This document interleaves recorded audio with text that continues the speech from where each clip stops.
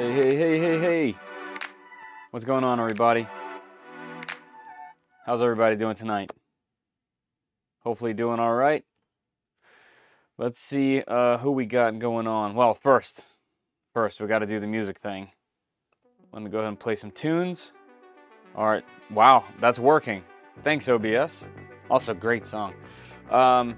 Audio seems to be okay. I'm using the little lapel again. With the DJI mic on the hip, so hopefully that's working out. Let me know before we get started how the audio and music is. Thank you, Eric. Looks like you're already on it, dude. Audio's good. All right, perfect. All right, let's see who's in here. All right, I gotta go into the YouTube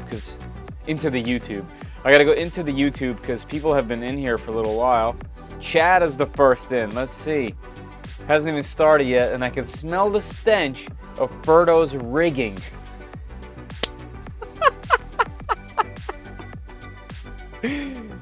Yes. Nice. Hey, Chad. Ryathon, how you doing? F1 Hot Rod said Voron is dead. Leave. I'm just kidding. Stay. But that's not true. Jeff, how you doing, man? Let's see who else we got. We got Damn It Jim Prince. How you doing? Okay, I think I can follow up on this one now. Hey, David Pulliam's here. What's up? Gigi's Crafting Corner. Cool. How you doing? Eric, Heath Foster, Philip.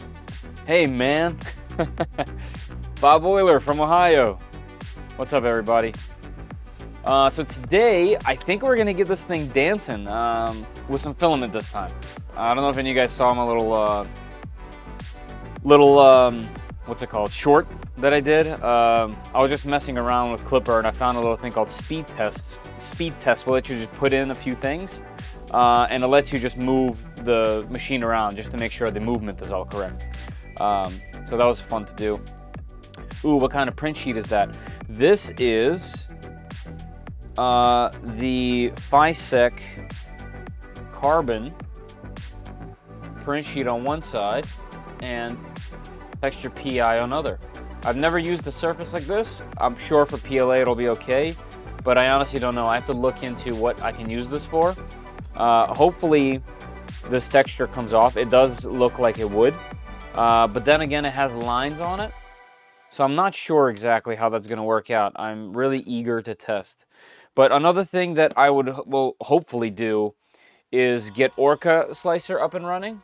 I haven't set any slicers up with this printer. All my lights on? All lights are on? Camera's so dark. Let me turn that up. Image, autofocus is fine. Let's get some light up in here. Wow, I gotta go really high. Why? That light, oh, maybe because I moved that light away.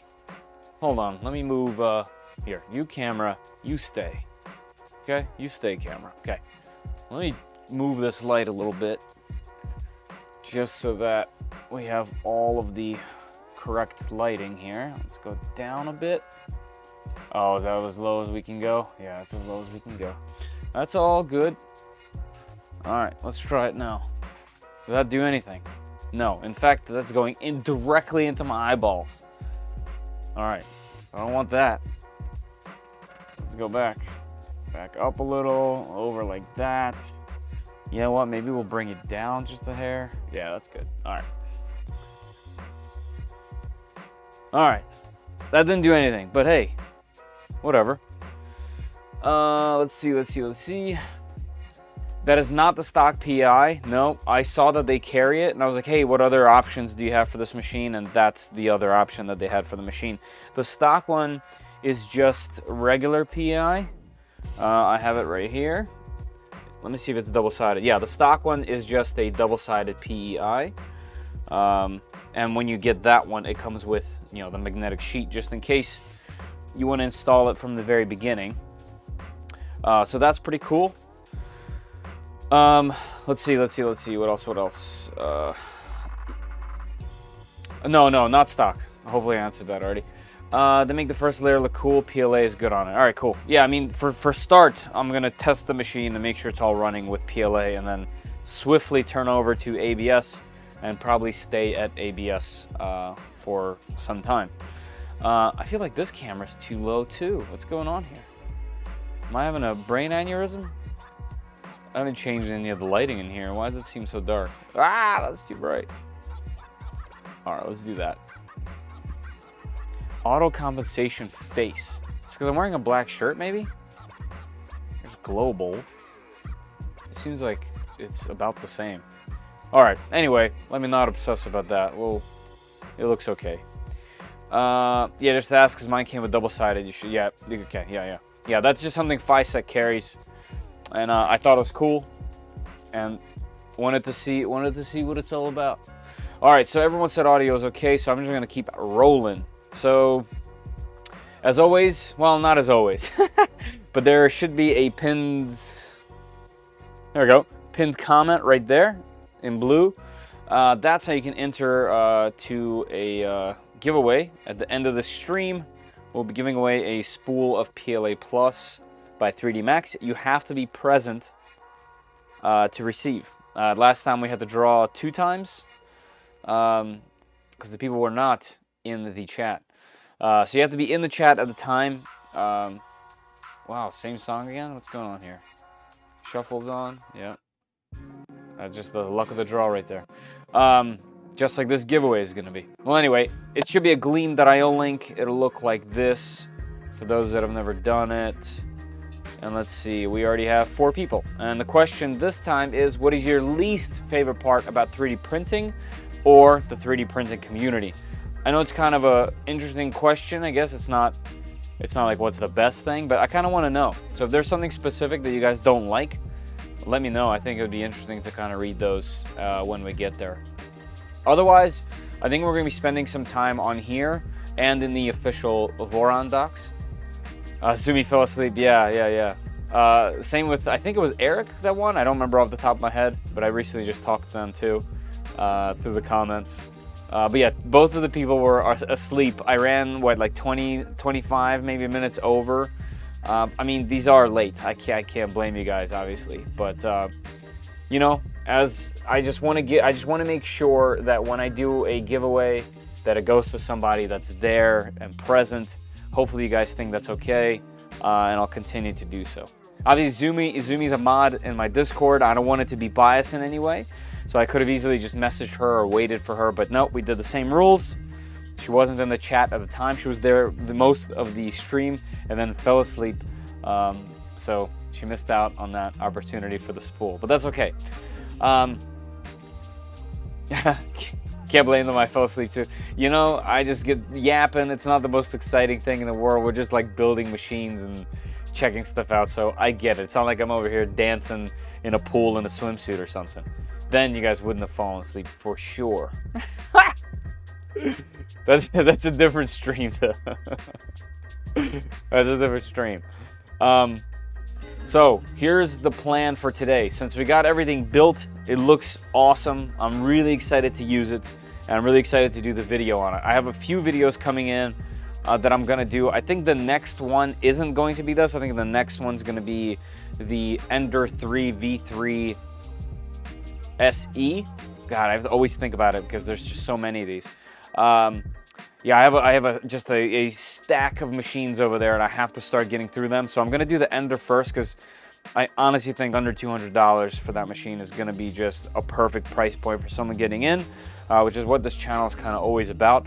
And then I'm going to, while doing that machine, I'm gonna be printing on this hopefully, and filming some bits here and there for this printer, for this kit, because this is definitely not one of those beginner things, you know, unbox and print. This is like for the love of 3D printing, you know. My least favorite is trying to get info about my Ender 6 from Creality, I'm guessing. Been looking at this printer on my desk for a year now. Wow, and I haven't had any good prints. Troy, well, first of all, sorry to hear it. Second of all, jump into our Discord. I don't know if you're in there or not, but jump into our Discord, post some photos, some description about what's happening. We're gonna help you out. There's a lot of people in there that are in similar situations that have gotten over those type of situations. So definitely jump in there.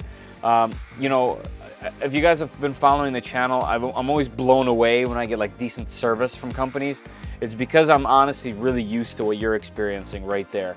I never expect any of these companies to give me any kind of support, so I take it on myself, you know, to help and get help from people. So definitely jump into the Discord. The link's down in the description, and you know, just don't come into it with expectations of legitimate other people in similar situations as you.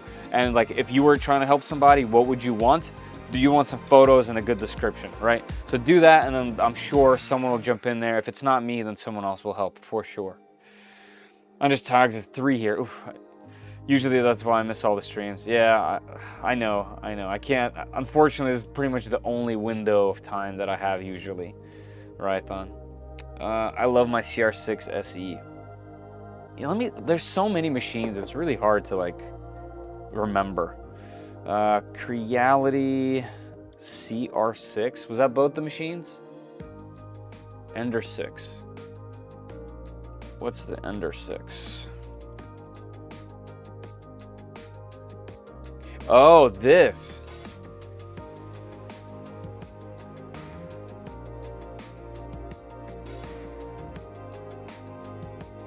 So is the Ender 6 just an enclosed Ender 5? 250 by 250? I am extremely unfamiliar with this machine. When did this even happen? Wait, it's the Ender 6 is a 3D printer. Wait, it's a 3D printer that's Core XY motion? When did this happen?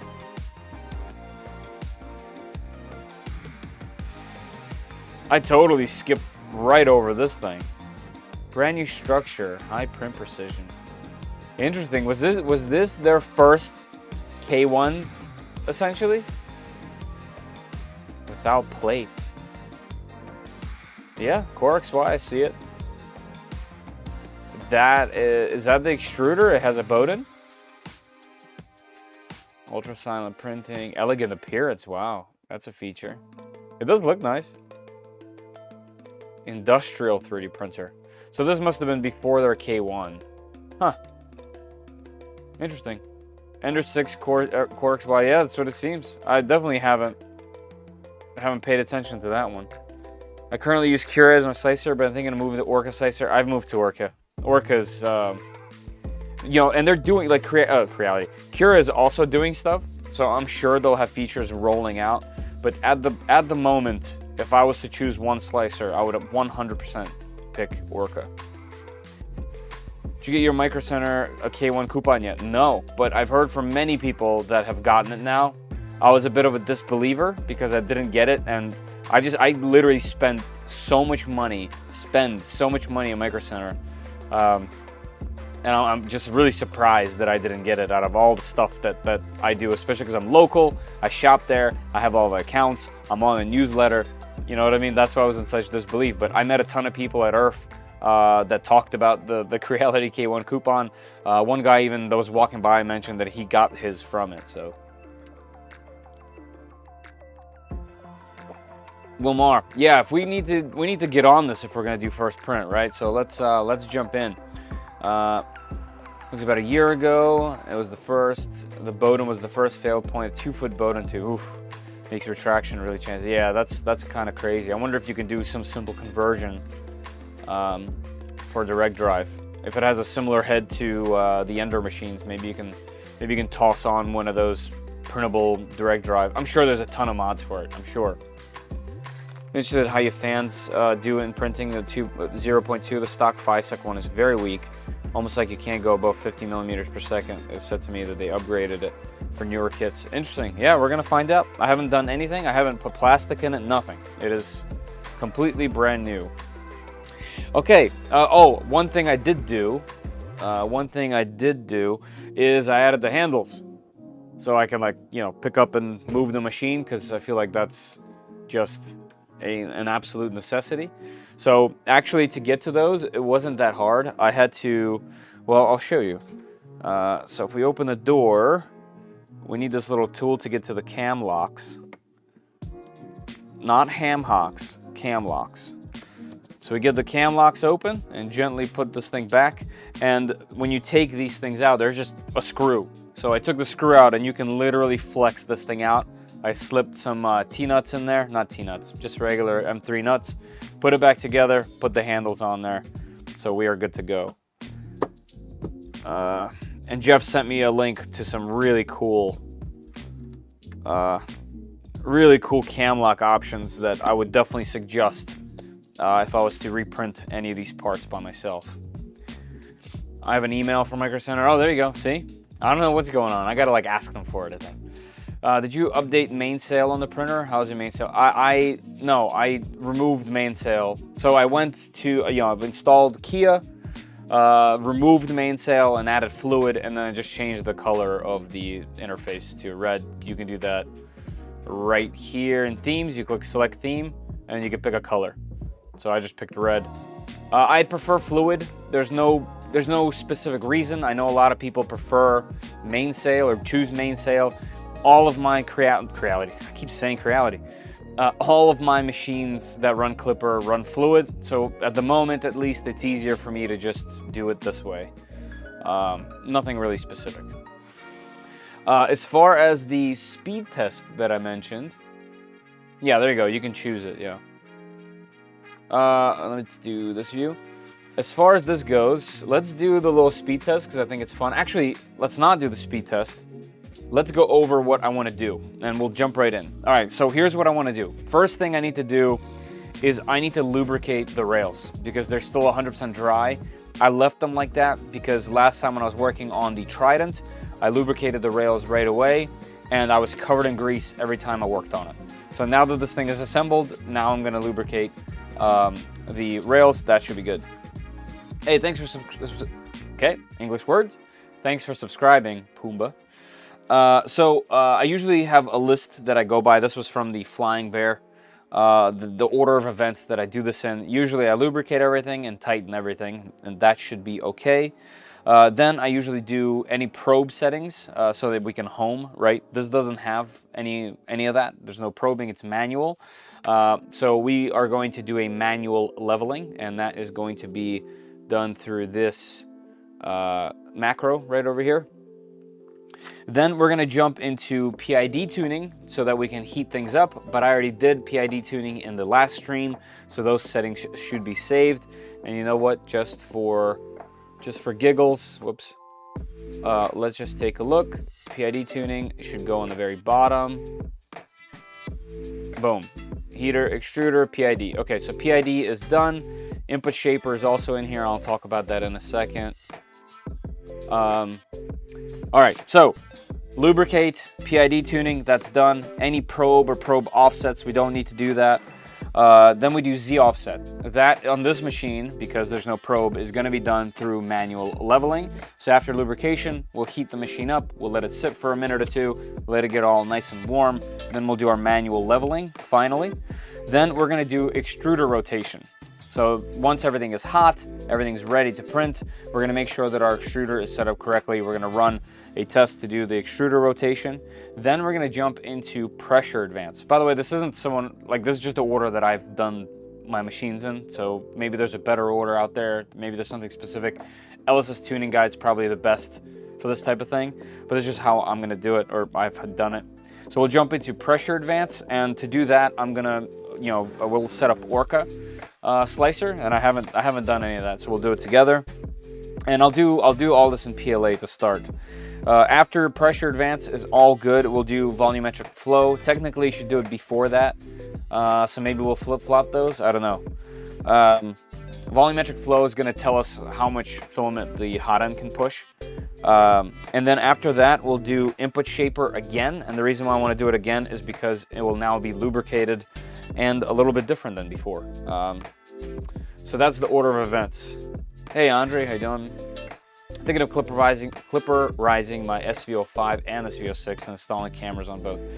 Can't go wrong. It's actually really fun, especially if those machines have gotten a little stagnant for you. Throwing clipper on there is definitely a good time.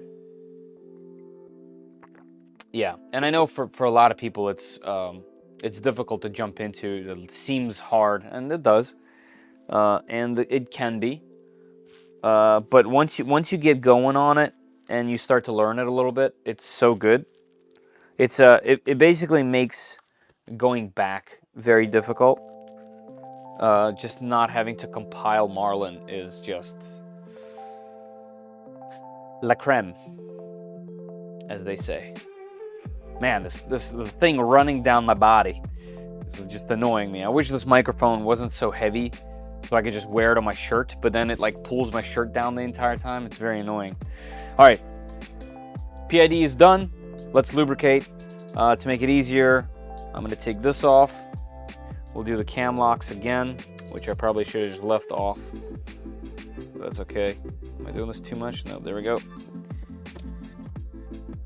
Okay, that's open. Move this thing a bit closer. Let's take the door off, which very convenient feature, by the way, to be able to remove a door that easily. It's so nice. So I'll turn this thing a little bit to me. Let's go to this view. Oh yeah, now the camera looks decent. All right, we can move it too, like that. So what I'm going to do is, this is the same lube that I use on pretty much everything. It's just the generic lubricant. I've had this particular tube for just ages upon ages. I've used it on anything. Everything automotive, to printers, to pretty much everything. Lead screws, you name it. I know not everyone is going to be a fan of that, but that's okay. This is what I've been using for a very long time, and I am going to continue to do so, and it's going to be great. Sorry that I'm kind of greedy, but if you have time, could you just test crank the fan speeds to 100 and see if it feels weak? Sure, I can do that. Speeds, fan speeds, here's parts.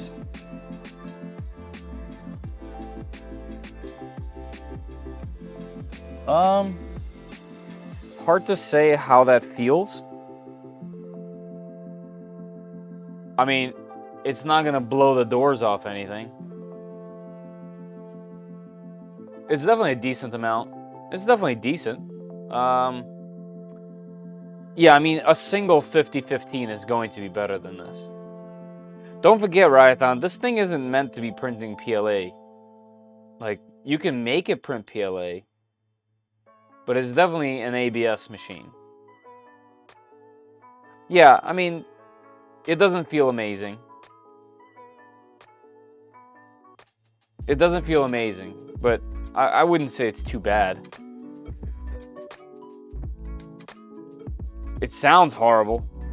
Like, the noise that they make is not good. Like, they, you know, definitely closed would be better.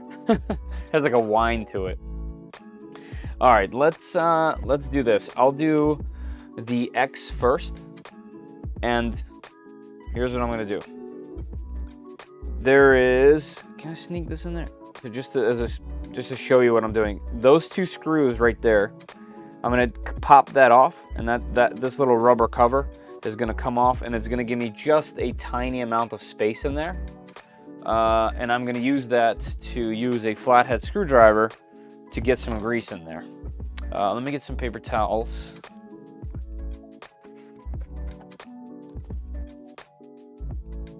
Yeah, I know, I just got into ABS. ABS prints much more better, of course. Right. More control overall. Thanks for showing it. Yeah, no problem. You know, if you definitely want more cooling, there's cheap and easy ways to add fans to the side. Like, you don't have to have one of those giant fans. I think there's even mods for just 5015s. Or even a little bit larger, but something that would be like an auxiliary fan would transform it completely for that type of thing. All right, let's do this maybe. Yeah, that way you can see my noggin when I speak. I feel like that might be better.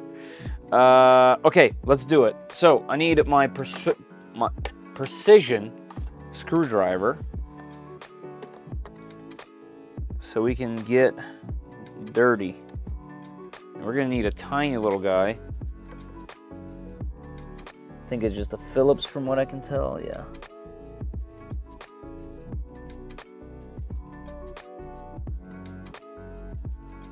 Alright, let me just take them off a little bit. I don't know how much I need to actually unscrew. Also, this is a really, really small tip. I want to see if one of these larger ones will work because it's a little bit longer. Photo, yes. Oh yeah, that fits even better. Okay, that's better. Alright, now the question is, will this little thing pop right off? It does. Let me get my tweezers. Easy to forget how tiny this thing is. Alright, so I'm just going to slide this over. Yeah, can you guys see that? Like, it's still on. I'm going to slide it all the way over to this end without it popping off. And what I'm going to do is I'm going to put a bunch of grease right at the start, and I'm going to drag this thing over here, and I'm going to put that little gasket back on, and that's going to trap in all the grease that I'm putting in there. So here's how I do it. I just take a little flathead, get a little dabadooya on the tip right there. You don't need too much because you don't want to make a giant mess. I'll show you what I'm doing here in a second.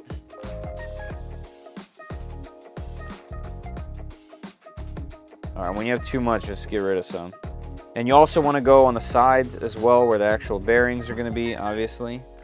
And that will actually just start smearing around, and that's okay, as long as you have some on there. It seems to distribute it very well. And maybe someone with a little bit more experience than me can pitch in there and what's the best way to do it. But that's how I've been doing it lately, and it seems to be okay. I haven't had any problems related to it. So I'm just going to keep going. Here, let me show you. Here, let's rotate this thing a bit.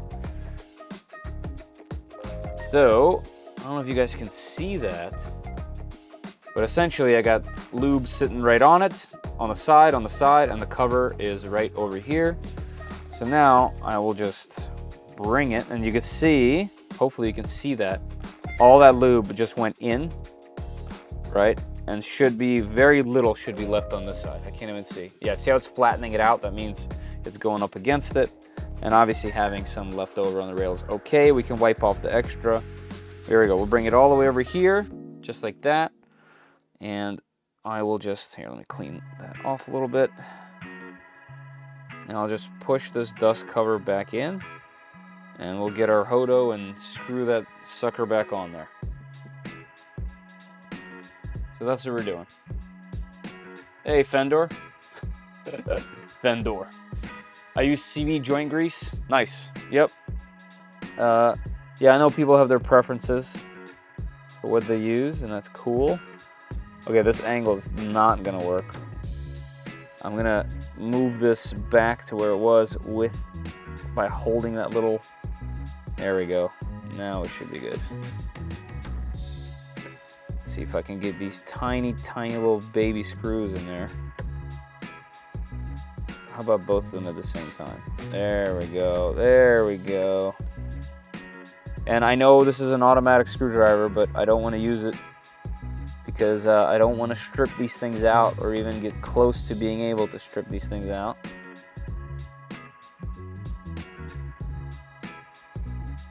Alright, one. It doesn't need to be super tight either.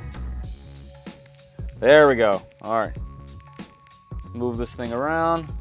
Yep, that's feeling good. Definitely a lot more resistance, and that's okay. It just needs to distribute itself. Must have been my cat jumping down from somewhere. Always nice to hear a boom right above you upstairs. Alright, I'm gonna do a little schmear to get some more on the sides. We don't need it as much on the top here as we need it down on the sides. Yeah, that feels much smoother. A little bit more resistance, but definitely just smooth. And it actually, I think, quieted it down a bit. Be back in a few. Got to get cleaned up after a long day. Nice. Yeah. Oh yeah, with a miter saw. Yeah. It's all right. We'll be here, man. All right, 2 more to do. No big deal.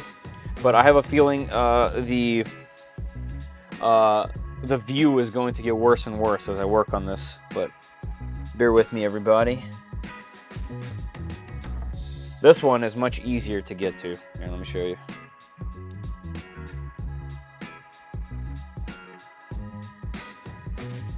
And move the camera. There we go. Camera's totally not in my way. It's completely in my way. That's a nice build. Have you seen the LTT screwdriver build on printables? I have, but I've been just in love with these Hodo screwdrivers, and I'm not ready to give them up. But yes, I have. All right, let's move this guy down. Don't want it to come off of there. Let's get some of our lubricant.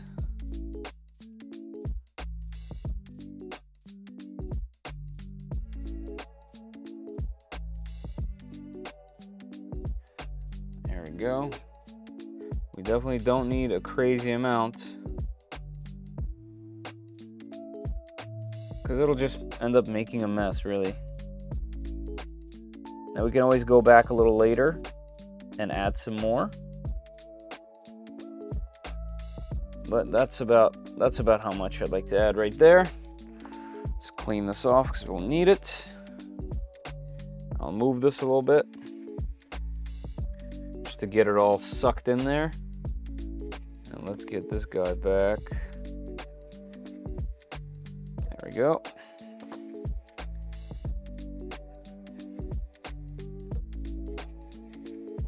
There we go, that's good. Camera's in my way a bit, but it's okay. Working around it.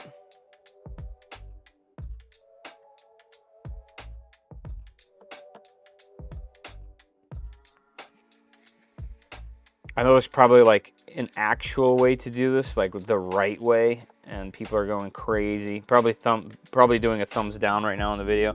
By the way, I've noticed there's got to be a troll in the audience or two, because every single Voron video that I put out, almost immediately upon putting it out, has a thumbs down. Someone does not like Vorons in my audience. Oh yeah, that's good. You know what's funny? I know you guys can't hear this, but right now I'm moving this back and forth, and I can just hear the right side and not the left side. So Definitely makes a difference. I'm going to put just a hair more right on the top here, because I can see that distributed really well, so we'll use that to our advantage. Here we go, just in that bearing race. Yeah, there we go. Okay, good.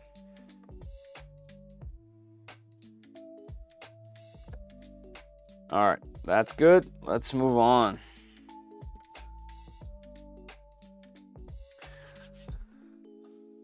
Let me just check.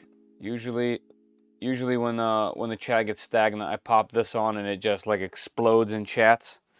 So, what's everyone building tonight? Anything, or not building? What's everyone printing tonight? Anything cool? Any hot new prints out there that I need to know about?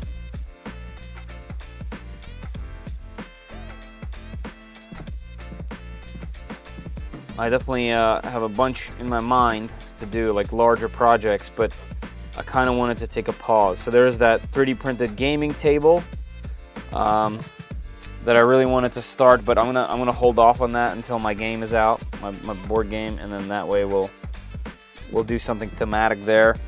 I'm thinking about starting what's it called? A death racer, but then at the same time, I have these two trucks that I brought to, well, the one truck I brought to Earth, and it would have been cool for them to be together somehow.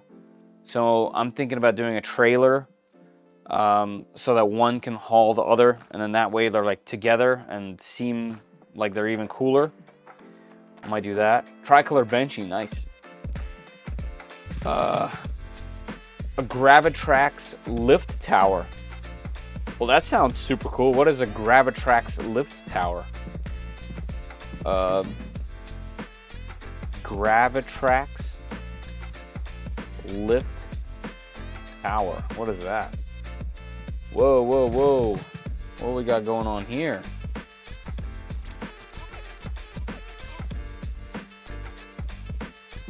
Selling them on Etsy. Oh, okay. So that's like a marble run type of thing. Neat, neat, neat, neat. Cool. Can you put a motor in there and let her go?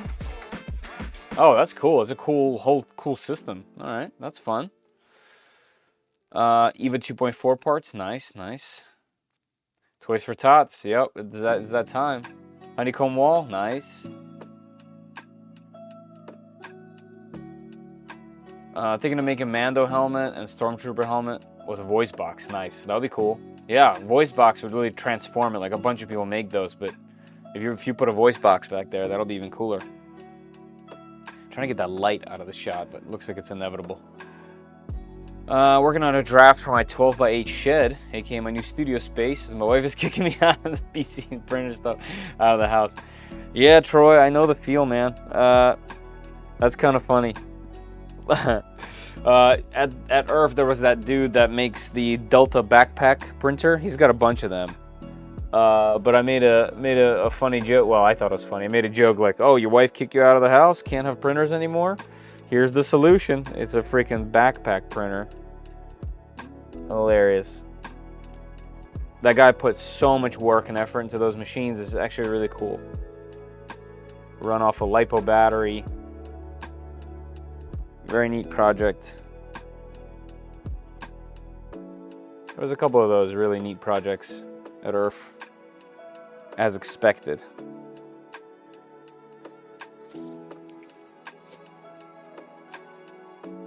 Riding plus IHOP, nice.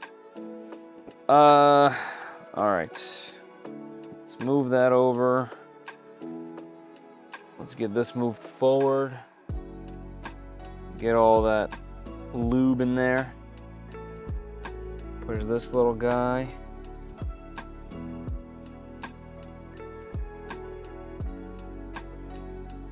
Get these little screws lined up. There we go. Tiny, tiny, tiny, tiny little screws.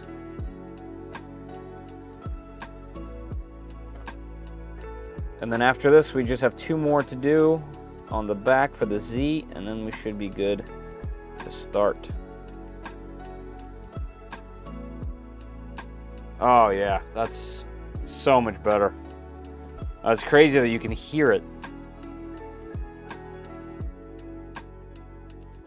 Alright, good. And now that I did it now, instead of way earlier, now I'll have significantly less stuff on my fingers. Let's take the build plate off so it's out of harm's way. Alright, we'll lean this down so you guys can see those. Yes, motorized marble run, gravel tracks. Cool, cool. I got secret intel that Zumi is actually a bot ran by bamboo spies. That would be something else. That would be something else. Yeah, I mean, it sounds like I've had 2 people that have connections with Bamboo attempt to ask them to respond to their emails for me, and I've still heard nothing. So I don't know what the deal is. I doubt it's anything personal. It's just a weird coincidence, you know? Jeff, thank you. I appreciate that. Thank you very much. Look at that. Even the bot got in. Even the bot got in. Congratulations. And thank you, Jeff, very, very much. Everybody that's now a member and has been, I'm going to try to make a video within the next, I guess, week and a half or so. So you'll have access to any videos that I post to the channel first. Obviously, live streams I can't. But anytime I do a video, you will get at least 2 days. Well, I don't want to say at least 2, at least 1 day, but usually around 2 days prior to everyone else. Yeah.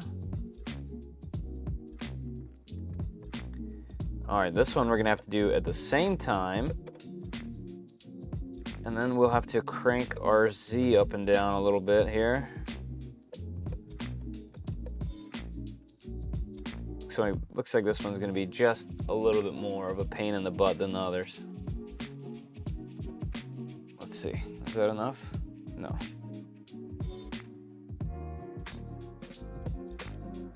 Also, the tool head can't go left and right here because it'll just be in the way. Oh, great, and then these things fall down. Can I take it off for this one? No, maybe I'll just lean it right there. Let's see, can I do the same thing here? Just lean it up against one of these sides. Come on, bro, stand up here, please. Okay, I think I got it there. Propped up. All right, let's get that grease.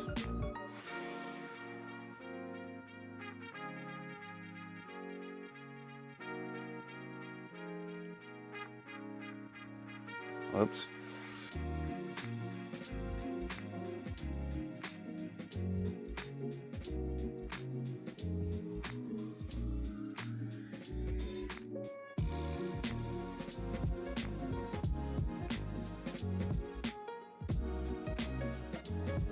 Definitely a tiny, tiny little printer. It's hard to get in here. All right, let's get some on the side right there. Some on the side here.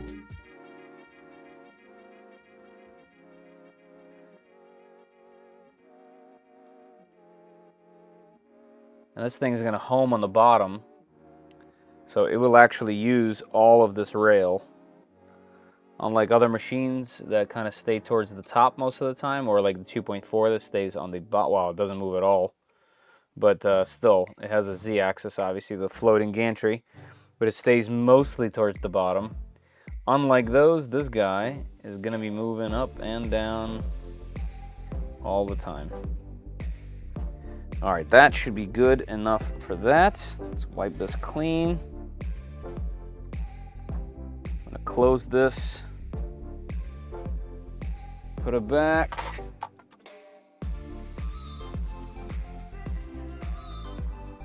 All right, do a little clean as I go, you know. Another lubricant that I've used is this guy for something like rods. This tenacious oil is usually a bike lubricant for oil, for chains, and other things, and other various things. You can use it for bearings and such. But I've definitely used that before for 3D print stuff. All right, let me move the bed up a little bit. Let's go up. Oh, I guess I have to home for it to do it. Is there anything preventing it from homing? No, let's go. And it is using, you know, sensorless homing. So that's good. All right, let's go 25. I think this is backwards. If I click down, it's gonna come up. Let's see. Yep. Let's go a little higher so that all that's in there. There we go. That's good. And now, let's drop this one. Let's drop this one. And I'm gonna home it again.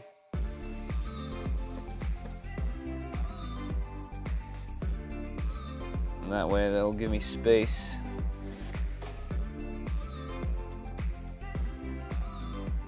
And then when we move the print bed up, it'll do its thing. I'm not so much worried about the Z-axis on this thing because, well, it's dual rods. I mean, dual rails. Should be pretty much overkill. All right, little pain in the butt. Come on. Getting these lined up is definitely a pain with how tiny they are. Let's get the little tweezer in there.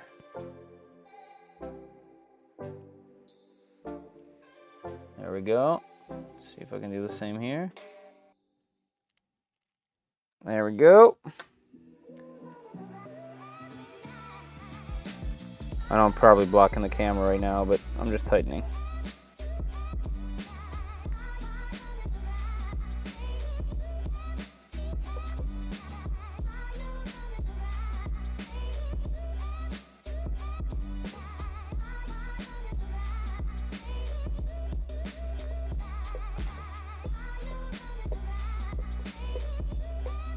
What's going on here? Why is this one going in so tightly?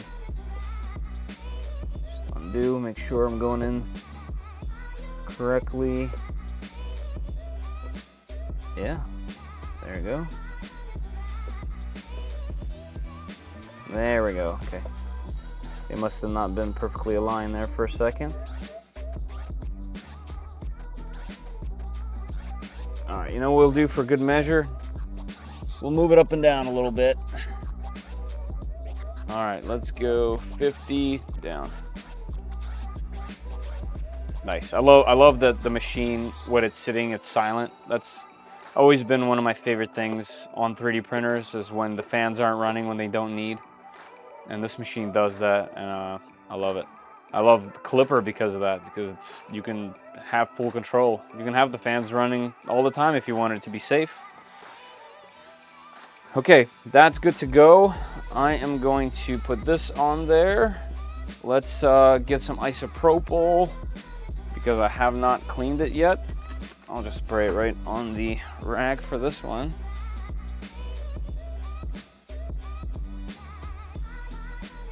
All right, that should be nice and clean.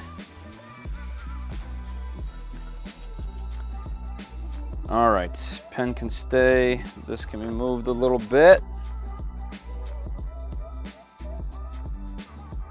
Oh, let me see what you guys have been writing in here.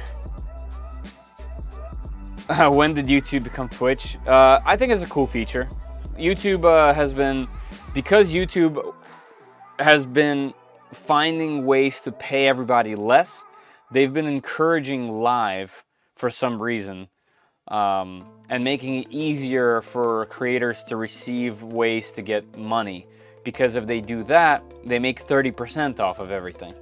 So it seems really cool, and it does. I mean, I find it great, but that way they retain the money. They're very smart. It's next level smart. Hi, Fragger, how you doing? What are your Voron printer parts made of, ASA or ABS? This is ABS Plus, according to Fysetc. I wanted to make sure that these are already printed, because I wanted to see what it's like to not completely do everything. I wanted it to come as a kit, as if everything was done for me, and that's how Fysetc sent it. So this had the printed parts. They're eSun, they said it was eSun ABS Plus. Lead screw as well, yep. Darren, I think it has a Teflon lead screw nut. Yes, it is Teflon, I think. Yeah, it is. It is. All right, So it doesn't need any. It doesn't hurt if you put it on there, but they don't necessarily need lubrication. What's the first print? It's probably going to be a benchy. Let's get real. Right? Okay. That's beside the point. We have hours before we can get there, and hopefully I can get there quicker. Okay. We did PIDs, so we know that this thing can get hot. We did the lead screw, not lead screw. We did lubrication, so that's good. We don't need to do offset. Now we need to heat up and do bed leveling, and then we're gonna get right into testing the extruder itself. I actually haven't even put filament in here, so that's gonna be a good test. I'm gonna leave it open for this, but I think we'll end up closing it maybe for the print, or just leaving the front door off. That's actually a good question. We're printing PLA. It'll perform better open. I just don't like this hanging thing. If I have any critique of this machine, it's this. Like, I don't like the way this is, because it's just on printed parts. I'm sure there's already modifications out there to like take care of that. I'm sure of it.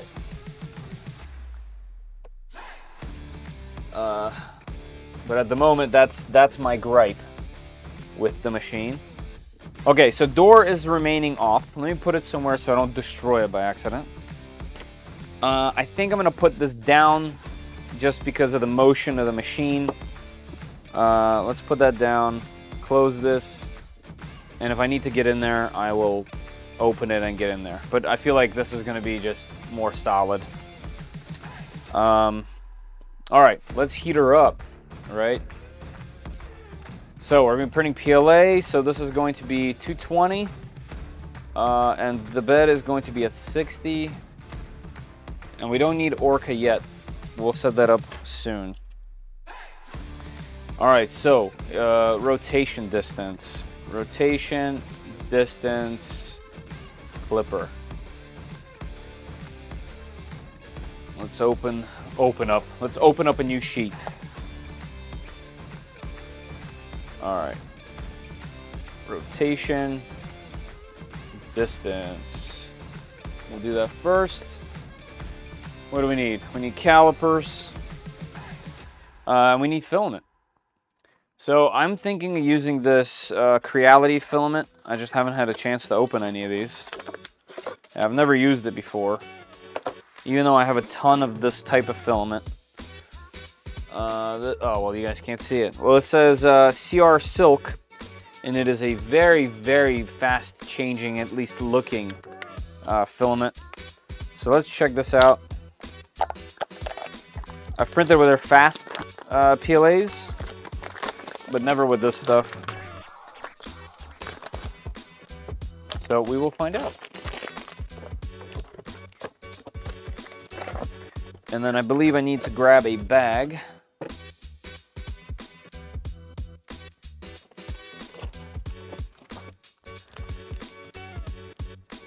I use these to keep filament in.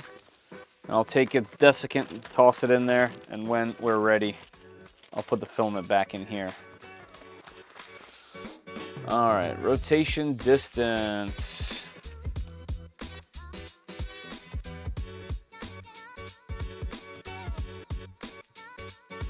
Cool green here.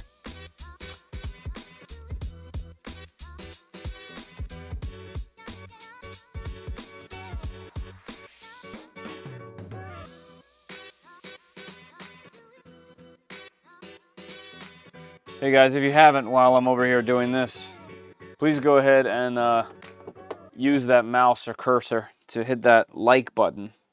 It appears that that type of action seems to help, and I would highly appreciate it, especially if you're just hanging out and enjoying it. Cool looking color. Yeah, this looks good, doesn't it? Yeah, look how fast the color change seems to be. Here, let's do this. Oh, let's do this. Yeah, it seems to be pretty pleasant looking. Like I said, I've never used any of the Creality stuff that's like this, so. All right, let's see. I don't really adjust where anything sits on this machine. Like, technically, I don't know if this is too high or too low. Actually, it looks okay. I also don't know how the filament... okay, the switch works inside that leg. I haven't tested it. Alright, so now I'm basically pushing filament back all the way up top.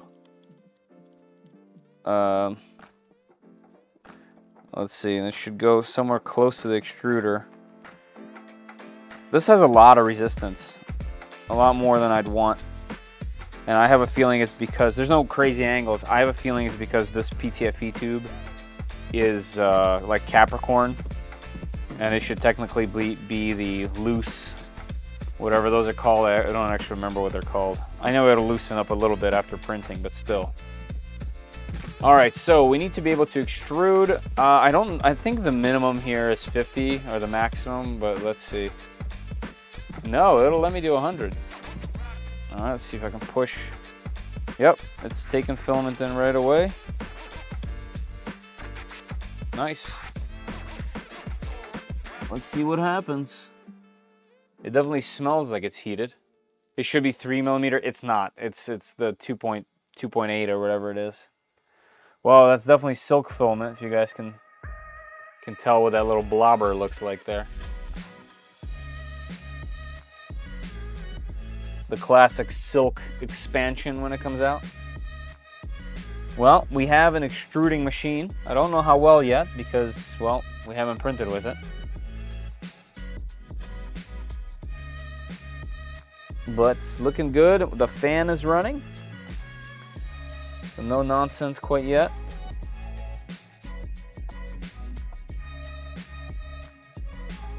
Come on out of there, filament.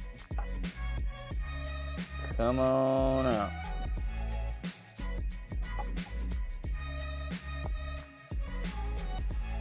Alright, extrusion looks good, no nonsense. It went straight downward, so there's no weird cloggy scenario in there. Looks like the fan on the CM68 board is doing well. Like, it looks like it's keeping the board at 40. That's nice. Fortunately, I wasn't to come earlier. What's going on? Hey, it's all good. I have to leave in a few. It's all good, Taijin. So we're just we're gonna tune the machine real quick and then hopefully get a print. Is this the first print? No, not yet. How'd the wedding go? The wedding was cool. It wasn't my wedding. I've been married for a while now. It was a family friend. It was cool. I expected different music, but it's cool. What am I going to win again? Win today? Let's see. I don't know. Let's see if you win, sir. All right, extruded, okay. Everything seems to be hot. The bed, yep, the bed is heated as well. Looks like getting these scraps out of here is going to be a bit of a pain. Just because it's so small, but that's okay. That's what the Hodo vacuum's for, right? Not going to win. There you go. That's better.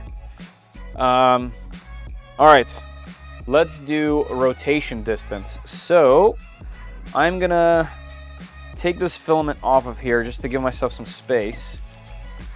I will unspool a bunch right around there somewhere. Let's make sure this thing's zeroed out. I'm going to put on 2 marks on this filament with a black Sharpie.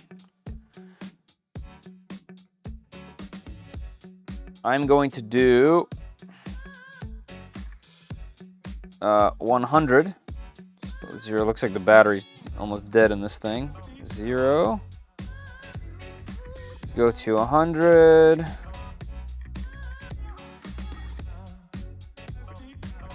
I know there's different ways to do it. I like 100. There we go, 100.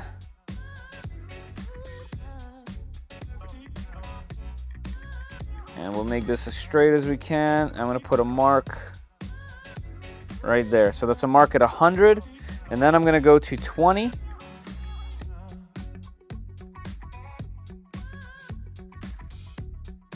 There we go. I'm going to go from the bottom of that mark and mark a 20. There you go. So we have one at 100 and then one at 20. And then I'm going to write that down. So I'm going to write down that we have 120 total. I'm going to ask it to do 100. So let's go to the browser. Extrude length 100. I'm going to hit extrude. Hey, Tiger Flyer, how you doing, man? One other. There's Eric. Yeah, you did. Sorry about that, man. It's fair. Fair is fair. I had to pull another. Can you guys see what's happening here? Let's see. So that, wow, that is super, super close here. I'm not even gonna change the rotation distance because that is within the margin of error of my Sharpie marker. So the point of this was to see how close it gets to 100, and the next mark here, the 20 mark, was if this was to over extrude, you would miss that mark. So then you'd be able to go to 120 to measure. But that is so close, like I said, that I'm not changing the rotation distance. So that is actually, that's really reassuring that they actually have a really good, really good config here. Cool. Let me check what they have in here. Let's find extruder, rotation distance. So it is 22.23. That's pretty standard, and it's spot on. Nice, cleaned up after the dinner party. Time to have a little after party, huh? Cool. Well, that makes that easy. That makes that super, super easy. I'm gonna wind this thing back up and put this thing back on the spool holder. But that is cool. All right, so we're gonna move right along. So what you would do there, for those following along, if yours was not that accurate, I would go here. I'd go to the official documentation for Clipper. I type in the thing that I'm doing and I just follow their instructions. So rotation distance, you would essentially take this. The rotation distance is the full steps per rotation times the micro steps times the step distance. And it tells you what to do here exactly. Here's the marker. They're doing 50 and then 70. I did 100 and 120. It's the same thing. So here's how you would do it. So the actual extrude distance is the first thing you need to do. It's the initial mark that you did, and then the subsequent distance minus the subsequent distance. So it's what you put and what it extruded. That's what you're going to put in here, and then you get the rotation distance by taking the previous rotation distance, whatever it was. So it would have been 22.23, and you'd multiply that by the actual extrude distance, which we just got up there, divided by the requested, which would be 100 in my case. If you followed this, I think it would be 50. So there you go. And then it would spit out a new number. It would be 19, 18, 20, 23, whatever it would be. It'd be pretty close to what you had in there, hopefully. And then you just put that down in the configuration, restart the machine, bam, bam, and you're done. So how much does Fysetc charge for the printed parts? I don't know off the top of my head. Fragger, if you have a second, click the link down in the description. I think there's 2 in there. And there should be toggles on their store on AliExpress where you would click between the 2. Also, keep in mind, when in Asia, or in China rather, AliExpress ships in like a day. It's like our Amazon. So I know a lot of people go on there like, oh, AliExpress, but it's a very reputable thing apparently from all the people I was talking to. Yeah, so they don't have any kind of affiliate marketing on their official site. I've talked to them several times to try to recommend that they do marketing on their official site so that we can like link and recommend that. If you're more comfortable buying from their website, definitely do that. But the links that they provide for me to provide to you is on AliExpress. That's just how it is. I've had bad luck. Hey man, respect. No worries there. Just doesn't like my card or something. Yeah, I've heard people have stories from either way. I myself have ordered a ton of stuff from AliExpress, and I've never had a single issue. They've taken long sometimes, like over 30 days occasionally, but you kind of know that when you're buying. They tell you, and you can also pay a little more for shipping, but no one wants to actually do that. All right, so going back to my list, we did PID. We did no offsets. Next is to get this thing leveled. while it's hot. So let's go back here. Let's make sure that this thing is still heated to our temperatures. It is. Let me clean off the extruder. Not the extruder, the print head. Okay, and let's do a homing. All right, so we are going to do that via this manual leveling option here. And essentially, it's going to go to all 3 of those screws, and we will be able to adjust them. So it homes, and then it puts the print head right over the screws. Where's my little paper? Here it is. That's pretty good. I'll go a little lower. Yeah, somewhere here. And if you may have to make adjustments that are significant, you would hit adjusted. Oh, click adjusted if a significant adjustment is necessary. But this is, I would say this is minor. Clockwise, click accept to continue. I'm gonna hit accept. It'll go to the next one. I'll be ready for it over there. Okay, this one's too tight. Way too tight. There we go, that should be good. Maybe even too tight still. Let's get a little more.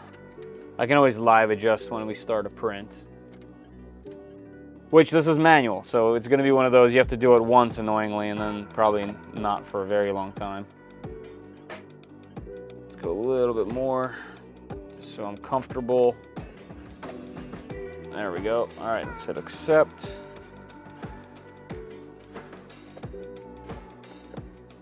This one is extremely tight again, because we did it the first time when it was all cold. Yep, somewhere there should be good. Okay, and we will play with it as we go. All right, we'll hit accept, and then it's gonna level. I mean, it's gonna home again, I think. Oh no, okay, we'll just hit it home, just so it's where it belongs. All right, what's next? What's next? Rotation we did, home we did. Okay, now we go into pressure advance, which means I need to open up Orca. Nope, I clicked open Creality Print. No, thank you. Could you explain how much friction you should be feeling when doing the paper test? So this is probably one of those kind of like, you have to do it a couple of times things.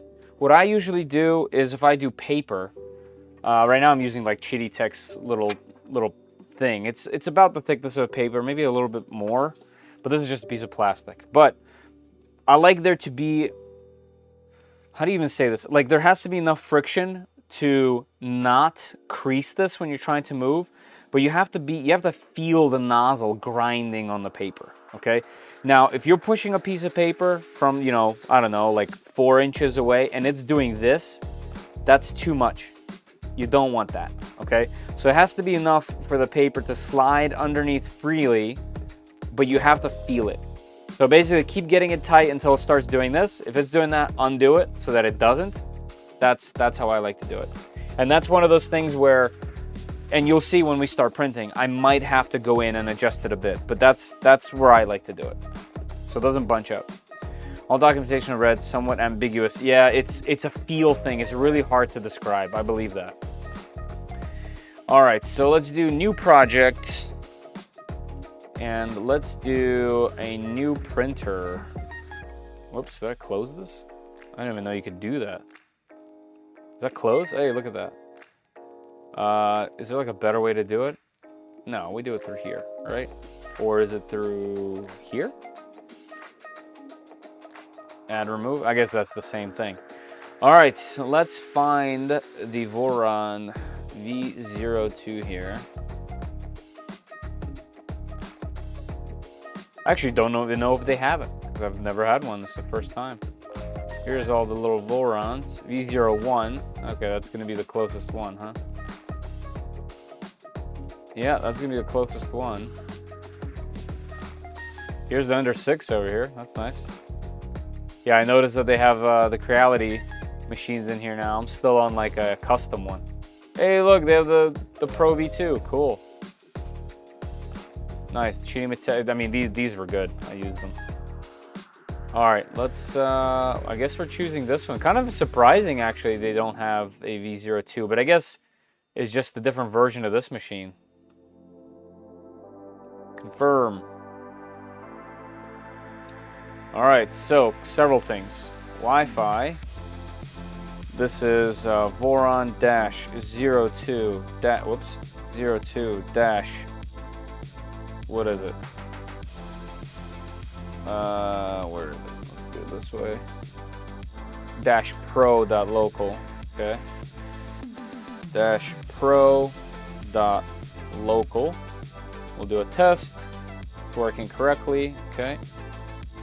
I guess I don't need to save this as a copy, do I? But it won't let me, I think, from what I remember. Right, I can't click OK. Alright, so I'll do 3D print SOS. Alright, and then let's click into here and let's see what we got. So this should all be 120, 120. Yep, we're good there. G-code thumbnails, that's fine. I'm assuming all of this is good. What do we have here? I think it's just the brass. Yeah, I don't remember what's on there off the top of my head, but we don't need to define that. Wi-Fi with a little pi, and the STL begins with B. Let's see how this is written. That should be okay. That's fine. If there's problems, we'll figure it out right away. Okay. Extruder. Alright, so this is where... Actually, it'll be in the filament where we change the volumetric flow, but I'm going to leave all the stock. Everything looks okay. 0.8 is good for retraction. And how fast? 30? That might be slow, but maybe not for this extruder. I guess we'll find out. All right, motion ability, yeah, 520,000. Okay, good. That's what I was going to check to see what the speeds were. Okay, that should be good. Everything should be good there. No problem. I'll save it again just for funsies. As far as PLA goes, we're going to do generic because I think this is for my other Voron. I should have labeled this better. Here's PLA for pressure advance, but I don't even think we need to do any of that. I think it's going to do it all by itself when we select Voron generic PLA. I'll leave all of this the same, and what we do is we go to calibration, pressure advance. We're going to start at... Do I remember what to put here? I think 0 is just going to take too long. You guys have any suggestions where to start that's reasonable? We don't need to start at 0. It'll just take too long. That's a PLA I Spy. That's a play on I Spy game that parents play with kids on long trips. Wi-Fi with My Little Pie. The STL that begins with B. I get it now. Yeah. Yep, I still play that in the car with my kid. It's way worse on a country road where there's nothing on both sides. Yeah, guys, I want to do the tower. Do you guys remember what it starts at so that I can go a little bit faster? And then we're going to write down some of these numbers too. So we're doing pressure advance. And then this guy is going to start at... I don't want to put a random number in there, but I don't remember off the top of my head. See, if Ballistic Tech was in here, he would tell me exactly. He's a smart guy. Okay, so we're going to end in 0.1. Alright, I guess I'll just start it at 0. So, starting at 0, ending 0.1. We'll put a little arrow so that I know. And this is going to be by 0.002 increments. We're going to hit OK. It's going to change all of these settings that we'll have to make sure we undo. That's fine. And then, by the way, if we click device, we should see this in here now. So let's hit slice plate. Everything good on this side. Everything looks good. We leveled it. Technically speaking, this should just print. It says 39 minutes, but I think we're gonna stop a little earlier. And see where it goes. All right, let's hit print. Let's go.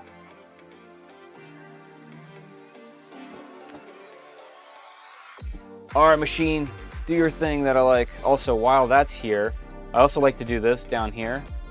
I like to make the thumbnails quite large. Let's go like 112, maybe a little more. Yeah, like I like to make it pretty big like this. Let's see, are we printing or what? Yeah, maybe a little bit too low on this side. Just get it a little bit further away. Otherwise, looks good.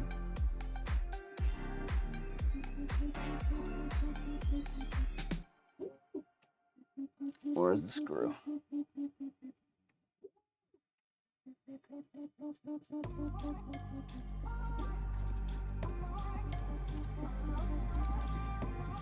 All right, that looks pretty good.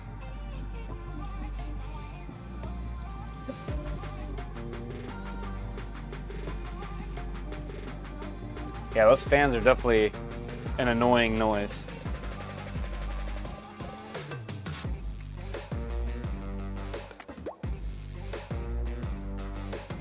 Something is not right. It's definitely over extruding. It's definitely right here on the right side.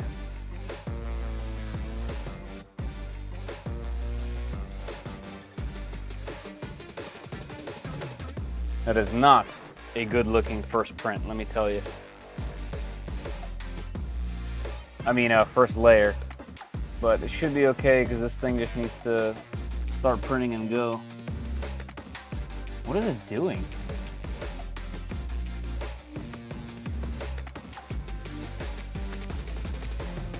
Is the Z not moving or something?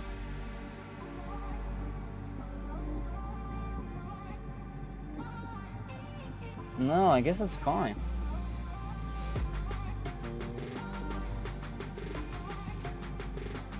Had a horrendous first layer.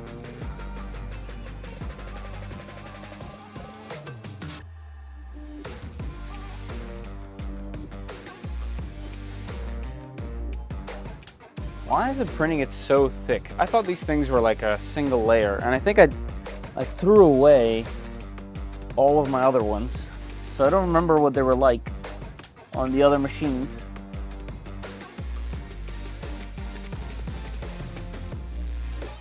But I definitely don't remember it being 3 walls deep.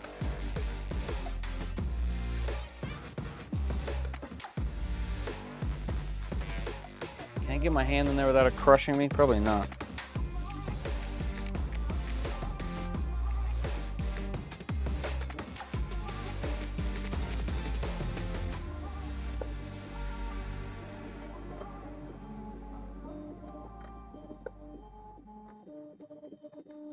These cam locks, man.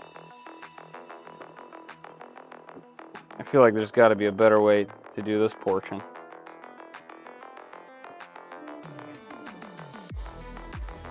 How do I know when they're fully open? That's closed, that's open, and that's open. There it goes.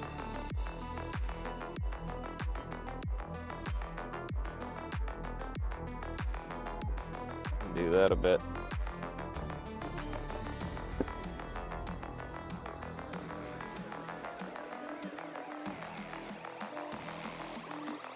All right, should be vase mode. Yeah, it doesn't look vase mode.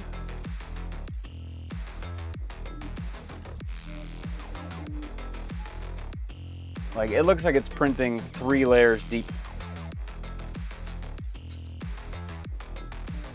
Some of my designs make some nice music, yeah. I remember those. 0 panels. I have the door off. But that's not the point. The point is I don't remember 2 things. I don't remember when to start this. I just started at 0, which is probably not good. And 2, I don't remember if I needed to turn on vase mode, although Jeff says I should have turned on vase mode. So maybe we should kill this thing and redo it. Let me see if it did it by itself. Although I think it would have been in here, right? Special mode. Nope. Spiral. It would have been here, right?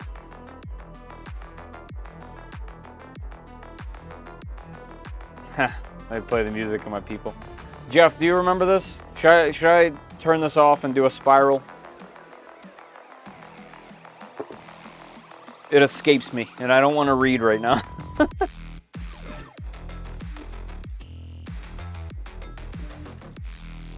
Yes. Okay. We're gonna cancel it. Yes. Turn on spiral. All right. Cool. Cool. Cool. I believe you. Confirm. Yes.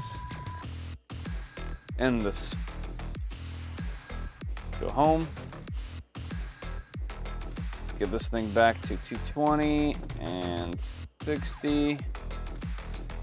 I wonder why it didn't do it itself. I could have sworn that every time I've done this, that it would do it by itself, but I could be wrong.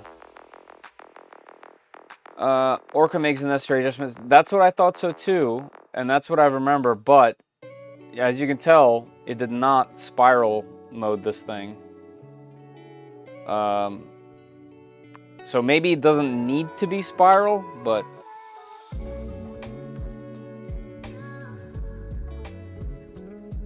I'm gonna clean this thing real good.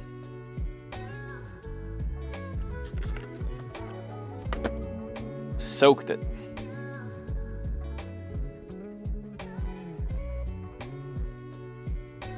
If you watched the Excels we're changing, sprint it to print wall. Well, we'll just do vase, and should be good. Should be good. Yeah, I'm just gonna give it a minute to heat that bed back up, and then we'll just start a new one. 10 minutes. That's a little better, don't you think? If you watched the Excel machine, I didn't look. I was worried about the bed leveling, and then the fact that it wasn't spiral mode. But I do love that Orca includes all this stuff. It makes it so much easier. There's so much less to think about. Collecting STLs, having some random folder. It has all that in there. It's very good. Jeff sent me a link to these cam locks where you reprint the idlers, which I might do. It might be worth it. But the cam locks have just a latch that you can use your finger. I feel like that would be so much better. You pop open the door, you just pop the latch, and the thing comes up. What a better, much better idea.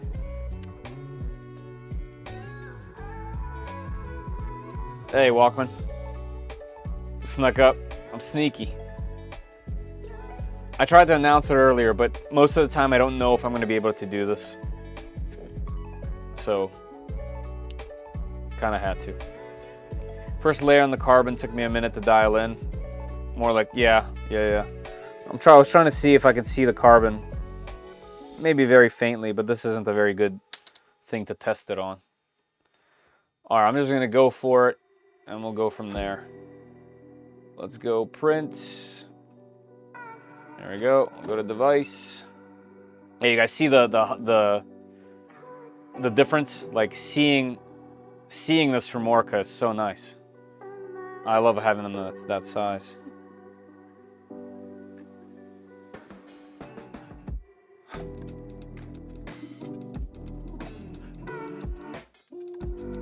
Yeah, that's looking better. Maybe still just the hair too close, but that's okay.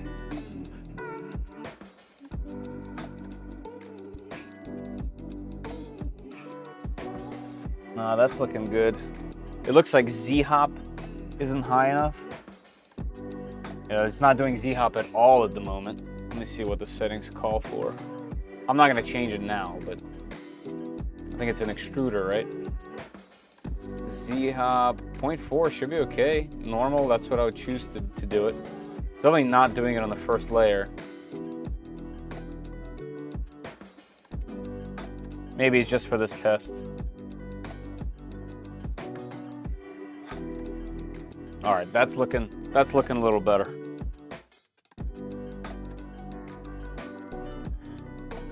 What is it doing now?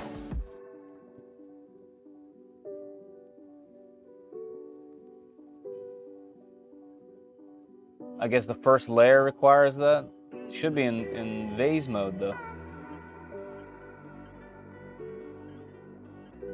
There we go. Let's see. Let's see what this thing's doing.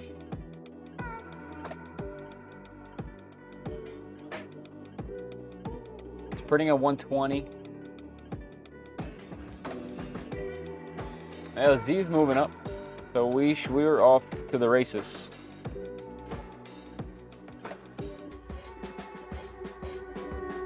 Yep, we're good.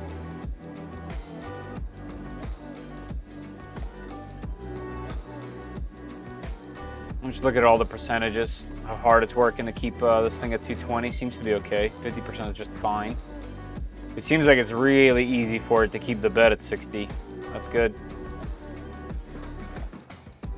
And then the MCU is chilling at around 42C, which is fine.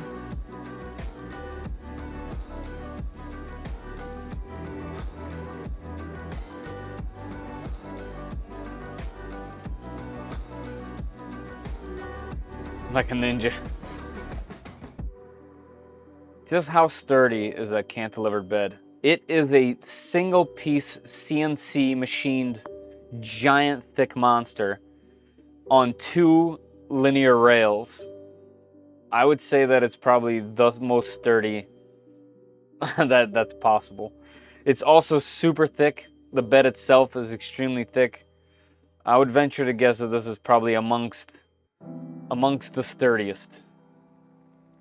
So once this sprint starts looking like crap, we'll stop it, because it will start to get loose, and it's technically already looking way worse. So it looks like our best setting is down below here.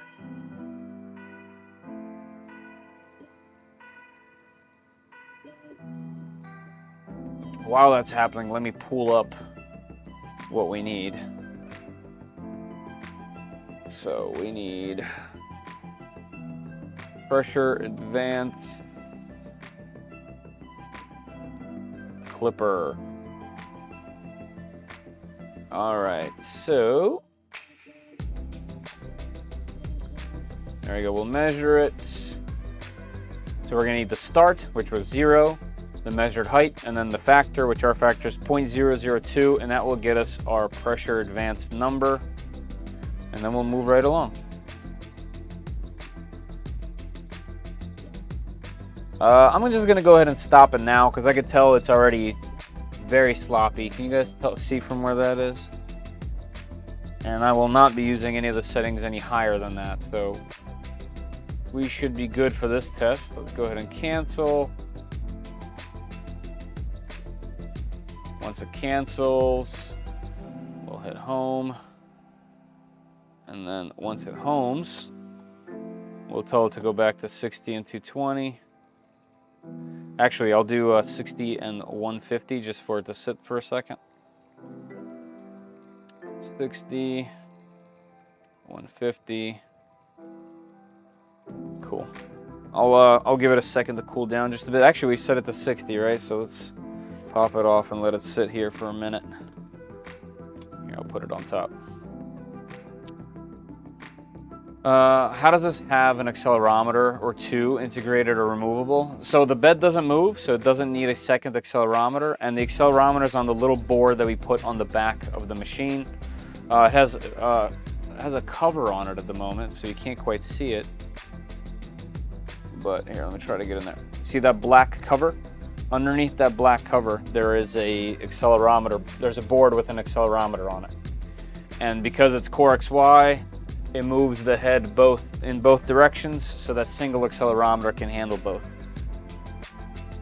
Yeah, so it's integrated, it's in there. Where's the top hat was 150 to avoid the, yes, I agree. Just like the Trident with a little taller, yes. Yeah, this should have been a little bit longer, I do agree. And it will mark up this entire top. That's okay, but it will. All right, so here's our result. So you'll be able to see in a second why I stopped it. First of all, that's a nice looking wall. But yeah, it looks like our best result is quite low down there. So I'll try to measure the best result, and we'll go ahead and see what that's like. Pops right off. Let's put that back on. Can we see the carbon? Yeah. All right. Where is my tool? Did I hang it? I did.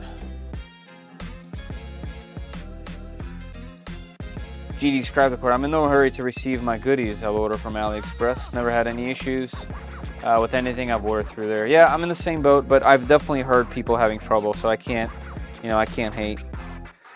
All right, let me get you guys in here so I can show you how this is done. So this is probably a really good corner to show this whole thing. Hold on, let this thing, come on, focus camera. Come on, camera, focus in this area. There we go. All right, so as you can see, man, it focused behind me as soon as I moved. So the corner goes from being too sharp, come on, camera. There we go. Goes from being too sharp to too sloppy. We need to find the measurement right below, and you measure from the bottom. So I'm going somewhere in the middle to get our perfect corner height. I'm gonna go right around there for me. It's gonna be different for every single machine. I've had machines print this literally perfectly before. And I've had other machines that get so sloppy it starts to completely destroy the print. And I will check that measurement on as many of these corners as possible, because it will print them differently on each one. Yep, that looks good. This one is the sloppiest corner, but that section is still the best right there where I'm pointing. All right, and here as well, just before it starts to mess up, I'll move it just a hair and then check again. Yeah, that's gonna be the best spot right there. Yep, that's the best spot, and that's the best spot. Okay, so we got 3.05. I'll write that down, 3.05. All right, so to do our calculation, as many corners as possible. Yeah, I do, yeah, right. I'll do all of them. So right here, we get the equation. The measured height, pressure advance is start, which is for us 0, plus the measured height, which is 3.05, times the factor, which is 0.002, and that is going to get us our pressure advance. So let's calculate that.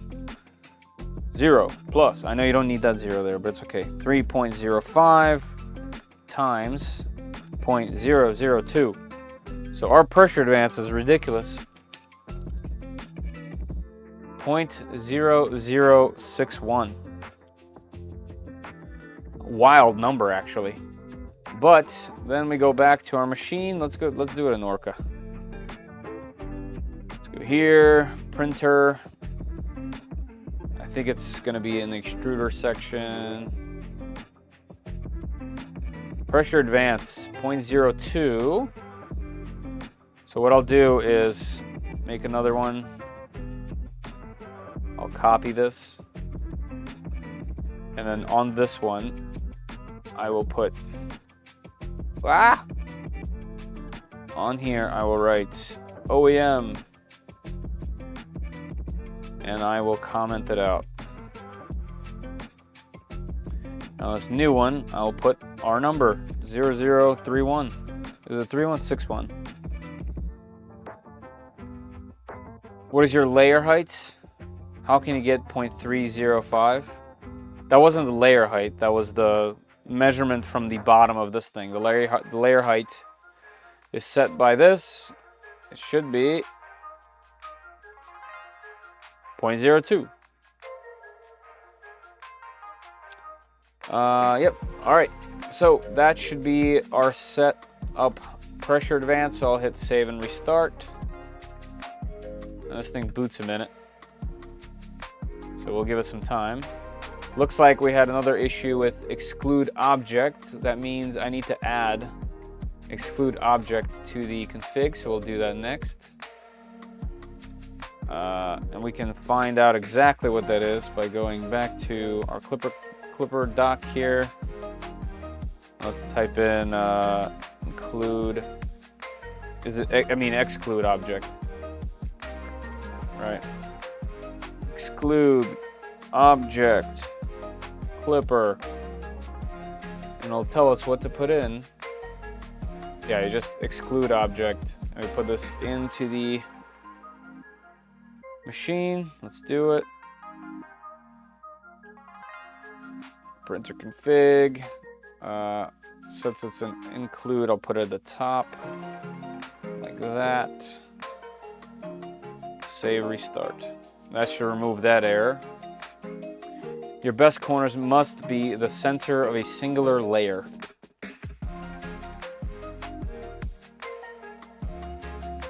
That's okay. You don't have to, that's okay.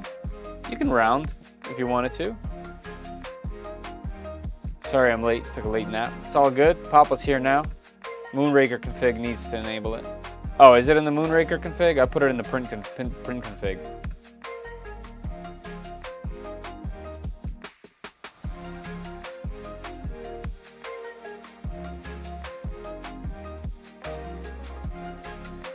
The exclude object. Can I go anywhere?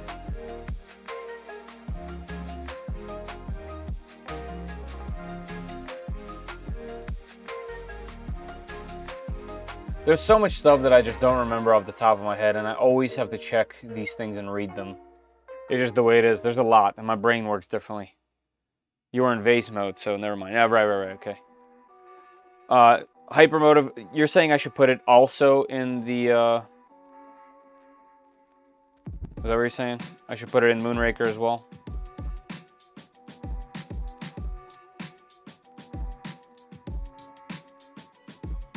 Surprised it's not in here.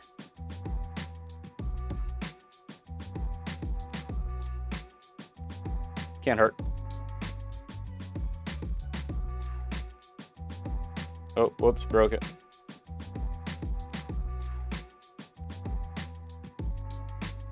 Really? File manager. Really? I don't remember that, but I'll do it. Here, let's let me show where you would find that info, just so that we can I can show it. You know what I mean? Let's do Moonraker exclude object. By the way, exclude object is amazing.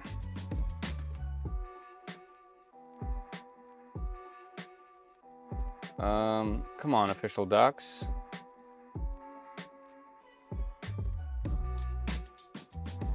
Toolhead, extruder, pressure advance, print stats, display status. Hold on, we'll find it. I want to like point to it and be like, here's why.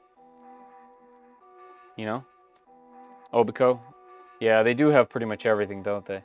Yeah, but I saw this working at Earth quite a bit. I've used it one time. But it was, you know, a lot of people were printing a bunch of stuff, and like if something goes wrong on one, you can just disable it, and you kind of saw it working, which is really cool. Over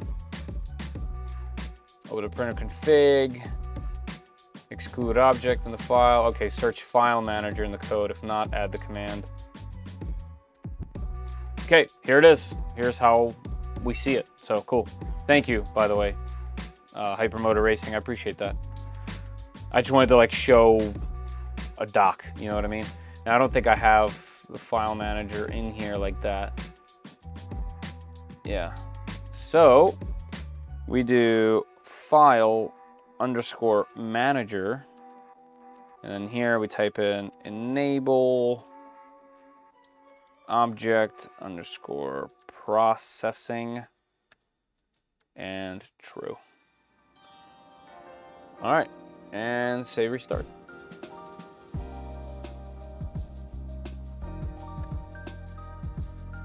No errors, no whammies, no whammies. Let's go back to 60 on the bed, 220. And then I'm gonna probably set up. Can you? Yeah, you can do camp. You can install camp without doing because we don't have a bed mesh on here. But I can install camp and just do the purge line, right? Because it'd be nice to have some kind of purge set up on the machine without like defining it. I guess you could define it too. All right, next up is volumetric flow. Let's see what this thing can do. You know, it is silk filament, which isn't like the best thing to do, but that's okay. So what you want to do is you want to reset all this stuff.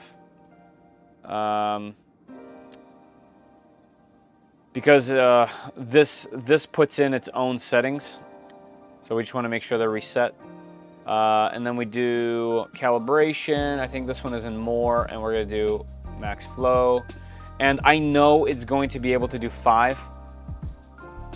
Oh, by the way, man. Hold on. I missed a bunch of chats. Sorry, guys. So at 12:30 last night, babysitting the print. Oh, man. Got a 4:40 to take the son in the marching band competition this morning. That's cool. My day is a screw up. This happens. I'm too old for this crap. Just did it 2 hours ago. Nice. Okay. Appreciate it.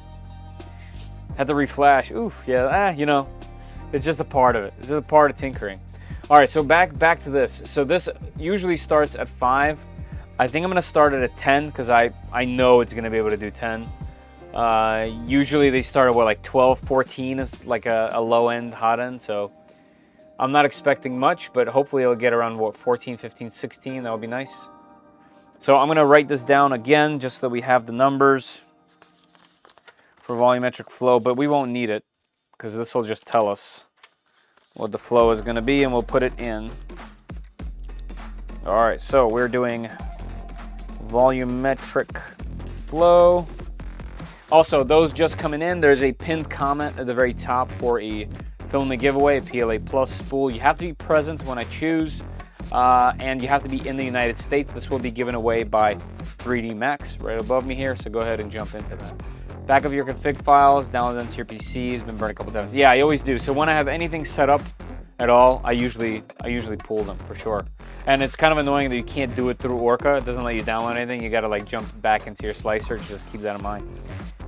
So I'm just gonna write this down. Start is going to be 10 millimeters cubed. End is going to be 20. If it does 20, that's going to be unbelievable, but I doubt it. And the step is going to be 0.5. Okay, let's hit it. Let's go okay. It's gonna throw that in there. I'm gonna discard all the old stuff. Don't need it. It's gonna set it up for us. Nice. This is gonna be fun to watch. Non-manifold, yeah, that's okay. And as you can see, Orca did all of its things that it needed to do. In fact, did it make this thing vase? Yeah, made it vase, so it did this one correctly. All right, let's hit it. Slice. We're gonna be doing 15 minutes. I'm okay with 15 minutes. And it looks like it's gonna do a nice brim, so that'll give me some time to tweak the first layer there. Let's go. Let's roll.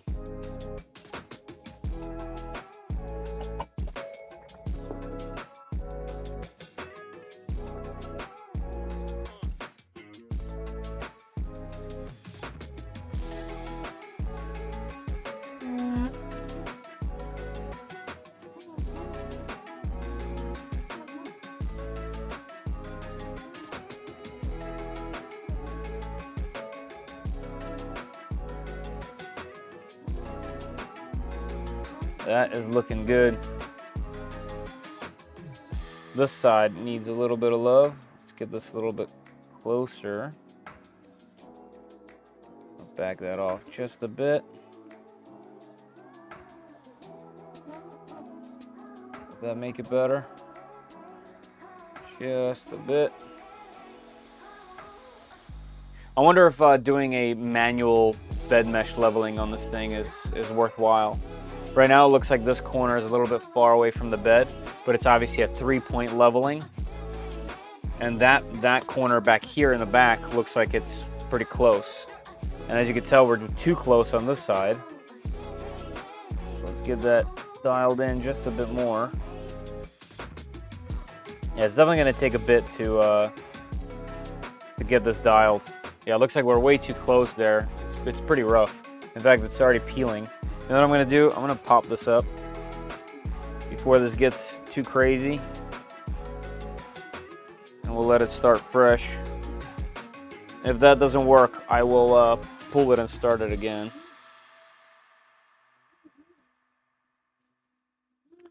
That looks a little better.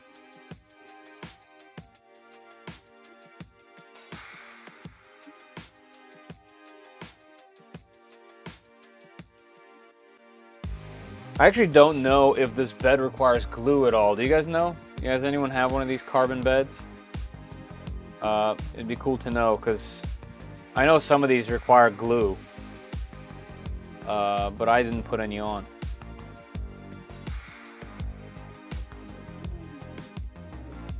As always, I learned by brute force. Yeah, it looks like this side of my bed is just not quite close enough.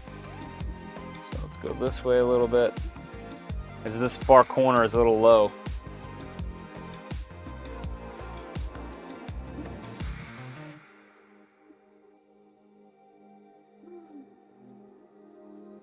Yeah, I would love for this thing to have some kind of meshing. Yeah, it looks like this is definitely going to need some time to tune in that first layer. That looks horrible. And we're peeling everywhere. Not good. I might just flip it. Yeah, we're going bad. All right, hold on. Also, why is it still doing it? How much of this is it going to need? Oh, it did the outside and inside, that's why. I just want to see if it'll be okay without the brim, just so we can get something going. If it doesn't work out, I'll obviously restart it. Yeah, this corner is a definite problem.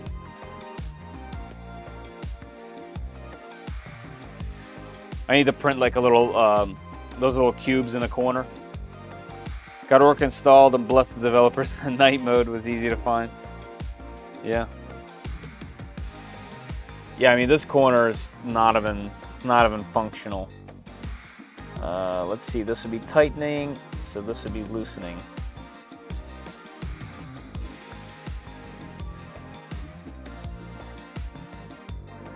I think it'll work without the brim. We'll see what happens. If it starts to pop off or curl up, we'll change it.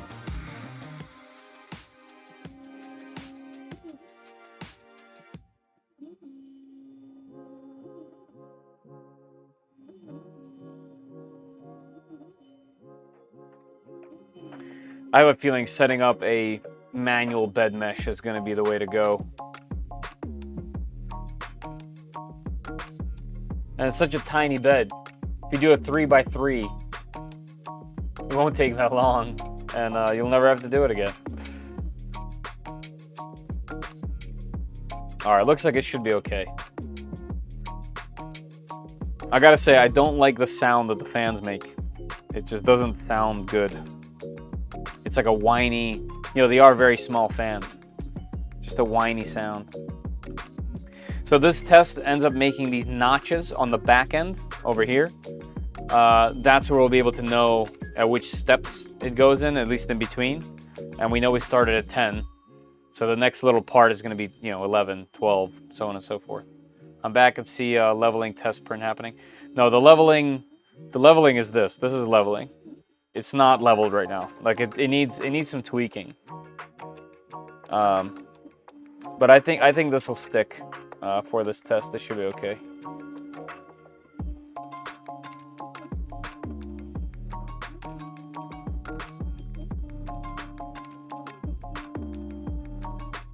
But it is extruding, and the rotation distance was perfect.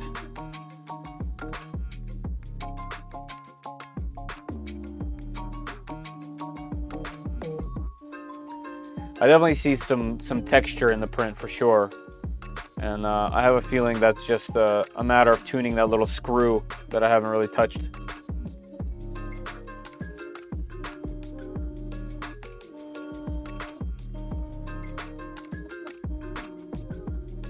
But we also started printing with silk filament. It's almost mean.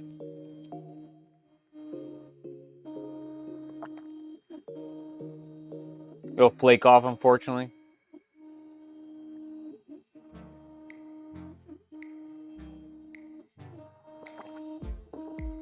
It's me, Buzzbird. I just switched for the drawing. This is a speed demonstration print. This is a bit disingenuous. It would really be representative if it had a few corners. Well, yeah, sure, but this isn't a speed test. This is a max volumetric flow. It'll keep flowing as much filament in there as possible until it starts skipping, and that's when you measure of how much. Right, yeah, I understood that, Hypermotive. I just thought it was cool, and I didn't know they carry it, so I asked them and they sent me one.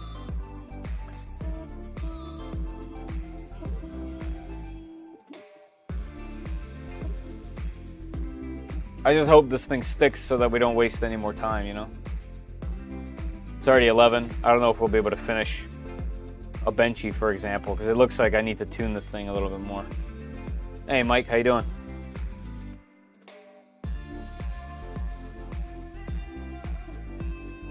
It's great. I wish it was durable. Yeah. Yeah. That would be nice. It's probably just a hard thing to crack, right? And I have a bunch of carbon vinyl that you can use, but I hear it's not very good with ABS.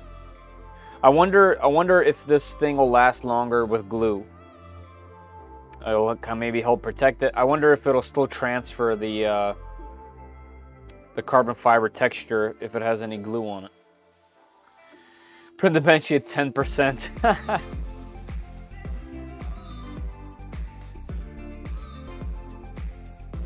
Great looking filament, super shiny. You guys, well, the camera's got to be a little lower. You see that sheen?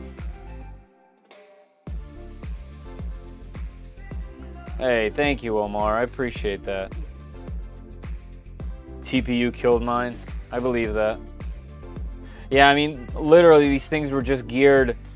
From what I heard, they're geared for ABS. Like, all the design decisions was ABS related, so that these things can print to the other machines. So it makes sense. I mean, you can make it print that stuff. Thank you, Will. Appreciate it, man. Very kind of you. So far, no hiccups in the flow. In fact, it looks like the texture has gone away, which is nice. That means at the lower flow, there was some kind of, maybe the way the extruder was working, there's something going on, but it looks like everything a little bit higher where it is now looks pretty good.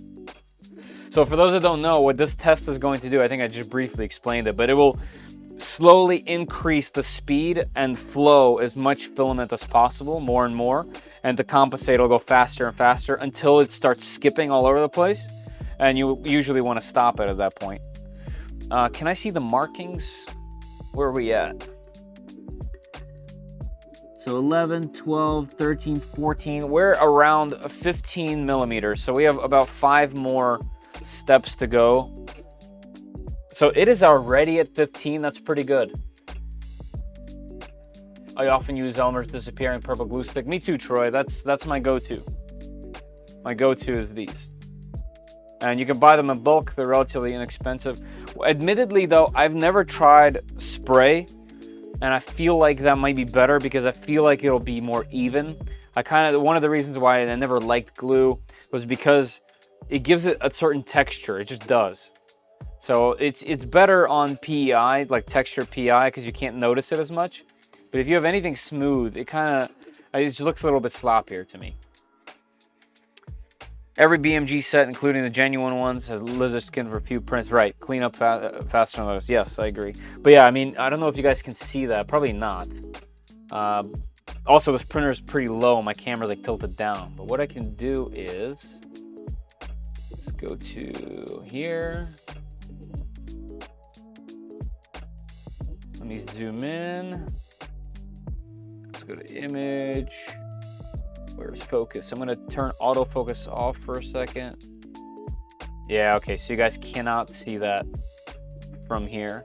Maybe you can. Let me see if I can point to it. You might be able to notice it. So you can see right here below, wherever the flow was right here, you can kind of see a texture, but look how much smoother it is here. Way better. Way better. It looks like glass up there. Hey, Zoomy. The spray 3M, make sure it's water soluble, great for higher heats. Nice. Yeah, I've never tried it. It's always been recommended to me, and I've just never got it. Aquanet. Aquanet is the one that I've heard the most for years. It works great, and love the looks. I get that bald as a baby's butt head. Yeah, I think next time I'm at any kind of store, Target, Walmart, by the dollar store, Dollar Tree, whatever it might be, I might have to grab it. Wow, this thing is killing the flow. It's killing it. This is going to be my fastest machine. I can tell you right now. Where are we at? It's the test is going to stop.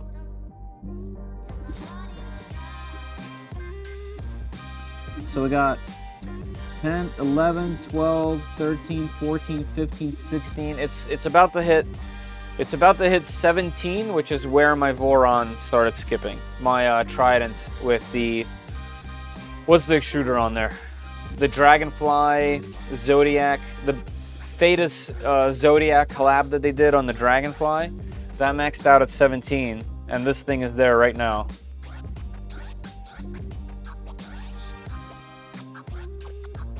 Okay, I'm starting to see some artifacts back here. So it's definitely at its limit right now. Yeah, we're starting to see some mess ups.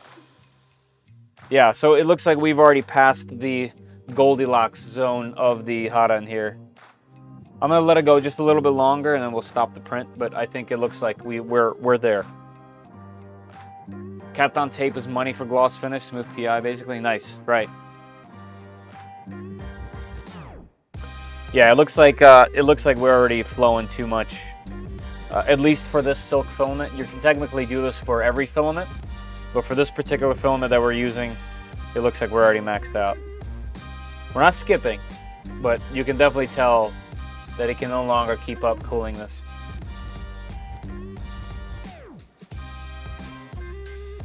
All right, I'm gonna stop it. There's no need to go any further. So we will do a cancel. Are you sure? Yeah, I'm sure. One thing I'm noticing is the cancel print macro must not have a home, because it technically should at least, you know, lower the bed in our case, but it kind of stays there. Let me go ahead and zoom out. Console, zoom out.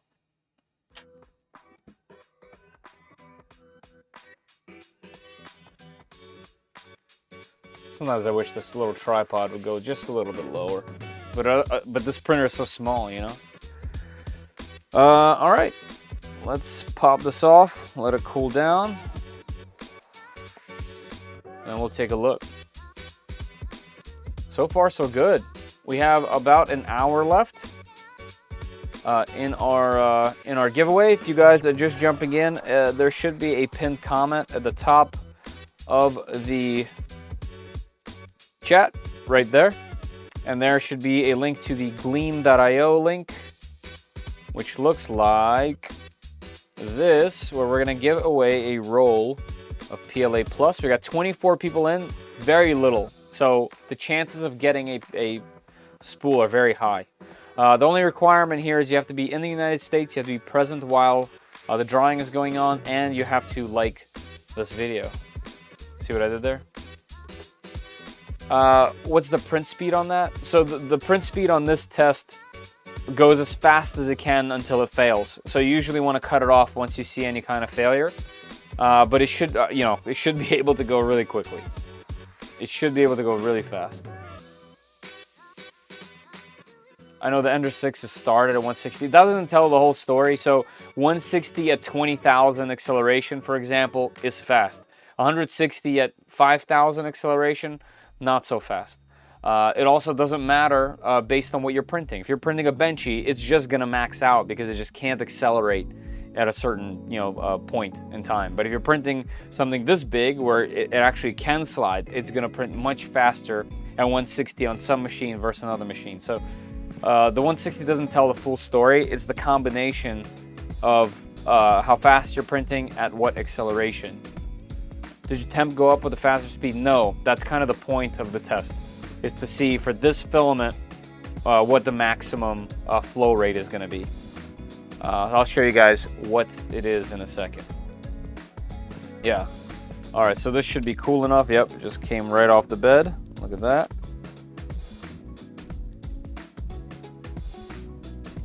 All right, so let me bring you guys in. All right, I know the camera is gonna hate this again. Okay, so on the back of this, there should be notches. It's gonna be hard to see for you. I can see them, but I'll try to point. So these notches, that's every 10, I believe? No, every one. And in between is a layer. I think it's 10 layers in between. So we started at 10. So the next one is 11, 12, 13, 14, 15, 16, 17, 18, 19. This probably printed more than anything else actually without breaking up, even though it had trouble cooling. And that's probably going to be its weakest point with this PLA filament, right? So what we want to do is just kind of find the best spot. In my opinion, looking at these walls, the bottom has kind of a texture, and right around here looks perfect. Right there, that band, I can almost see a band right between my thumbs right there where it just looks outstanding right there. So if I scooch that over here, that's 10, 11, 12, 13, 14, 15, 16, 17. So I'm going to say that 17 is going to be its best printing capability. Yes, sure, Arthur, yes. But here's what we're going to do. I'm going to do it in Orca again just because that's where we're sitting. So in Orca, when you go to your setup here, first of all, let's just undo everything. I'm going to go to the extruder right here. And actually, we'll reset all this. You saw that this was changed by Orca to do that test. Where is the material? No, where is it? Where is the right here? Volumetric flow. The limitation of how fast the Orca will have this thing printing right now is 12, but we can do 17. So this thing is going to be printing much faster now because of this. And because of that, we want to change this name because now we want to save this. I'll do generic, and you know what we'll do? I'll name this V0.2 R1, and then I always sign it with 3D print SOS, just in case I get someone else's profile or something like that. And we don't need it to say generic PLA. This will just be PLA, and now we can tweak this thing all day long and modify it and see where it goes. But right now, we should be able to print much faster. So our limitations to the machine are 500 millimeters per second on the print head, 20,000 millimeters of acceleration, which is obnoxious, and now going from 12 to 17 millimeters cubed for this. So that's good. That's good. Just get a bamboo. No way. This isn't the same thing at all. Yeah. 17 is pretty fast. Yeah, I agree. Yeah, that's what my Trident did. 17. No, it did less. Now I don't remember, but I think it's 17 or 16. This seemed like it finished this test better though. And this looks phenomenal. There you go. Oh, here we go. Right there, you can see the texture I'm talking about, how it disappeared. So this thing likes to push a little bit longer, a little bit better up here towards the top. And then right here, you could see where the cooling just could not keep up anymore. But what's interesting is it's failing because of cooling and not failing because it's skipping at the extruder. Usually my other tests have always failed because the extruder just can't extrude it fast enough and it would just skip along. But this, it's not the movement, it's not the extruder, it's the cooling. So that's going to be okay. That means that when we print ABS, it's going to be rock solid. Elitist snobs. Listen, bamboos are amazing. I recommend them all day long when people ask me. I think that there's a certain type of person that should get one. But this isn't even close to the same thing. Anyone who bought a bamboo because that's the printer they wanted is not going to be buying one of these. I don't think. There's no, like, the crossover is very little. I think the people that go for a Voron want to just build something themselves and have fun as a project, like building a machine and setting it up and going through the process. The people that go out to buy a bamboo as just their only machine is because they don't want to build a machine. They don't want the process. They don't want the settings. I think they're completely different spectrums of the hobby. I think it's okay. I think you can own both and be cool. You know, I have things like the K1 Max and the K1. Those are really close to bamboo machines. I know the bamboo folks just flipped over in their graves right there. But yeah, I think they're completely different. They're not even close to the same thing. They're not comparable. Now, the end result is they do print, and if you talk about it that way, the bamboo is just, you don't need to do anything. So it's gonna be better. Hey Randy, how you doing, man? Yeah, that's an amazing price. My K1 is killing it. And also there's been a lot of advancements like just now as far as the open source firmware goes. There's now a script you can install that helps you install other apps because it's a little bit more difficult on that machine because of the older version of Unix or Linux that it runs on it. What?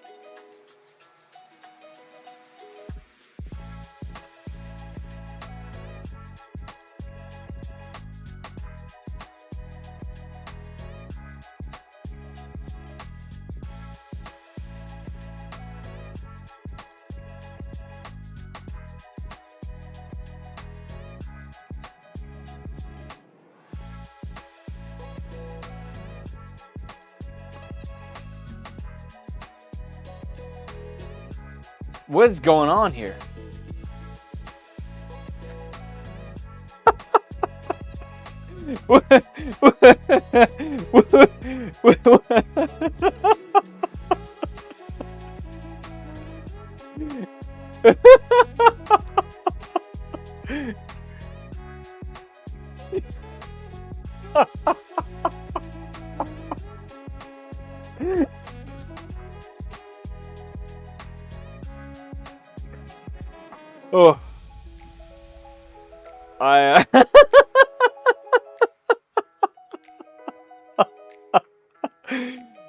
Oh, my mind was just blown. I just want you to know that that's what How did the fireworks happen? Any idea how to do the fireworks?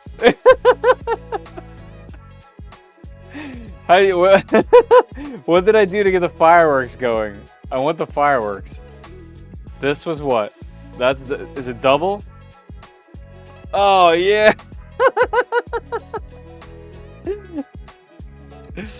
Amazing. Amazing. That's the best. That's so cool. I don't know what I'm going to use that for. Oh, hey, guys, this machine is... Oh, it's fantastic. There you go. Look at that. Wow. I didn't even know that that's a thing.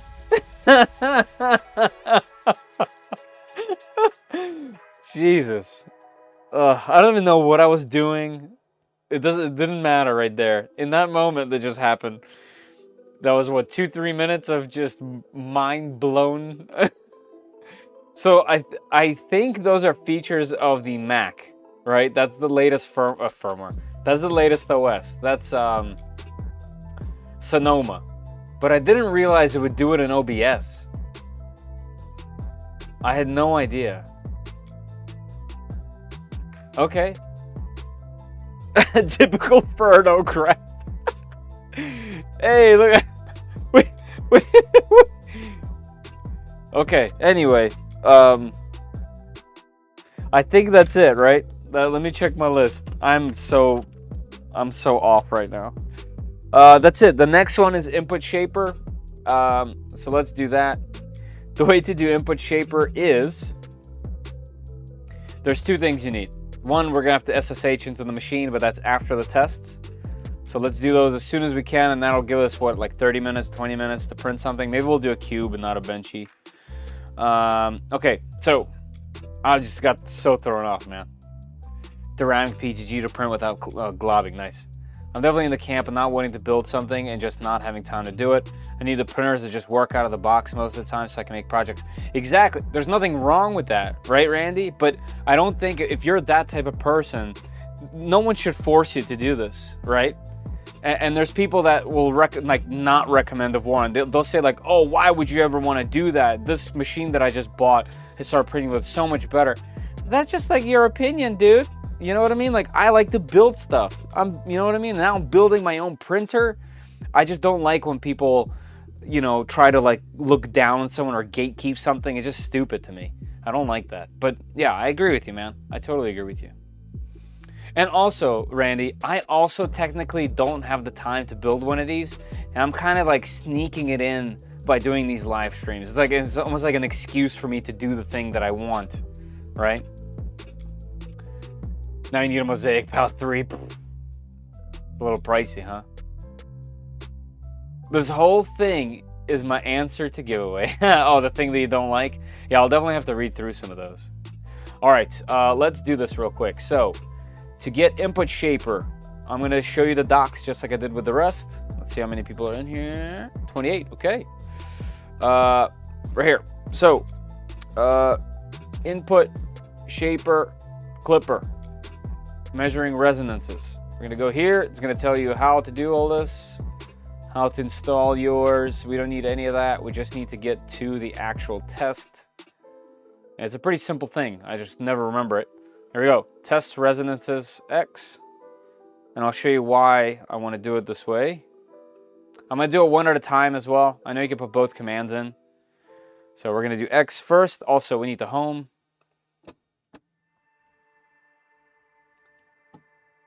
It's homed. Let's do X.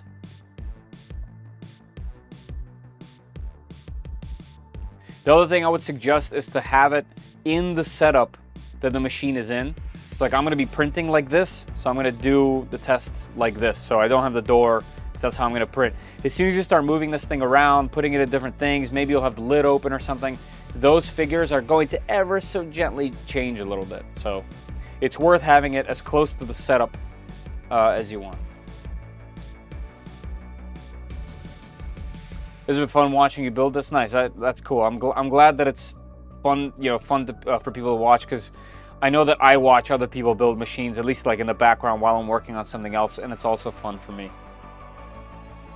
They're pricey, but they do not have the waste of the ASMR of bamboo carbon. I hear they sound fantastic. You're not wrong, Randy May. Yes, I agree.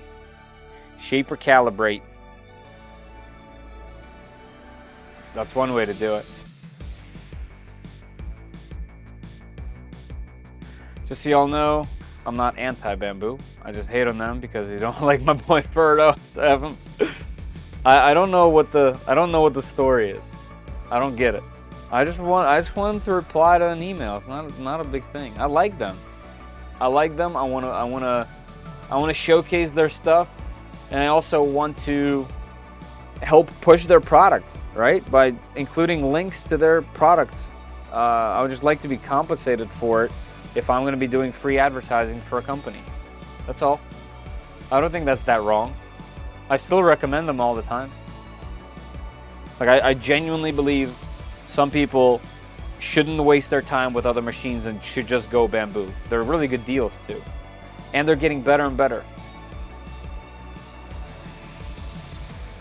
But just rude not to even acknowledge your existence. It's okay. I also technically had the opportunity to talk to one of the bamboo guys at ERF because there was a representative. But every time I went over there, he was busy talking to somebody else, so I didn't like go into his face, you know. Cool, I think that was done. Waiting for calculations. Okay, those are good. And what this does is it saves literally like an Excel spreadsheet with those figures to the machine. But now let's do the Y-axis. I like doing them separately. Like I said, you can do them together. He was cool, chatty guy. Yeah, I didn't get a chance to talk to him, but like I said, every time I went over there was people there. Even if you notice in the video that I put out, he was chatting with people. I just couldn't get a chance.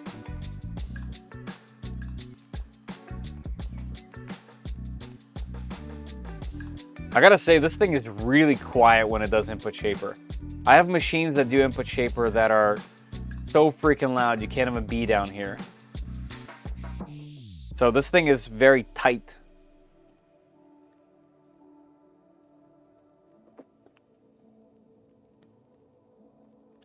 Bamboo is still too cloud-based for me. You don't have to use it with the cloud. You can just use complete LAN mode. You don't even have to use LAN mode. You can just use good old, SD card, which is nice of them to do. But if you want to update it at all, you do have to jump on their service, and that's kind of the downside. Like I've listened in a few of their interviews, they are trying to figure out a way to let you use the SD cards to do updates, but obviously that's going to open up their firmware some, and they don't want that. Just arrived. How's your Y-axis doing? It's doing great, Rafa. Welcome, by the way. It's doing great. We just did some tests, some prints. The leveling right now is horrendous. I gotta figure out what's going on or how I'm gonna compensate for this left corner over here. Yeah, the flow is really good. 17. The corners. This was kind of interesting. I never had a printer go this low in the corners. Usually it's a little higher. But, yeah, we're just doing input shaper. It's doing pretty well. I designed a 9-filament changer that you can build. Whoa, if you're interested. The number of filaments is actually as many or as few as you desire. I think I saw your post somewhere. Did you post in the carrot feeder group? Was that you talking about something you were working on? Or you already did this? Because I do have a carrot feeder to build by Fysetc. Never got around to do it. Okay, so there we go. So they are back. Input shaper is done. And now what we need to do is we need to grab these things right here. And this one, oops, whoa. This one you can do together. And the thing you want to do is open terminal, or however you jump into SSH on your machines. I'm gonna get in there. There we go. Let's make this a little larger so you can all see. And we are just gonna pop that in. I'm gonna paste.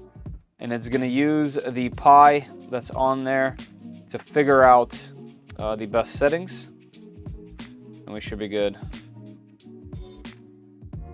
And then we'll take a look at the graphs. I'll grab them. So there you go. The recommendation is MZV 83.8 on the X and the Y. I don't remember which one was funky. Rafa, that's why you were asking. But we'll see what it does now that things are lubed up. All right, MZV 59.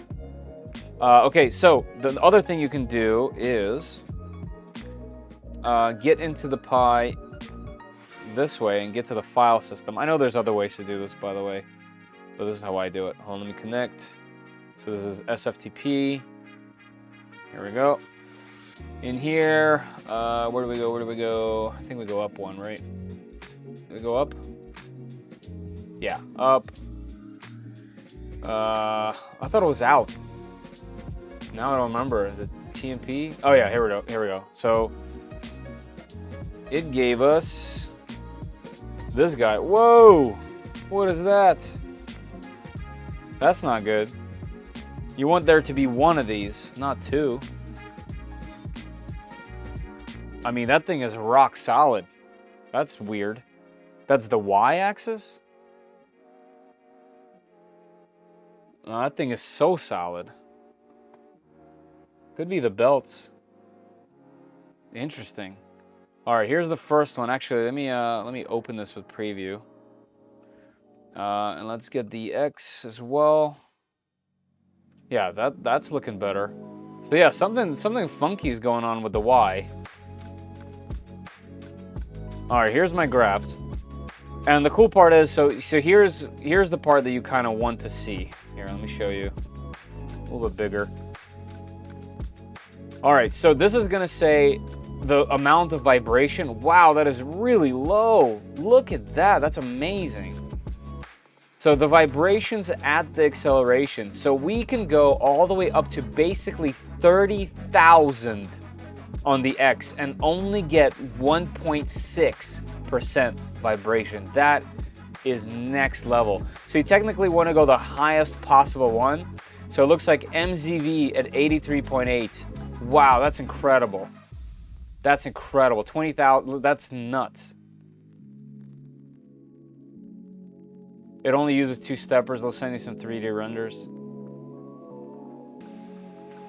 Oh, hold on. I missed a bunch of messages. Hold on, guys. Is the graphs you posted on Discord? That was, yeah, Rafa. That was the graphs, but I didn't do anything. And I redid it because I finally lubed all the rails. Let's see. Can you talk about analyzing these graphs if you have some knowledge? Yeah, that's what I was trying to do. Find anything discussing diagnostic input shaper graphs when you have issues? Yes.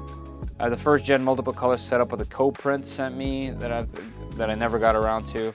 I can send it over if you want to check that out. I tried to message them, by the way. That's another company that never replied to me. I think I tried 2 times. I tried their website and email. Never got back to me. Like loose bolts or something. Yeah, it does look it, but I doubt anything on there is loose unless something like cracked, like I have something cracked plastic. Lubed rail, nice. I lubed mine. Good for you. Good for you. So look, based on this particular graph, I would go with the highest possible one that's going to be 0 or close to. Like to me, under 2% is pretty minimal. Like I am totally okay with having a little bit of an issue in the print. Like it doesn't have to be absolutely to the T flawless, but as long as the jump in speed is a lot. And this is almost 10,000 acceleration faster. So technically experimenting with this, going to ZV at 86, that's okay. I think that's okay. I'm gonna go safe. 20,000 is gonna be way faster than anything I need on this tiny thing. So for this one, MZV 83.8 is gonna be what we're gonna put. I'll move this off to the side so I can read this other one, and then we'll end up putting it in. I'll show you. Okay, so for this one, so the reason why I said something is weird here is because you usually want this to have 1 hump. Having 2 humps means there's some kind of resonance, and that is really concerning actually. Yeah, and if you look here, we got vibrations across all of them. So I need to check the screws. Something is not right on the Y. Hey JP, how you doing? Guys, I know I wanted to like print something today, but I think it's pretty important to make sure that this is okay. So let me just double check. Maybe there's something I can just see visually. I don't know, because something is not right here. You're not supposed to have those two humps. Oh, this thing's locked out. Let me go to. So we can close this out for now. Might need it later. This as well. We can terminate. That's fine. Where are we at? Orca. Motor's off. Let's open this top. That'll make it a little easier.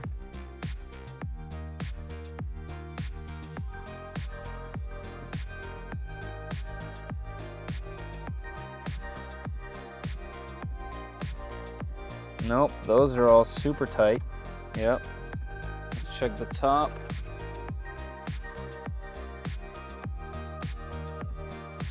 I mean, this would be the X. Yeah, this is all fine. Okay, so maybe it's the belt tension. Could that be it? I mean, the belts seem okay to me.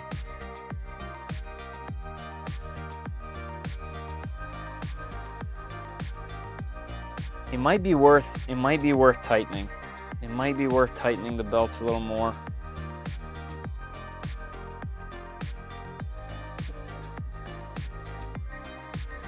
Yeah, maybe they've gotten loose. Maybe they gotten loose. Let's tighten them just the hair, and we'll redo that again. see what it does.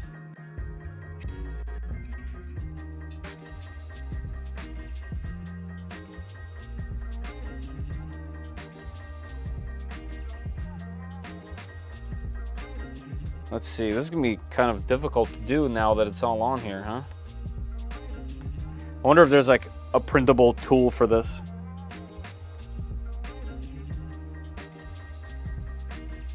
All right, I'm like not comfortable going tighter than that. That's tight. All right, let's see if that changes anything. And if it does, maybe that'll give us a clue as to what's going on.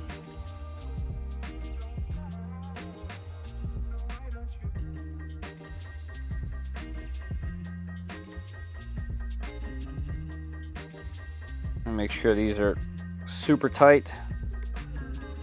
Don't want this causing any kind of problem.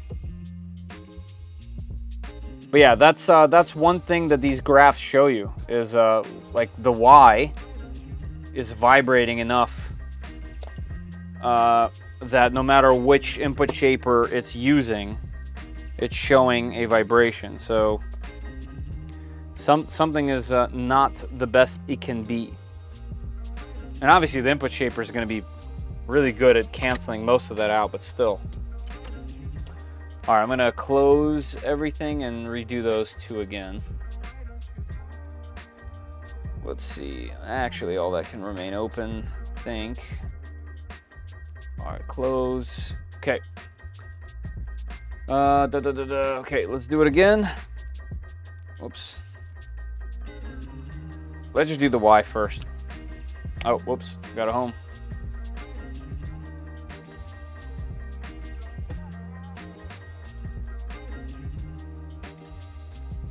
Let's see. Did you check gantry racking? No. No, I have not. Any suggestion on how to do that?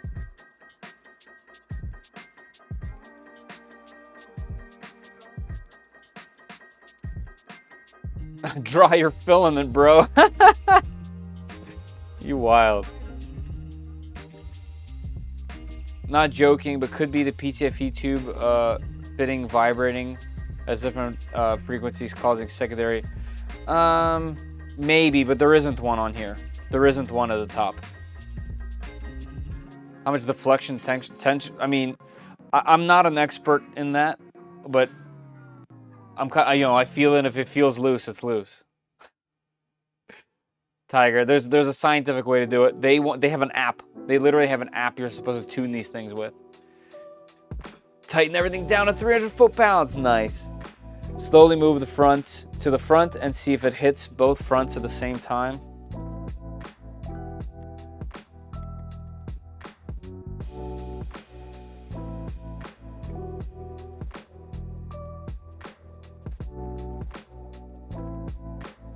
Oops, let me unlock the motors.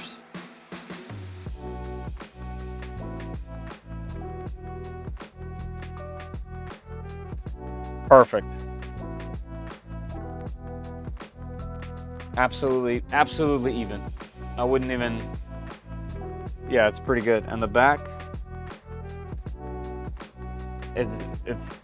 it's as good as I would ever hope for. 300 foot-pounds.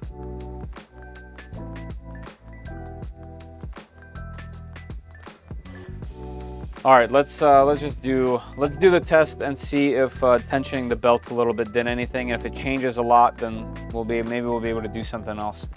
I'll have to ask maybe on Discord later. It could be the same tuning as say under 3 V2 to get the best performance. Just been using out of the box settings. All right, let's do the Y and see how it do. Wiggle, wiggle, wiggle, wiggle. I don't think you guys can see it move. Yeah, like doesn't quite show up on camera. Turn it off and on again. Always the answer.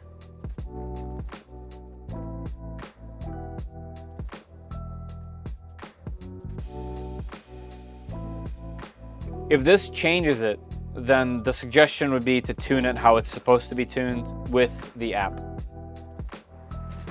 Unplug it and plug it back in. Always the case. It's good advice. It really is.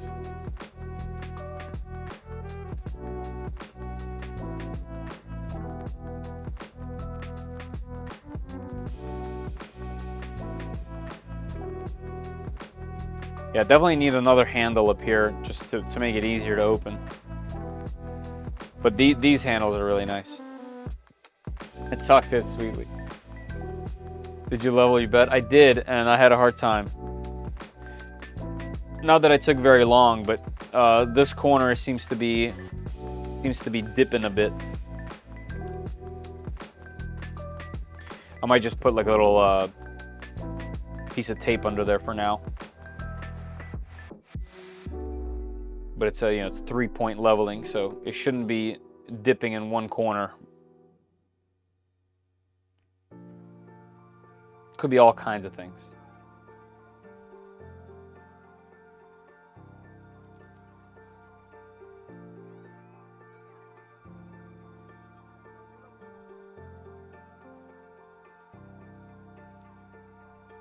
Yeah, still very impressed with how quiet this test is.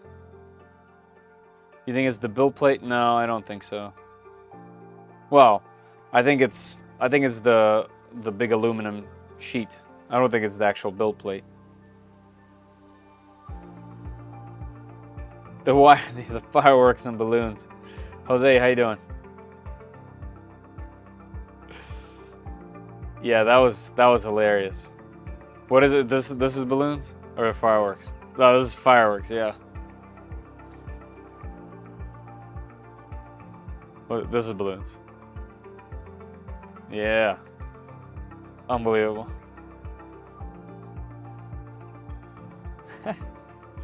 Okay, we did the Y. Let's quickly do the X. And we'll go through the same process.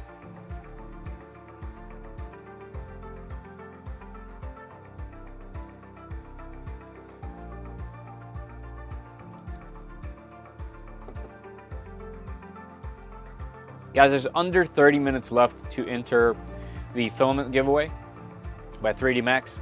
You have to be present and you have to be in the United States to enter. All you have to do is answer the question. Yeah, click the link at the top of the chat. It should be pinned up there. It'll take you to a gleam.io link where you can enter that information, answer the question, and be entered into the giveaway. I think last I looked there was, what, 24 people entered, 26 people, so very good chances of winning a roll. Make sure you do the Y and not the XXX before printing adult items. You guys.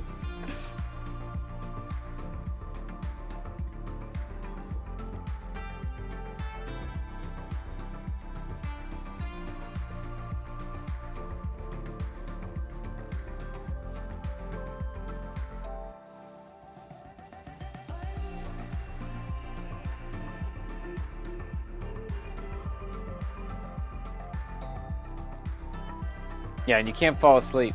Yeah. Yeah, sleeping disqualifies you. You know what it could be? It could be a loose screw on the rail, which I didn't check, but I will. I doubt that's the case. It could also be normal for this machine. I don't know. Ballistic Tech's not in here. He's my source of knowledge for a lot of these things. I'll check as soon as this thing's finished just to see if anything came loose or something. You know, if there was something loose, I would hear it. Like I said, a lot of these machines, when you do input shaper, are so loud. Even smaller. Looks like that's done. Waiting for calculations.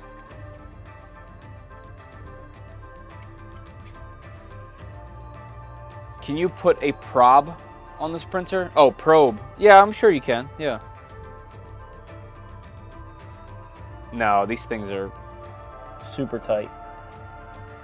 Yeah, no, it's not that. It's not the rail. It's got to be something else. Choose me to take my wins, just saying. All right, let's do it again. So we need to SSH into the machine again. Let's do that.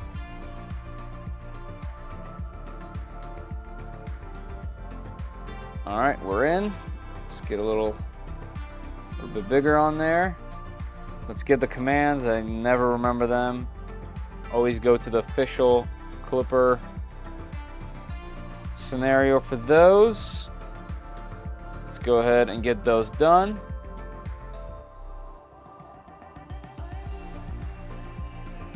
Could be noisy bearing. It could be. No, it seems to be one of the most common solutions to an issue. A loose screw or some other. Yeah, it could be. It could be like a cracked ABS print, which happens. Don't minimize these stop switch. See? So as soon as it finishes this, we'll log in again into the machine.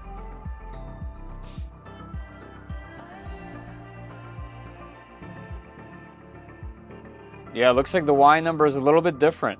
It looks like the Y number, the MZV at Y number is lower by 3. And the top one is exactly the same. It's 83.4. It's exactly what it was. So let's see what these graphs look like. Let me log in. SFTP. All right, we're in. Let's grab them. So we need to go to the home and then TMP. And they should be here. Let me see if I can open them at the same time. Can I do that? Oh. Here, I'll drag them to my desktop. What the? Okay, got them.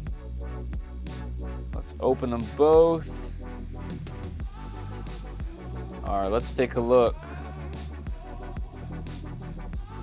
All right, this one is a little tiny bit different. So it looks like there is a vibration in all of them.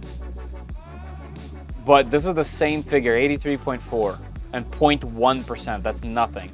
So this MZV figure right here at the very top, MZV 8.34, that's what we need to do for X.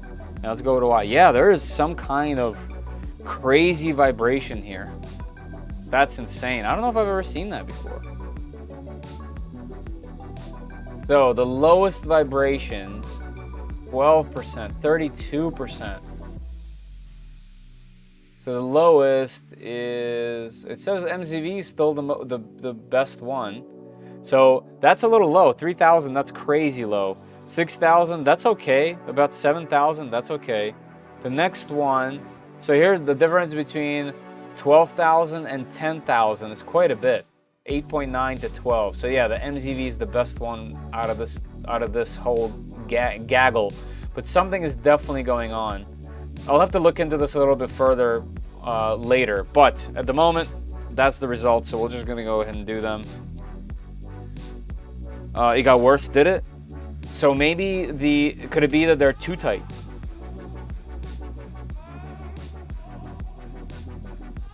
It could be that they're too tight. It doesn't feel like they're too tight. When you guys, I think I recall thinking to myself that I should stay awake for drawing, saying, nah, I'll never win, fell asleep. My V minion has the same in the Y. Granted, it's a bed slinger, 2 peaks on Y. Yeah, I've had way smaller peaks, but yeah, I'll post this in the Clipper thing and see what it's all about. But I'm gonna move these to the side real quick so that we can go ahead and put in these figures. We can terminate that. Go back to here. Let's go to calibration, let's go to printer, and here we are going to search for input shaper. Here we go. And let's see, so this is when I did the rails dry. It's kind of interesting. So let's do the X first. The X was MZV 83.4. So this is post lube. And here's the OEM numbers, by the way, what it came with, 66 and 70, so quite a bit different. And then for this one, we're gonna stick with MZV again. That's for Y, but this time, instead of 59, it's 60.2, so that's pretty close. Pretty close to them being dry. Interesting. Well, either way, that's the results. That's what I'm sticking with for now. I say ignore the second hump. Yeah. The X is not carrying the Y vibration, but the Y is carrying the X vibration, maybe. I'm not sure. 100 is the first harmonic of 50. Hotel Juliet, that is so beyond my pay grade. I love it though. Oh, check your drive mounts. I did. They seemed okay. I'll ask around, because people that have built these things, like a bunch of them, they'll know right away, because we're going to be guessing. And if you have experience, like that's the beauty of Discord, right? I can just jump in there, post these, explain what's happened, and someone will give me a pretty clear-cut answer. But look, we have 15 minutes. I doubt I'll be able to print anything reasonable in that time frame, but you know, we could start something. So let's heat the machine, and because we should be able to. We did everything. PID, we did bed leveling, although I'm not happy with it. We checked the extruder rotation; it was actually on point. We did pressure advance, we did volumetric flow for Orca Slicer, and we did input shaper. So that should be everything. Starting my Fysetc 0.2 in a couple of weeks. Counting on you to solve that. Yeah, I'll try. Chest Rook is fast. Rook is cool. 19-minute benching. Yeah, right. I doubt it. Not without like really taking a look at everything much closer. But here's the cool part about Orca Slicer is you can right-click, add primitive, and hit a benchy. For this, because the cooling's not on the side, it has the best chances of probably facing forward. If I had an auxiliary cooler, that would probably be better. One thing that I definitely need this thing to do is not do a brim, but let's do a 4-line skirt. Skirt distance 2 is fine. 1, yep, that's fine. I need to start my own here so that we can save these things. I'll just name it 3D print SOS. We'll save it so that we have something. Now let's see, strength, we don't need that. That's fine. 3 and 4 is fine. 15 grade, we don't need that. Usually around 7 is fine. We'll keep it a grid. It's probably gonna have trouble cooling because that just seems how it is. As far as speed goes, we can probably do 100 on the first layer, although let's keep this thing kind of slow on the first layer. Yeah, that's fine. Number of layers, that's fine too. Outer wall, let's go 200. No, outer wall will go 180. Inner wall, we'll do 220. We'll go fast. Spare 200, 200. Top surface 100. Let's do 120. So we're doing, oh no, we're doing, here, let's do 160 on top, 160 wall. Grid and fill 100. Let's go 160. Support 160. Travel speed 350. That should be okay. And then we can kick these up quite a bit. Normal printing. I mean, I don't want to do 20, but let's just see what it's like. It's probably just going to try to explode itself. Outer wall will go 5,000. Inner wall will go 10,000. Bridge 50. Yeah. First layer 500. Yeah, first layer, take it easy. Top surface, we'll do 5,000. Travel speed, we can probably do 10 on travel. Actually, it's travel, but then again, it'll go nuts. Let's just do 20,000. We're gonna go max, baby. 50% deacceleration. We're gonna keep the rest the same. I'm gonna save this one. Let's see. Anyone here have a recommendation for high-end wire loom for Core XY? The one I'm using is insufficient. I don't know the name of the one that I would recommend. So it would have to fall on someone else. Okay, Prince Sailor Moon without a skirt. Nice. Barbie doll. All right, let's see what these results are. 41 minutes. That's about what I expected. You got to go way faster on everything else here, like way faster, like 500. But yeah, let's just start this and see where it goes. I kind of wanted to see just where it starts because the first layer was so horrendous. But let's go. Print. Do it. Also, this is at 0.2 millimeter height. I could go to 5, so on and so forth. There's endless ways to make this go much faster. You can even under extrude it. I've seen that. There's all kinds of wild ways to do the benchy.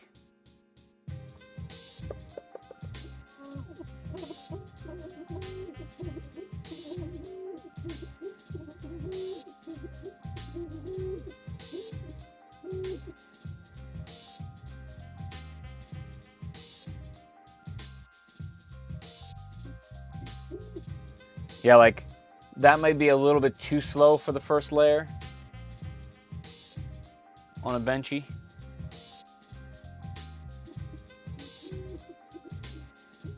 Let me brighten that camera up a bit.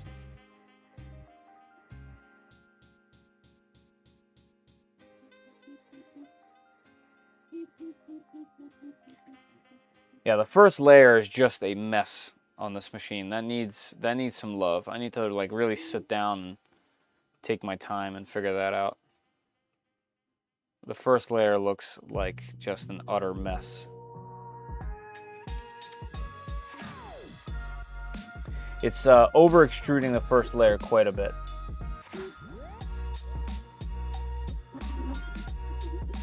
Here we go.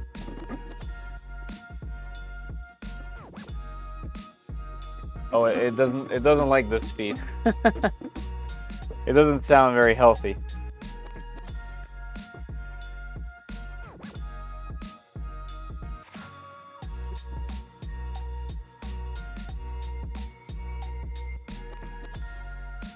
Trying to figure out if I. Oh, it skipped. Yeah, it didn't sound very good. I'm gonna stop this print.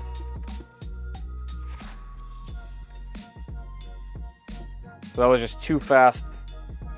Too fast for its own good. So it skipped on both X and Y.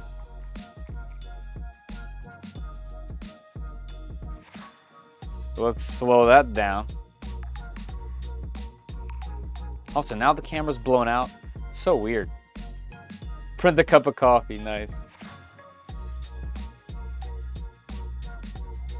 There we go. Chill out, camera. All right. Go back to 60, 220. Okay.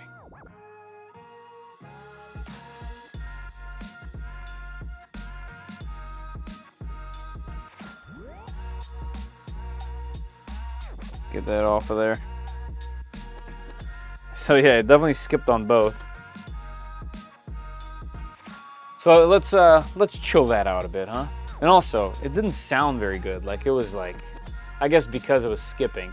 Let's do motors off. Yeah, I mean nothing feels loose. This thing is on there.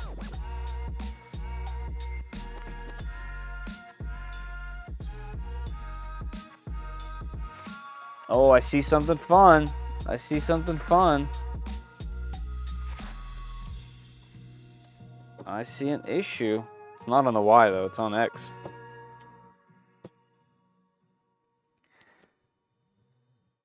Oh, that's not an issue. Okay, so because the wires, let's see if I can show you. Here's what I spotted.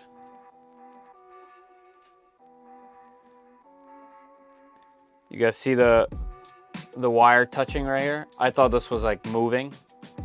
It's not moving. It moves with the belts there, so that's not a problem. Okay.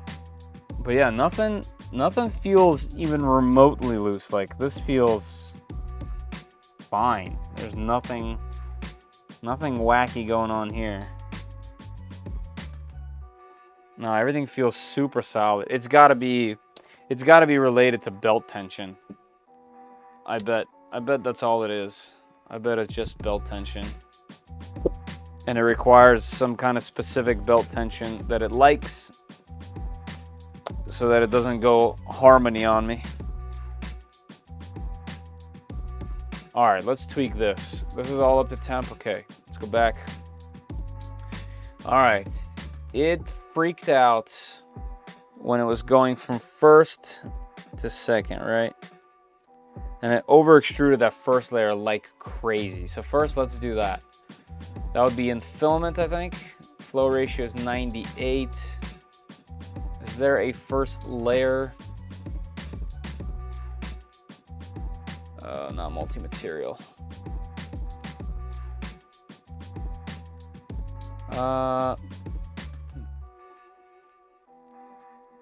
Is it in extruder settings? Yeah, maybe it's in the printer settings. Let's check here. Layer height limits.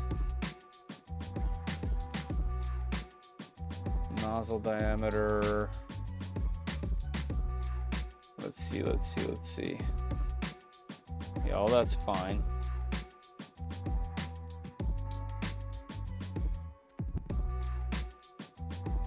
I guess that's not in here, is it? I think that's over here.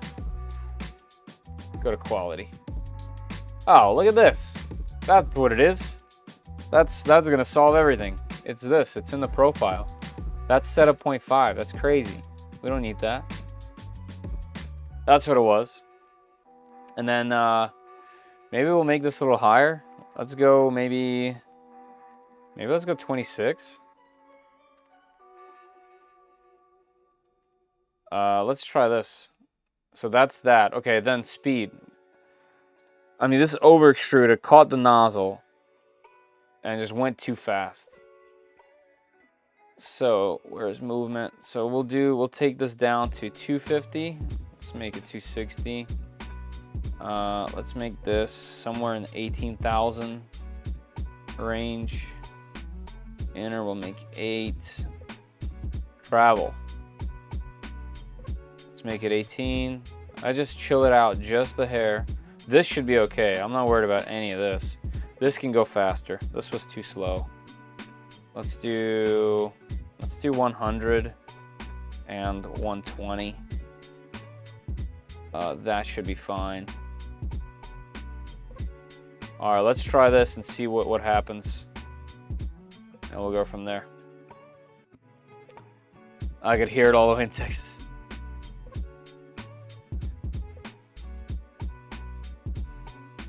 Maybe I have to loosen the belt to tighten. Yeah. It's got to be to the belts. I mean, in the instructions they tell you to download this app and tune the belts before you print. So run the vibration test 2x.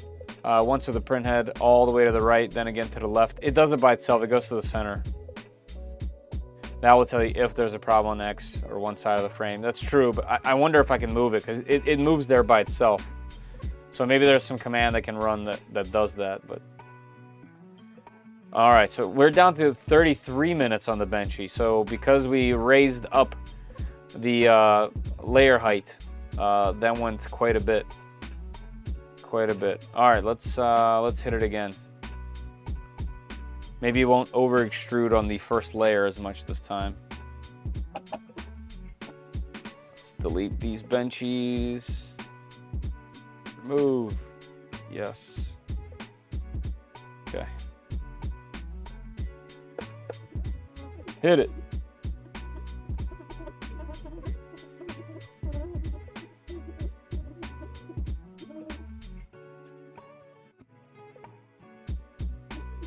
Yeah, you can go a little bit faster on the first layer as well. Also, much better first layer. Much better. It was over extruding tremendously. I think I can even go a little lower. Okay, that's good to know at least. Also, the retraction speed is too slow. You can tell. So you can tell that when it needs to retract filament, it's actually taking its time because it's at 30. I could probably go up to like 55-ish. Yeah, it's still over extruding the first layer. So that means I can go down on the flow on that first layer, or the layer height, not layer height, layer width on that first one. Yeah, I'll probably go to like 0.38.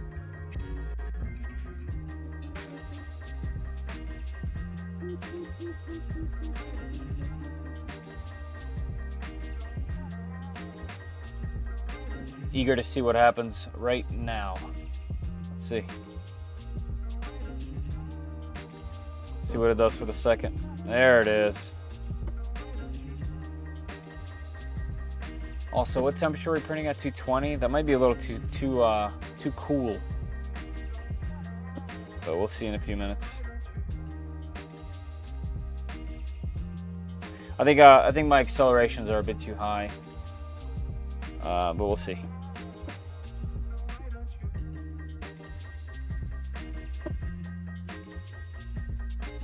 But this is the joy of tuning one of these machines, you know? That's the fun part. After you figure it out and get it done, you like really learn so much. We got all kinds of skipping and disaster. All right, so something is legitimately going on. All right, I'm gonna stop.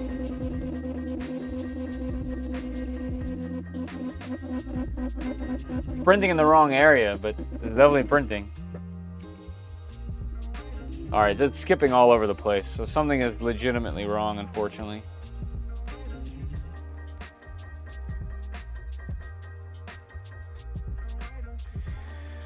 All right, what can I check? What did I leave out? Because there's definitely something.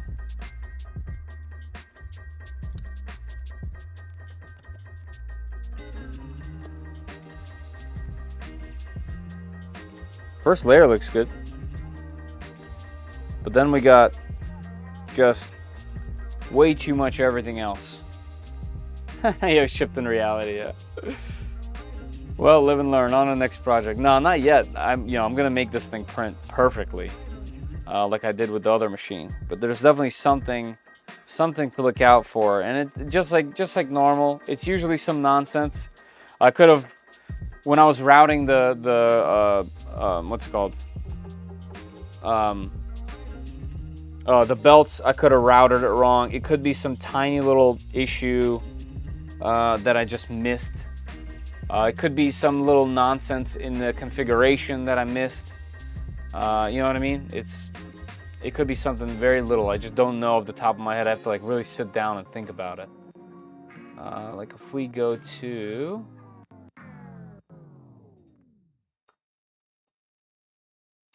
And I can't touch the motors, right? I'd have to take off the entire back panel here. I guess what I can do is, if I open this up,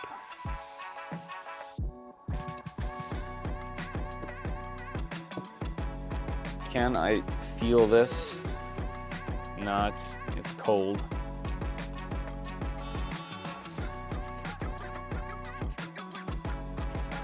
Nothing wacky. Nothing wacky feeling here.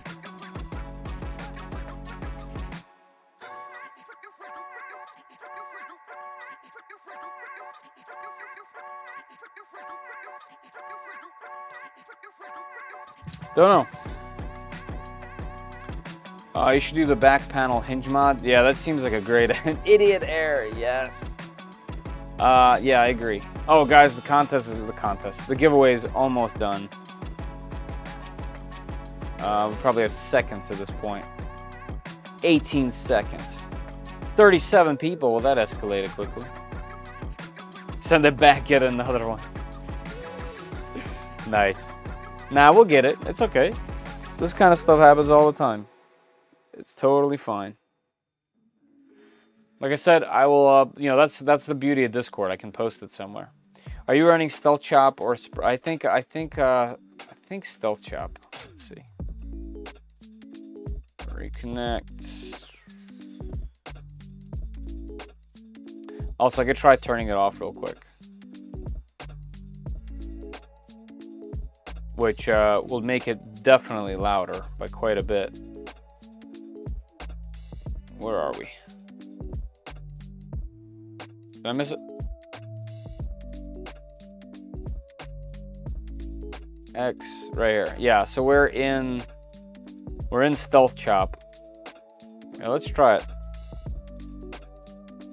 It's pretty easy to do.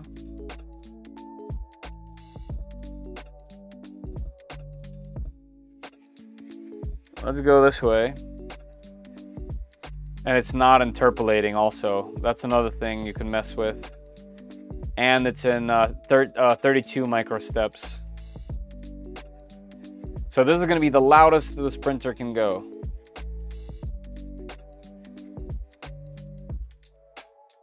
You'll have to recheck the bell and drive motors to see if one's not running correctly. Yeah, yep.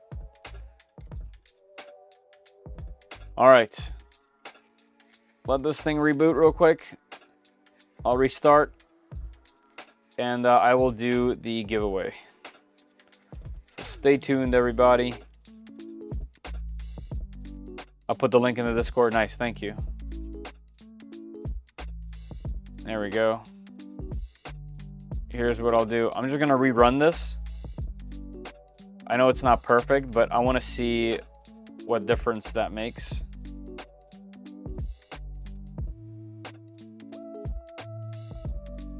And it should start pretty quick. Too late, time's up. It is, yeah. I'll do the drawing in a minute. Hang in there. Hang in there.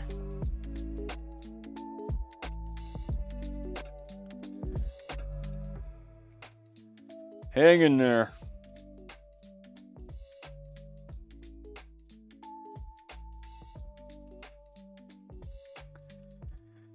All right, we heating the hot end yet? Yep, hot end. Everything should be heated. This thing heats really quick. Not that it was all the way cool yet, but still.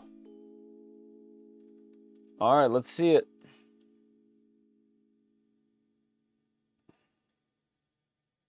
Well, I know the extruder is not having any problems, so that's for sure. Oh, that thing's so much louder now. I'm literally driving home. Nice.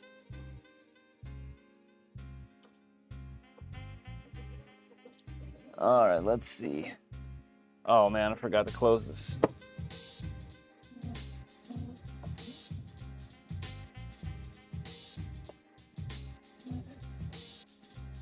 It definitely sounds like it's singing me a song.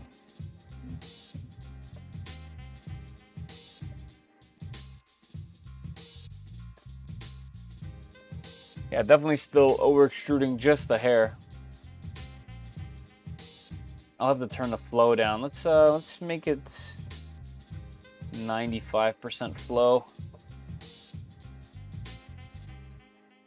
Let it chill a bit. Actually, you know what? I'm gonna go kind of heavy. Let's go 90.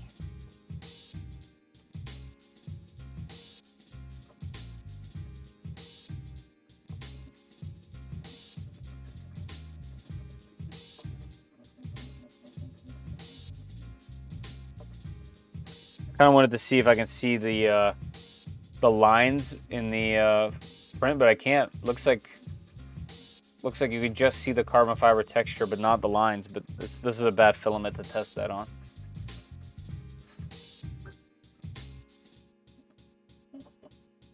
All right, let's see if it skips in a second.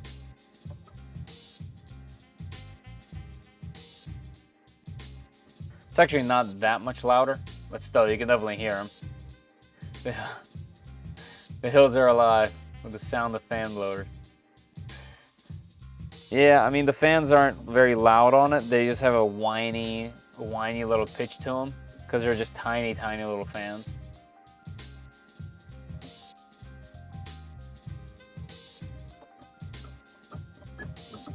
There we go. Let's see how it does. It's definitely over extruding. Like a lot. Like, it is completely and utterly over extruding, just like a disastrous amount. But no skipping.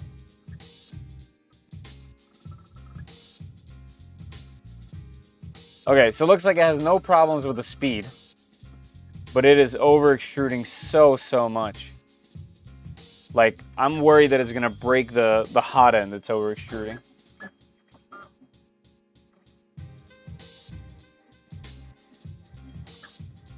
And I didn't touch the rotation distance because it was fine. something else must be going on.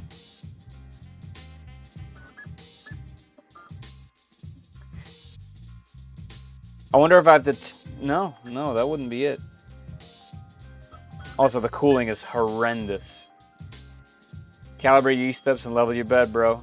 That's true. Turn it down to 80.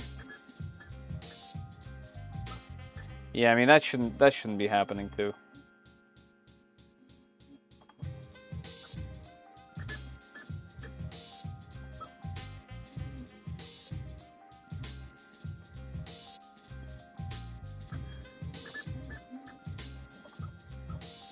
Well, it didn't skip, so turning off Stealth Chop definitely helps. And I know people don't like to run Stealth Chop on these things.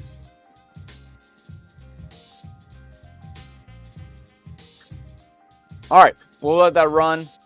It looks like it's doing good. What if your flow is reversed? Is that a thing? Is that a thing? I never heard of that. But it's possible. I'm not going to discount it. Yeah, I can tell you right now the cooling is horrible. But like I said, I'm not really banking on this to do well with PLA. I'm banking for this to be a ASA, ABS machine. And cooling is not going to matter. I'm thinking out of the box. Okay, I appreciate that actually. Level your filaments and dry your bed. Yes. I love that. That's like almost like a plaque of some sort. Don't cross your beams, right? Oh yeah, the cooling's horrendous. It failed at the front. It does not like whatever's happening on the front of that boat. That looks terrible. Yeah, I'm gonna keep it though. We'll see. It'll be like a pre-tuned and then post-tuned. It's like it could actually print faster than this for sure, but that's not looking good. I'm gonna give it the best chances at cooling.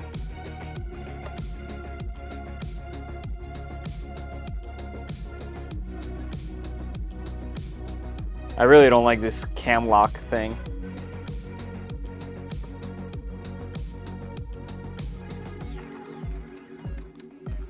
That looks so bad that it's just funny.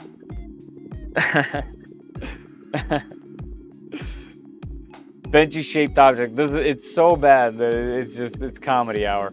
I will obviously be redoing it. All right, let's do the drawing, and we'll figure it out. We'll figure out what we're gonna do for the rest. Oh my, that looks so bad. Poor Benchy. All right.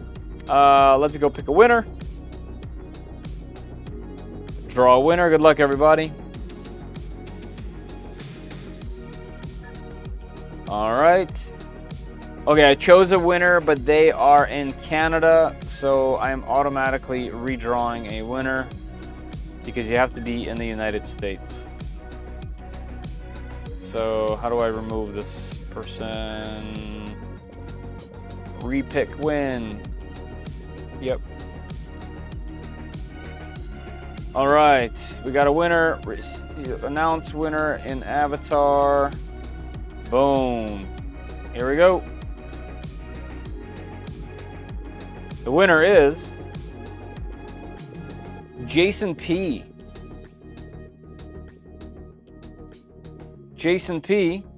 Congratulations. Can you just not ship to the border and check it over? No. I didn't make the rules, unfortunately. Oh, JP, is that you? Again. Yeah, good guess. JP, you in here, buddy? So, as per usual, giving you 5 minutes, so 12:15. You have until 12:15 to pick. Your name's to code. That is really close. Hold on, Jason Parker. Hold on, let me check the last name. It's Jason Parker. It's Jason Parker. JP, what's your last name?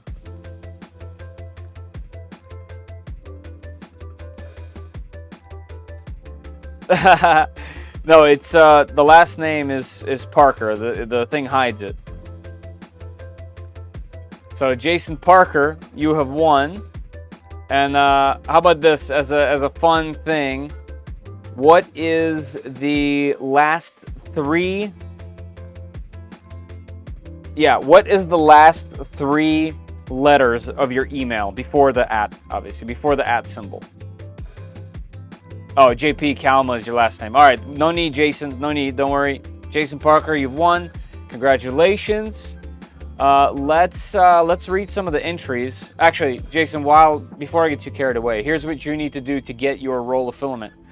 You need to send me an email to Fedor, which is FEDOR at 3dprintsos.com. You need to send an email with your choice of filament. So go down in the description, go to the 3D Max website, pick a PLA Plus that you like that's in stock, and send me an email with your choice and your address. I'll forward it over, okay? So that's one. Two, I want to read some of these responses. The question was, what's the worst thing, in your opinion, about 3D printing or the 3D printing community? So Jason wrote, the worst part is seeing others being mean to people who are new to 3D printing. Would they have a problem? Just point them in the right direction. Couldn't agree with you more. Yeah, the toxicity that we see occasionally is just brutal. Someone wrote, yes, you're automatically disqualified. Whoever wrote yes, I have a feeling it's Chad, although it doesn't tell me exactly. My least favorite part about 3D printing is the misconceptions that come up with it, like 3D prints aren't strong, or people only print useless stuff. I agree, that's a good one. Well, I'm new in this field, but I find all aspects of 3D printing, from building in CAD to print, very fascinating. I would say waiting for your print to be completed if something went wrong in the process, having to start all over again. Yes, troubleshooting could be tedious for sure.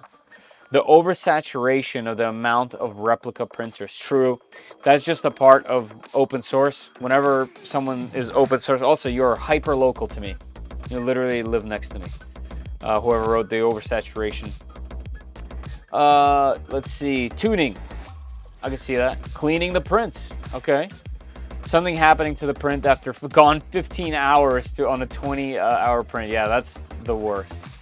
Facebook groups and just have a cult-like attitude when it comes to printers that are using. Yeah, it really kills the vibe of the community for me.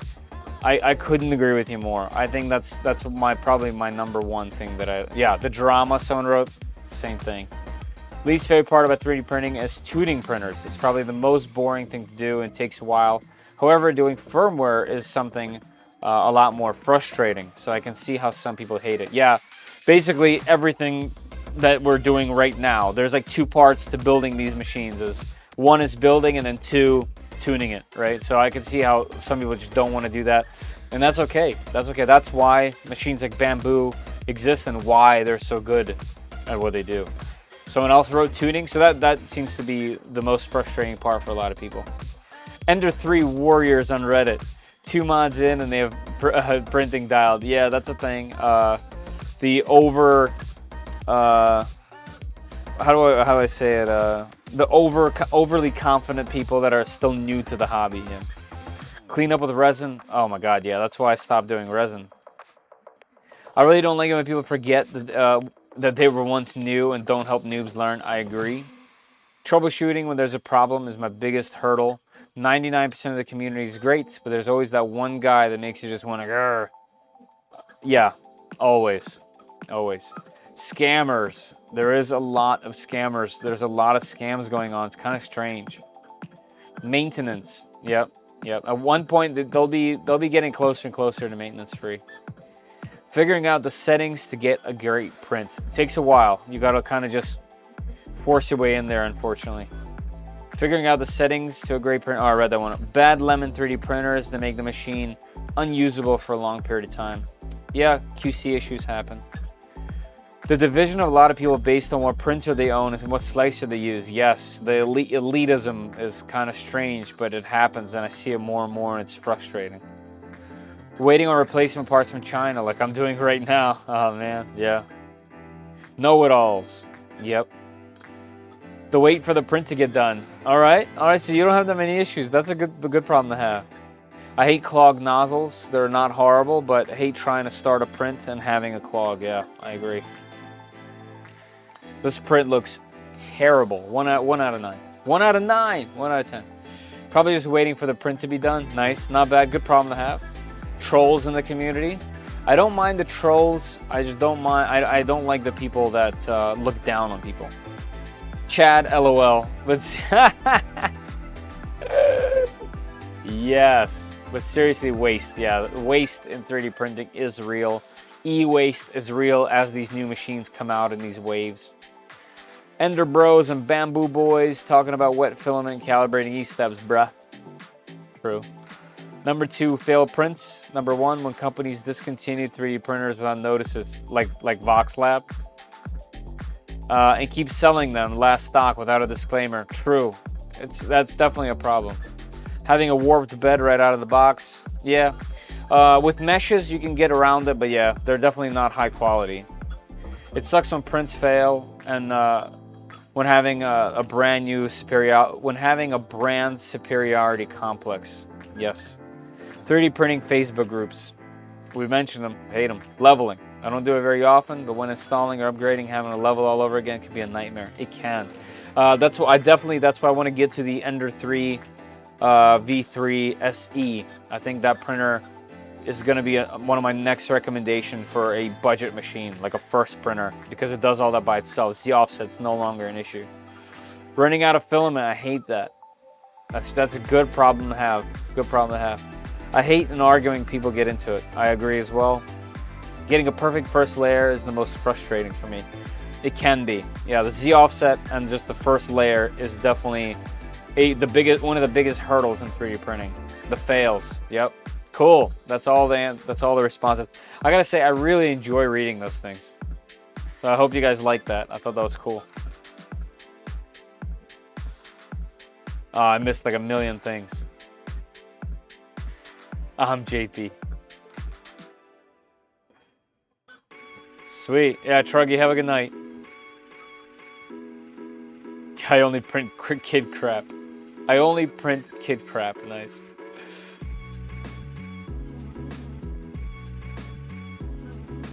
I love the challenge of firmware. Did Canvas from a buddy over the phone. Nice. Yeah, man. I'm not at that level at all because I just can't remember some things. But I definitely enjoy some of that for sure. I was one who wrote firmware. It's easy for me, but other people, they just hate it. Yeah, I'm an in-between there somewhere. I really hated Marlin, like can't stand it type deal, but I love how fast you can make changes to Clipper and just how custom it is. That's why I'm like forcing myself into it. And it's definitely taking me a while, but I think it's the best thing.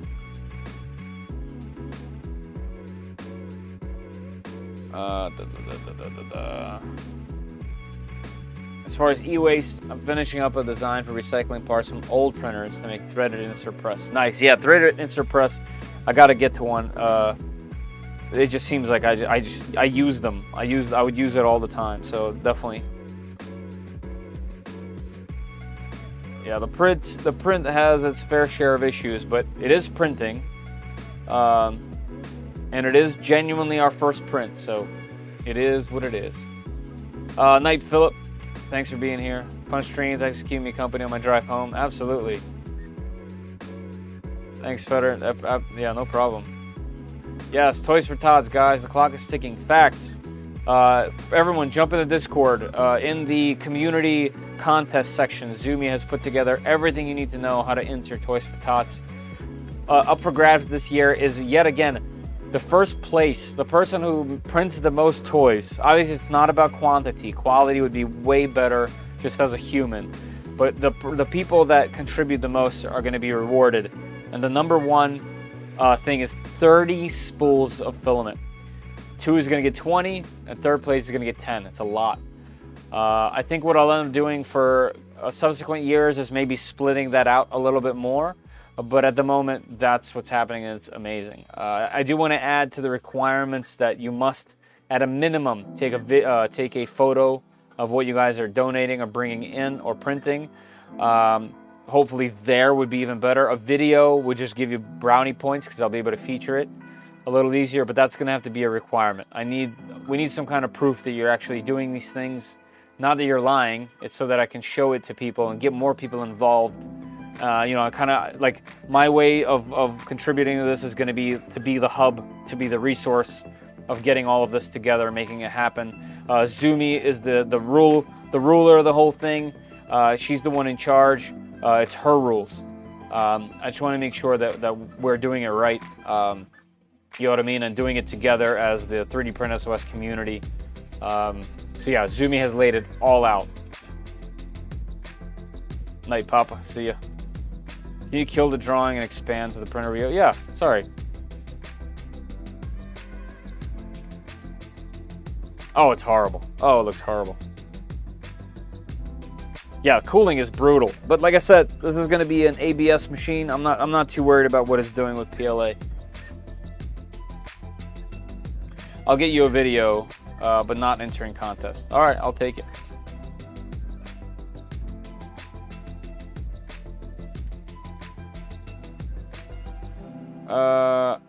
Like it didn't have a hot end or extruder as well. Use some weird proprietary firmware. Oh, you're talking about something else. The best benchy yet? Nah, it's definitely not gonna win any beauty contests. Well, I think for the next one we'll definitely go faster. But I'm gonna not do silk. And I'm gonna figure out what the issue with Y is before you guys see this thing again. And I'm definitely gonna get the best PLA profile I can, because if I need PLA and this thing's on my desktop, I'm gonna use it. But yeah, I'll switch over to ABS. See ya, Ranovic. Thanks for popping in here. Oh, English essay. Yeah, you gotta get that done, man. Schooling first.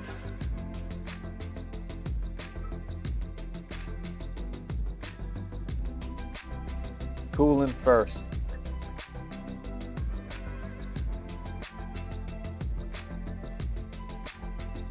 So flow at 80 seems to be pretty decent. It's not over extruding anymore, which means I might need to under extrude it in steps, although the rotation distance was perfect.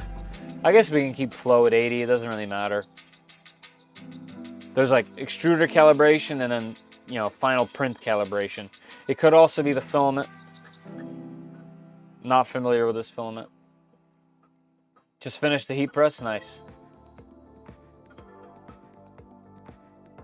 Hey Mike, if you're in the Discord, post a photo of it in one of the sections, maybe in the builds.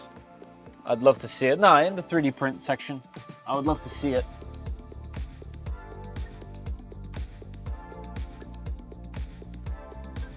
The benchy looks huge. Yeah, it does.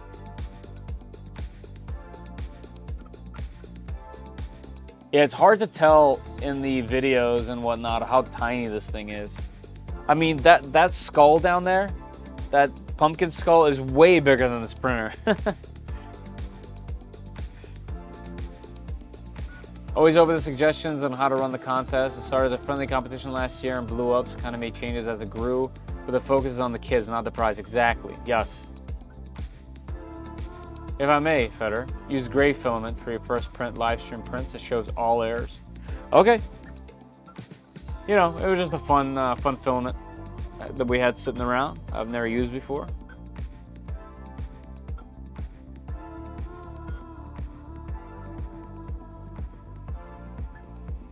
Zoomy, well, I'm not entering. I have way too many printers for it to be fair. Well, you gotta feed the farm with the noodles, you know. Threw it up on the Discord. Nice. I'll take a look after. Shipwreck. You can tell it's doing fine now. It's just the cooling. These fans are gonna be fine for ABS, but definitely not for fast PLA printing. But like I said, you can easily add a fan, an auxiliary fan, and it would kill.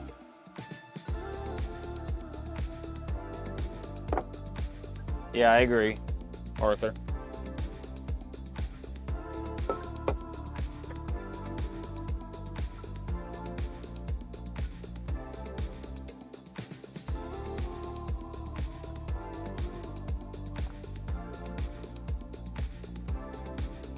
Let's see.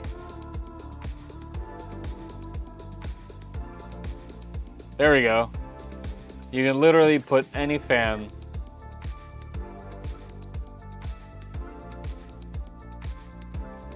V0.2 auxiliary fan cooling. Ducts for the V0 3D printers using either 5015, 6028, 7530. I mean, you could put two of the 5015s on the sides and be good to go. It'll be really easy to mount and everything. Easy to install, easy to program. Since the R release, there are now 3 mounting options. Legacy, screw mounts, twist mounts. Insert the extrusions, you twist it 90%. That's so good. Yeah, so there you go. Girlfriend sent me today on Marketplace. Yeah. Nice. Yeah, Jeff's girlfriend is constantly involved in 3D printing. Garo winner last year, run for the money, and again, it's about the kids. So if you have 30 printers, you can print 1K toys. Yep. Now, I'm not gonna say you don't. Yeah. Yeah, I agree. I agree with Zumi there.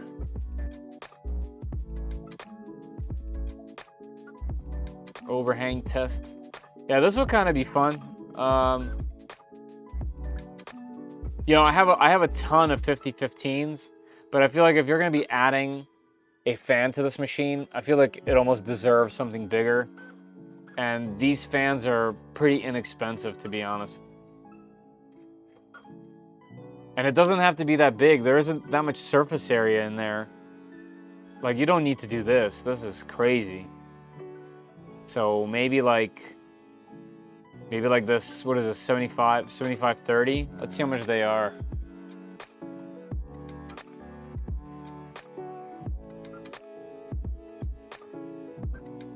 I mean, they're $10 on Amazon. GDS Time has one. Oh. Okay. And it's 11. Okay, I'm just gonna add this to my cart. What is it? This is a 7530. Yeah. Sleeve bearing. That's also okay. It would be nice if it wasn't a sleeve bearing. DC blowers. 7530. Here's a big boy. Oh my. Oh my. Dual ball bearings unavailable.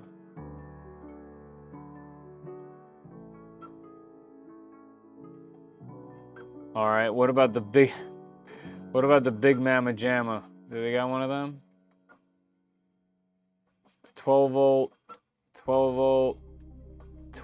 barbecue fan, 24 volt. It's $15. Wait, what?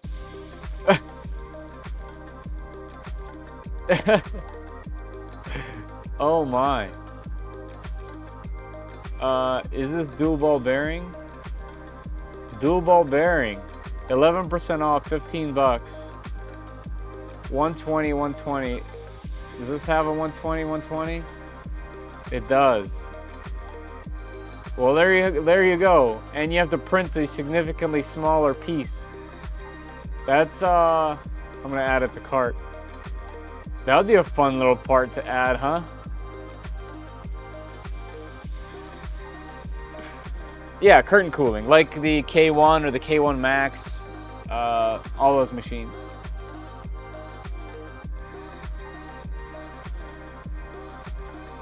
Going to design a new filament cooling option, just thought it up. A shop compressor, 175 pieces, wow. Pretty, oh, through PTFE, interesting. 8-point manifold, that could be cool. You could run that at like 30%, it'd be dead silent. Yeah.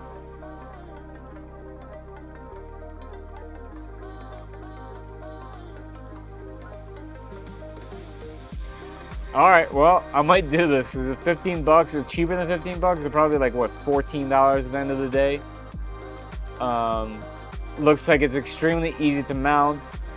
Running the wiring is just literally a plug. There's extra spots on the board. Adding this to the config would be so easy. This would be a several minute install, especially because it mounts like this. So I think we might do this. It blows the hot filament off the hot end. But the fun that could be had, yeah, this could be really fun. And the problem is, if I'm going to use this for ABS, this is going to be useless completely. Just would be fun. That's funny.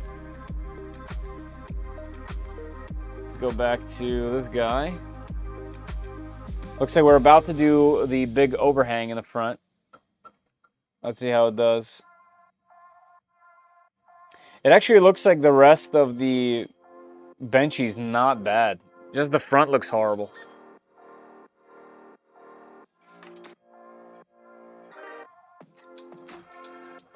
Hey, Arthur, how are you?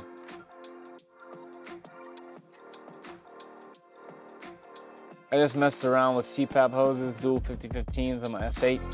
Didn't do current cooling on my Rook, but it was an option with the 120. Yeah. How about dry ice air inlet? Nice. Just put the whole printer in a freezer. All right, here we go. Is it this layer? Let's see. There it is. There it is. Boom. That looks good. Yeah, no issue there at all. So the only real problem is that bow on the front.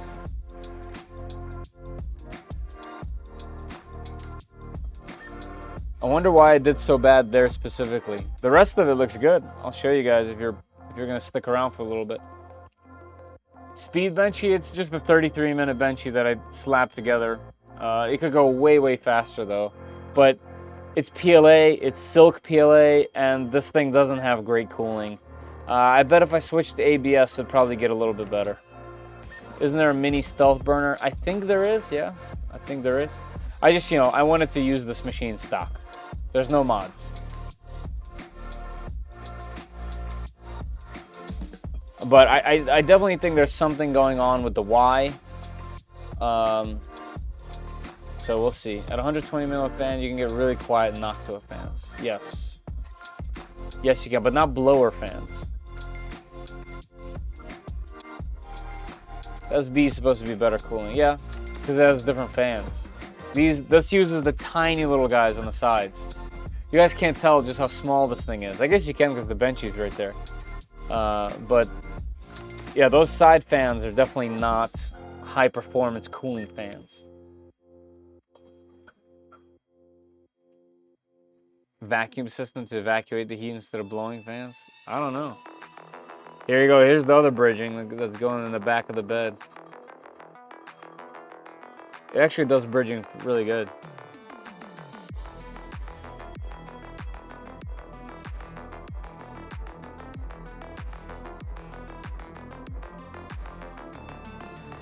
All the way, huh? Let's see it. Let's see it.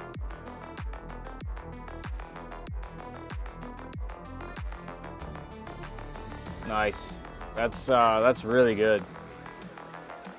Yeah, look at it go. Nice. That is so fast. Woo! Go, little printer, go.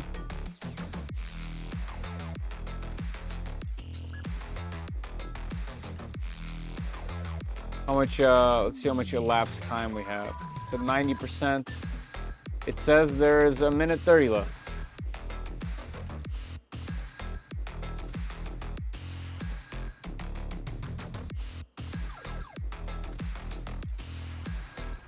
Oh, we got some curling going on at the top.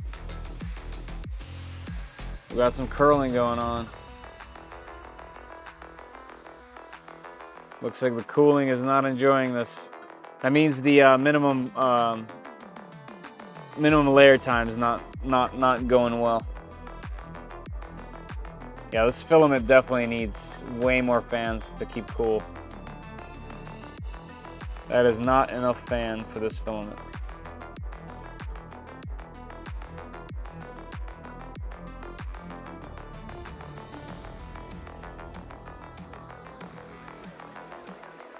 Yeah, I also need to turn up, although retraction's perfect, maybe I won't touch it. I was gonna say the speed should be turned up. Yeah, I think it looks like the only problems we're having is cooling. Everything else looks good. I'll start to post pics Monday with my stealth burner. Nice, stealth burner mod, cool.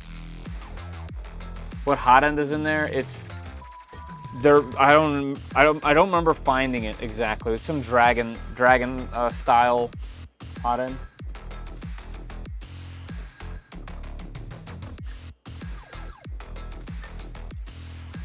Need some googly eyes. Yeah, like right there. I have a bag of googly eyes somewhere. All right, I think that might be the last layer on the roof there. I think the rest is just gonna be this guy. And I'm going to assume that this chimney is gonna look like absolute trash.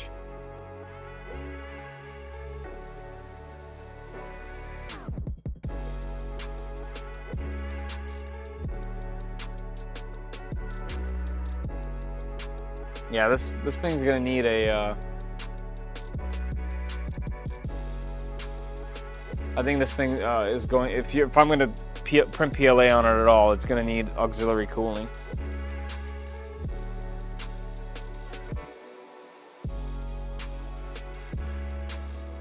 Actually, the chimney's coming out okay. Angry ass.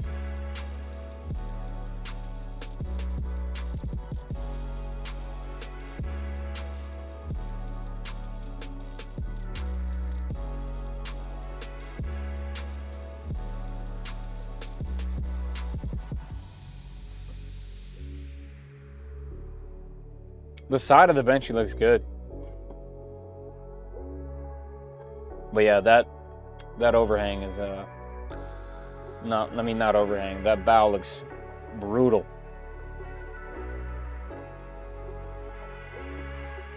Well, it looks like we got 30 seconds. Looks like a face drooling.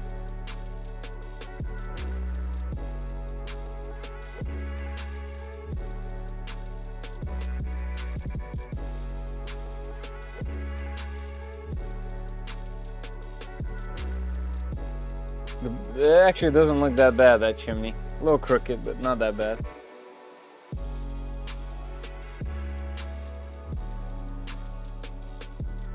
So I got some homework to do. I got to figure out how to check the Y axis of what could possibly be wrong. That's probably step one. And then step two, I got to tune my profile, because it looks like it's printing really well at 80% flow. But when we did the steps rotation came out perfect. So that's kind of interesting. So maybe it's just a tune of the slicer and not so much the extruder itself. But why would be over extruding at the correct steps? I'm not sure. Heinz ketchup commercials.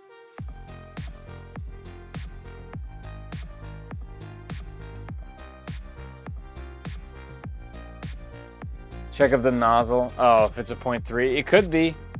No, wait, it would be the other way, right?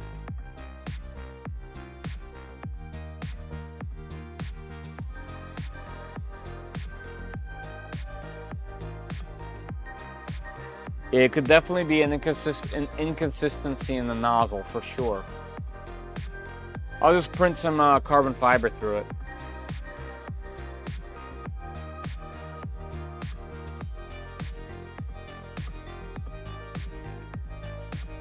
There's actually a lot to take away from this benchy, to be honest. Like, I know there's going to be an obvious hate, but there's actually a lot to look at.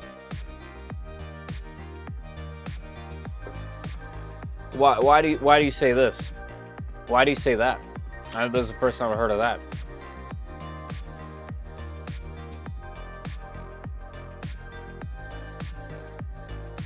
Yeah, definitely want to know more about that. Why do you think so? Because if it's at 80, I bet it's still over extruding.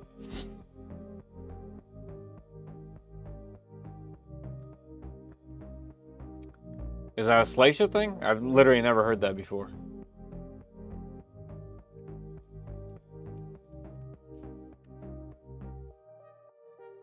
Let me zoom out. Because 0.3 is 75 of 4. Oh, so you think the nozzle is a 0.3 millimeter nozzle? That's interesting. That's interesting. If it's undersized, that could be a thing.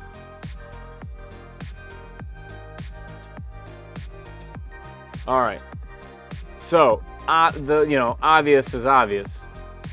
That shouldn't look like that. But considering this is silk filament that was over extruded tremendously,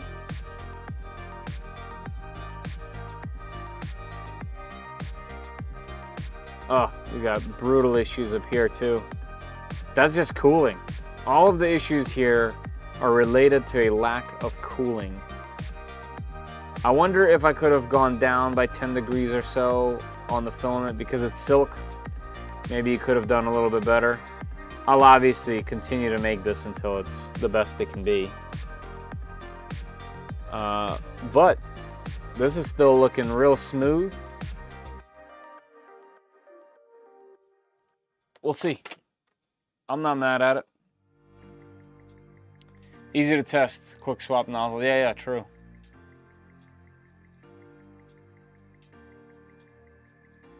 Almost zero stringing. Yeah, there's a little tiny amount of stringing, but it also the extruder needs to speed up on retraction.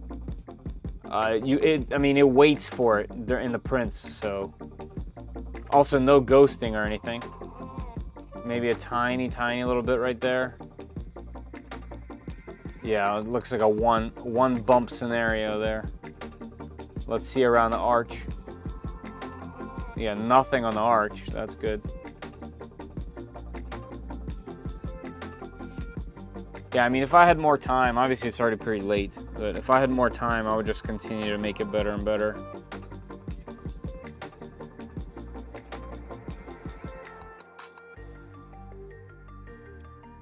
Yeah, the bottom is severely over extruded. We can't see the letters at all. Can I see the texture? Yeah, the texture is coming out perfect. So yeah, too hot, but didn't skip, so that's good. Things have been learned, and problems have been uncovered. Print again at 75% flow, and turn it to normal sideways benchy.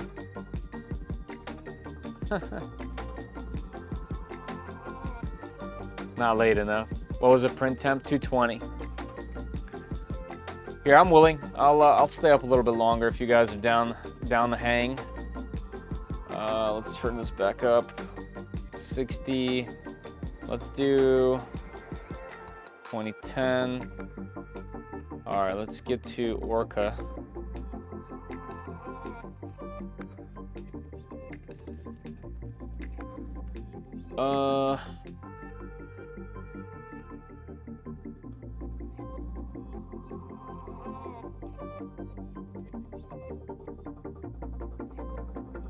Pair. Where's the flow? That would be in filament, I think.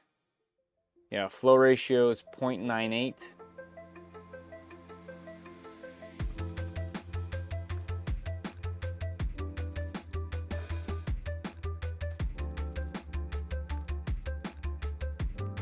Let's make this actually other layers. Make the other layers 210.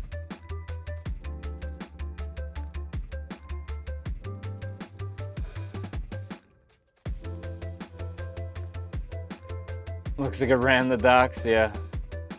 Change filament, might as well just keep the same one just so we can compare the benchy. But yeah, I know what you mean, man. I know what you mean about that. That's okay. Look forward to seeing what the main issue turns out to be. Your update on this printer. Good job building it. Now the fun. Yeah, this is the fun of the hobby, right? I mean, I'm extremely happy with the kit. It was a really fun print. This is the second part, right? But, you know, I've had this happen to almost every printer I've put together. So it's just a matter of getting through a couple hoops, learning how it functions. Like, this isn't the negative part to me. Actually, as much as I love hanging out with you guys, my pillows look quite inviting.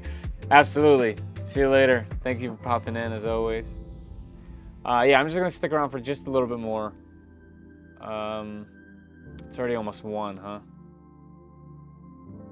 Yeah, I'll stick around for a little bit more, and then I'll head out. All right, I'll change the flow. I guess we did it. All right, let's just do 75. Let's do it.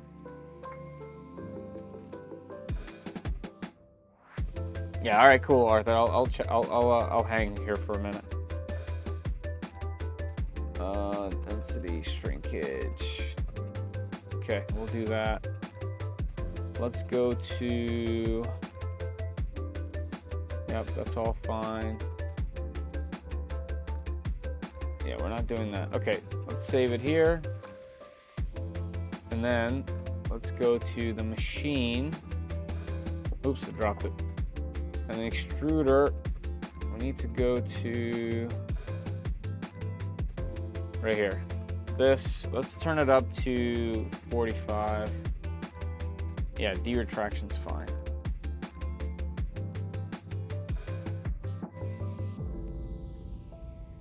Want to change it to sideways, see the difference? Yeah, I'll do it. Yeah. Yeah, we can rotate it to standard rotation, no worries. And then speed-wise, we can probably go a little bit faster than that. Inner wall, let's do 250. It seemed just fine. We'll find out just how fine it was in a second. Wait, outer wall.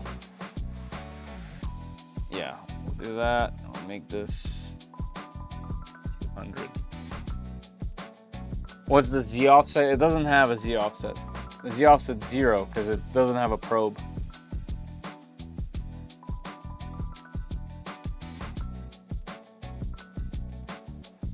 Yeah, let's see what this ends up doing.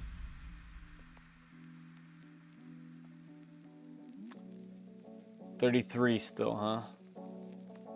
Yeah, I mean it's hitting the acceleration issue, and and honestly, this should be higher.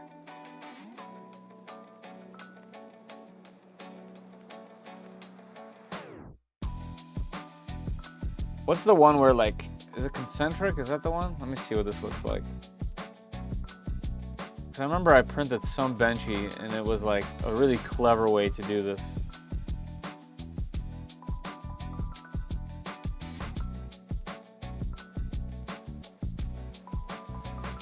Yeah, like wouldn't be able to do that part. It's not this. I don't remember which one it was. It wasn't lightning. I thought it was concentric. It was kind of neat actually. I wonder if this is like 15. What that ends up looking like.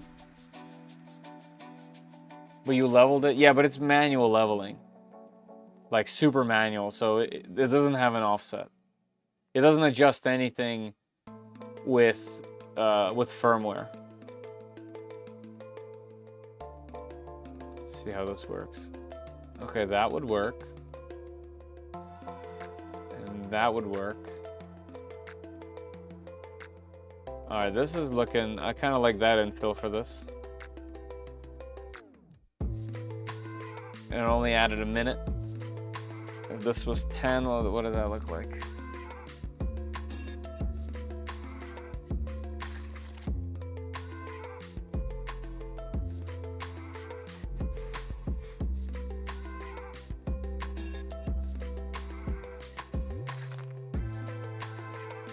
Worse.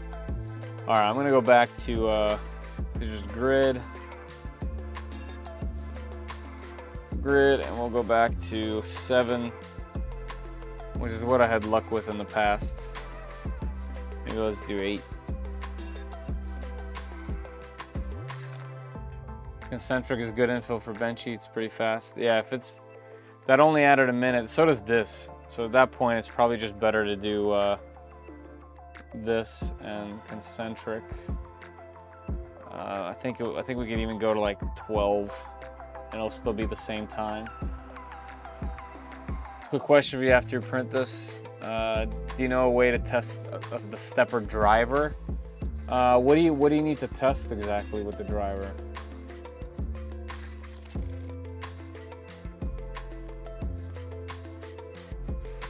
Yeah, it looks like this should be okay. All right, we'll do it this way. 34 minutes.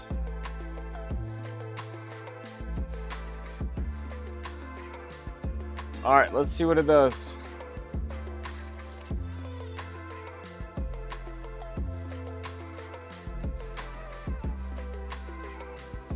I got around that in Cura by dropping the build surface, then raising it up 0.5, for example, not dropping down a raised offset.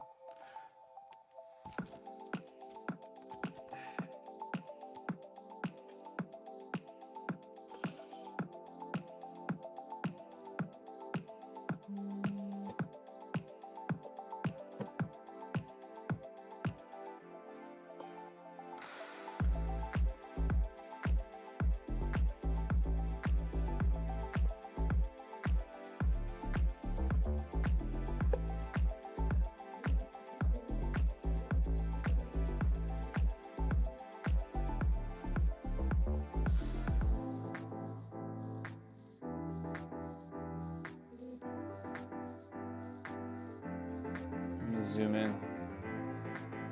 Gosh, those steppers make an interesting sound.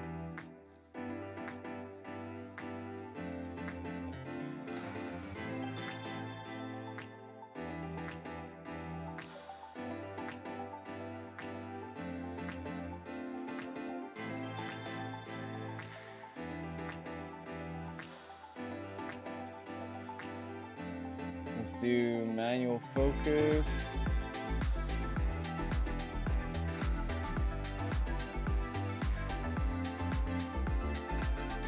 There we go.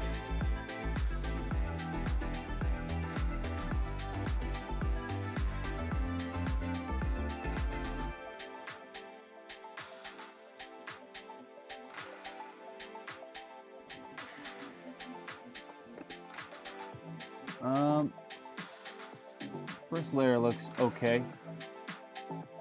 Looks like there was a blob on one of the letters.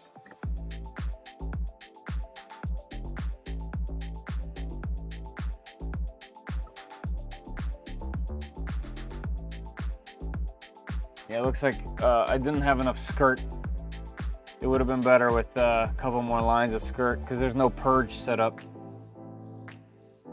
Yeah, I turned the flow to 75, yeah. It definitely looks much better in terms of how much filament's coming out. So you might be right about the nozzle. I think the nozzle is a 0.3.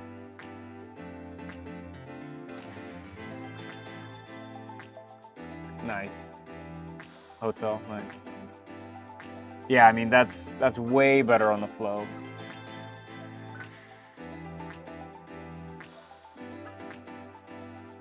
Woo!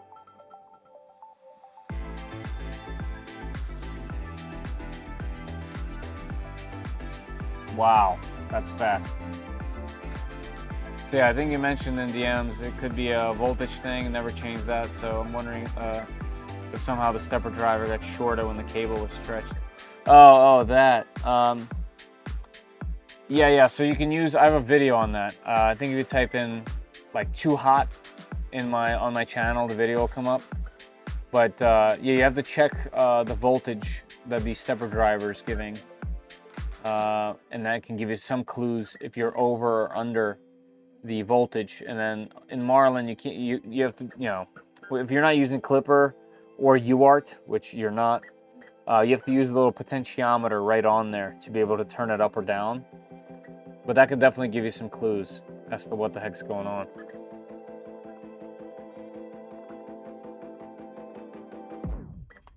Looks like we had a little first layer issue right there at the bottom.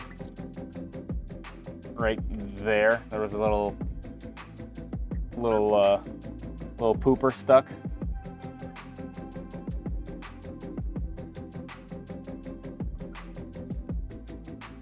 Looks like the infill is extremely under extruded. Yeah, that infill is not gonna work. That's gonna be a fail point.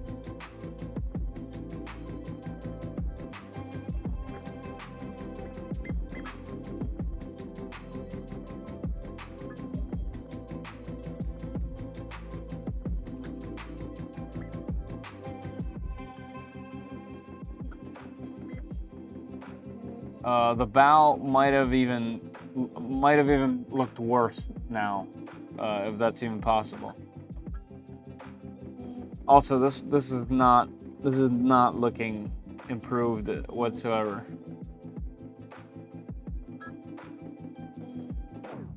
Oof, that's rough. That is rough.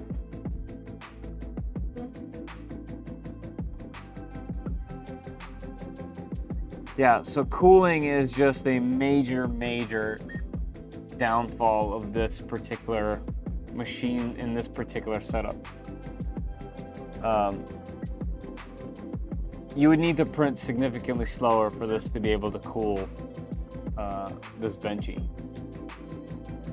Significantly slower.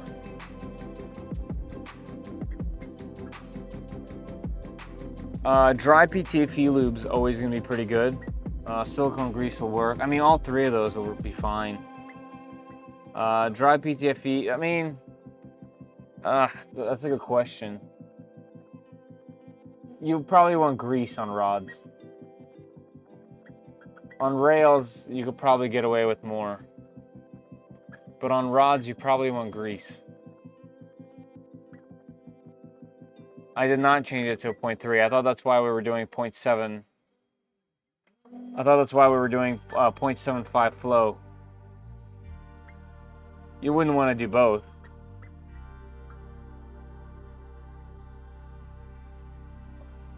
That looks horrible. I'm going to cancel that. I'm going to cancel that. You know, like I said, I'm tired. It's been long. I did a bunch already, right? But I think I need to like sit down, like actually sit and not be like in a live and like just make sure all the settings are correct. And I'll be able to think a lot more clearly on some of the stuff that's happening here and not just guess, you know?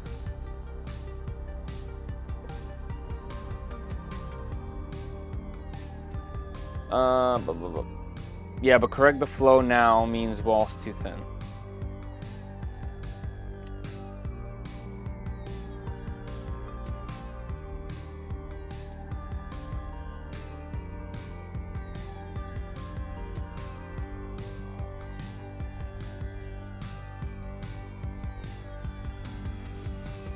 Yeah, I mean the bottom's looking, whoa, bottom's looking much better, but yeah, this is horrible. I mean, it's just a 1 out of 10 at best.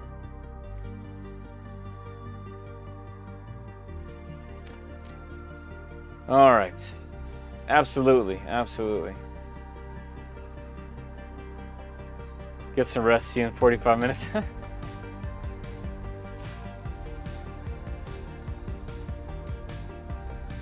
Good casual. Yeah, we're not going for anything. I just want the machine to work, and I like hearing everyone's input. You know, I know I'm not an expert in this stuff, so you know, I take critique, I listen, I learn. If I don't know, I'm obviously gonna try. If I know, I won't try.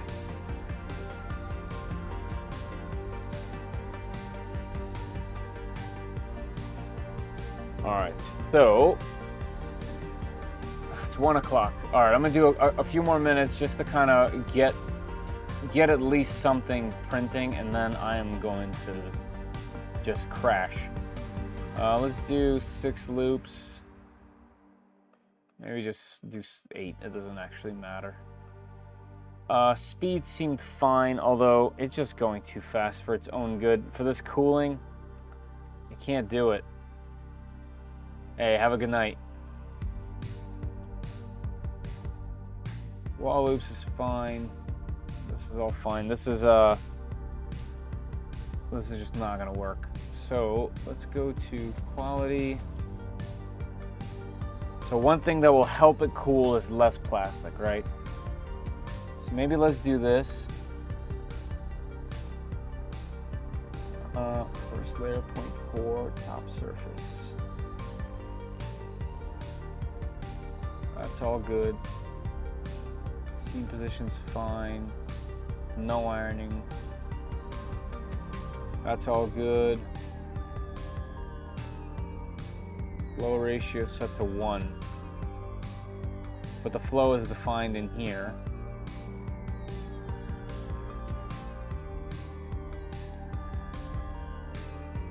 Alright, so your suggestion, Arthur, is to turn the nozzle diameter down to 0.3.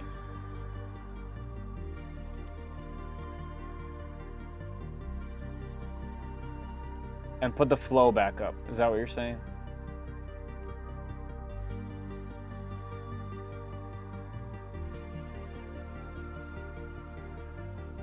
Yeah, alright. We'll try it. Where's the flow? It says 0.4 millimeter nozzle, but that's okay.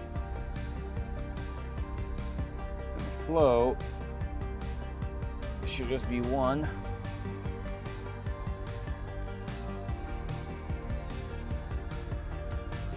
Yeah.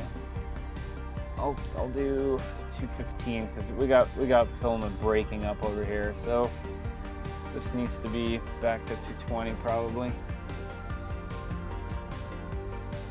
Where's cooling?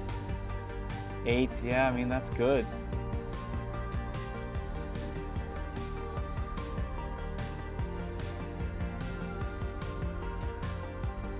Yeah, as much as I wanted to print faster,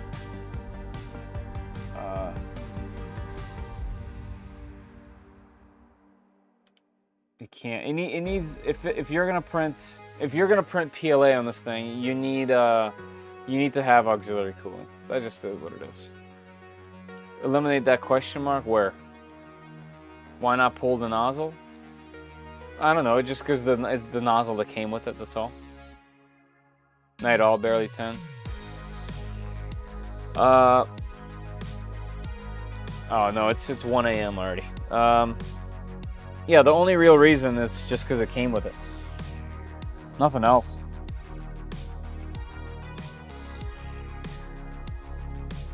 Also, I don't think this sock comes off like this. I think it... Does it go around? Oh, that's not so bad. Oh, okay, it comes off.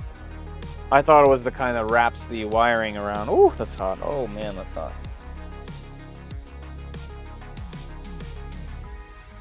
So you're saying, hey man, just pull the nozzle.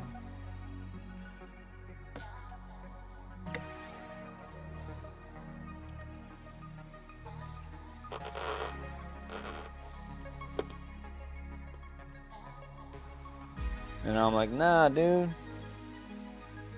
That's too much.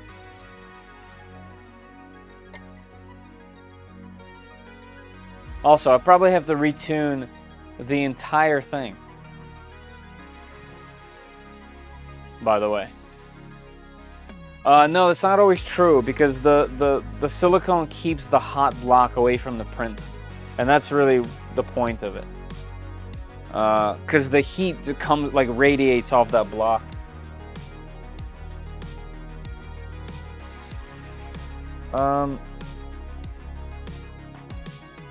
Hold on, man. I'm not gonna swap the nozzle. I'm not gonna swap the nozzle.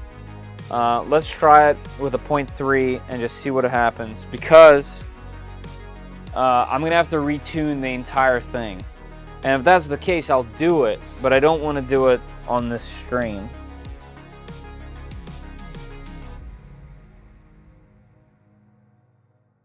This needle that I typically use. Actually, let's see the size of it. The needle is 0.36, so our theory is not true.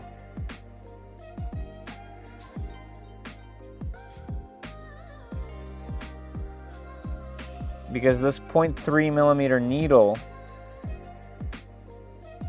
goes right in there. Come on, if I can get it in. There it goes. It goes in there pretty easily, and I can spin it and everything. So it is not 0.3 millimeters. So that's a plot twist. That's a bit of a plot twist. Yeah, but the nozzle moves and the air is better able to get the filament. I don't know. I think that's probably like an arguable. Like that's the thing we can just chat about. I think I could probably go either way with that one. Also, looks like I gotta cut the filament now.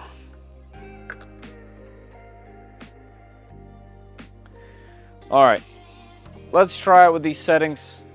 I'll let it go, and I'm gonna collapse and go to sleep. But for now, I will definitely give this a try while we're this far in. But I think there's several issues here. It's not just one. That's for sure. Oops, what was that all about? There it goes. Let's go back to device, extrude 100.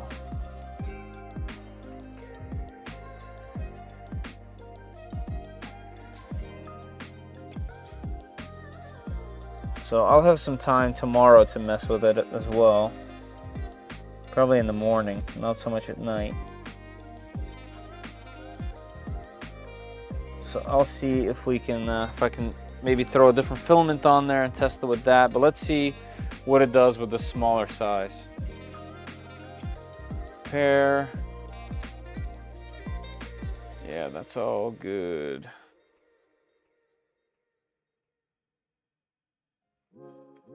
"37 minutes. Right, because the nozzle's so much smaller. And this is all still 0.4.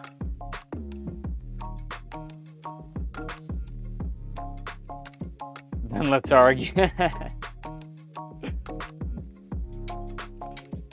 Rotational distance. Or just marshmallow silly. I did rotational distance, but it came out perfect. Like the marking was exact. So I didn't redo it. Night, Jeff, if you're leaving. Have a good night, man. Thank you, as always. I really appreciate you, man. I also notice that silk PLA always comes out fast. It does, yeah, it like expands. All right, I'm gonna hit print, see how it comes out. I'll either stop it or I'll let it go through the print. But this is gonna be my last attempt. So this is with 0.3 millimeter nozzle setting. So it's going to try to under extrude. Should I be able to set the voltage in my printer config? Yeah, if it's UART. If you're running the stepper drivers in UART, which you can't on some boards, especially integrated boards. What is going on here?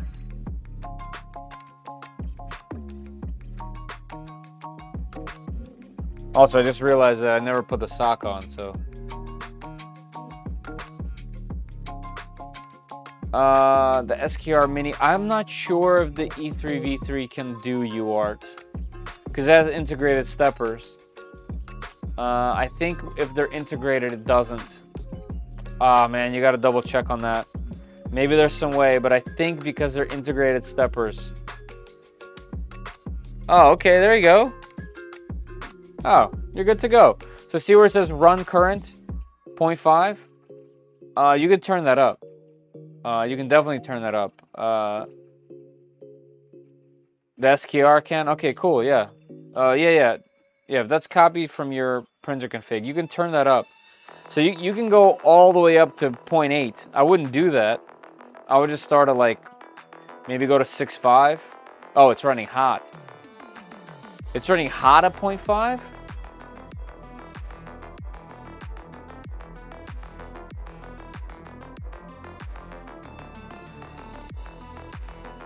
Explain UART versus the regular way. So UART lets you control every single parameter via settings inside Clipper or whatever firmware you're running. The regular way means the board has its own, it basically uses the hardware instead of any kind of firmware. So non-UART means the board itself is controlling it. That's when you like regulate the potentiometer if they're there. Integrator boards just come preset. Like they have their own mapping. And UART means that like you control each stepper via the settings in your firmware. Okay, so if it's running hot and skipping steps. Okay, I know this might be counterintuitive, but I wonder if it's not getting enough and it can't handle it. Wait, is this the, let me look at if it's the extruder. Stepper Y. I would go a little higher than 0.5. I would go hotter. I would go higher. Do 0.65. I wonder if it doesn't have enough juice and it's really cranking along. You know, I would comment out the current one, put like, you know, comment OEM, copy and, you know, paste another one and then change that to like 0.65 and run it again. The Creality boards run standalone legacy. Check your stealth chop. Yeah, you can also try removing stealth chop.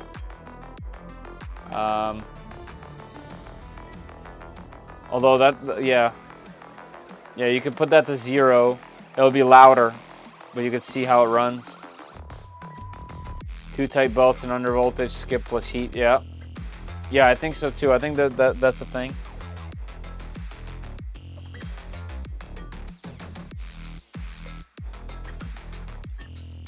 All right, this is looking decent.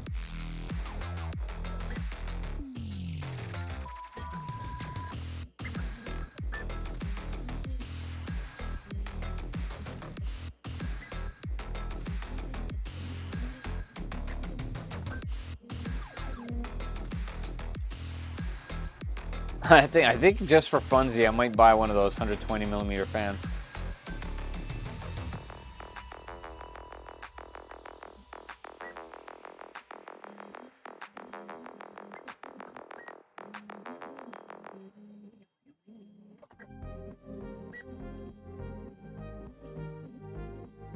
I mean, the bow looks horrible. It's just so bad. You can't cool it at all. You just can't do it.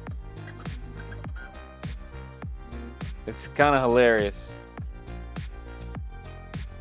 Does it look better? Yeah, I think so. I think it looks better. It just can't cool.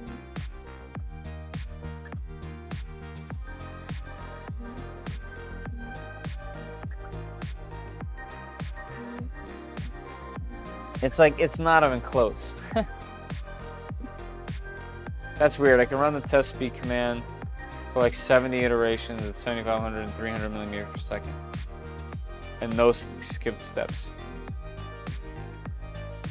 The angle height of the blower ducts, it could be. But when I get the print, it messes up pretty quickly. Yeah, because there's no resistance when you're doing the speed test.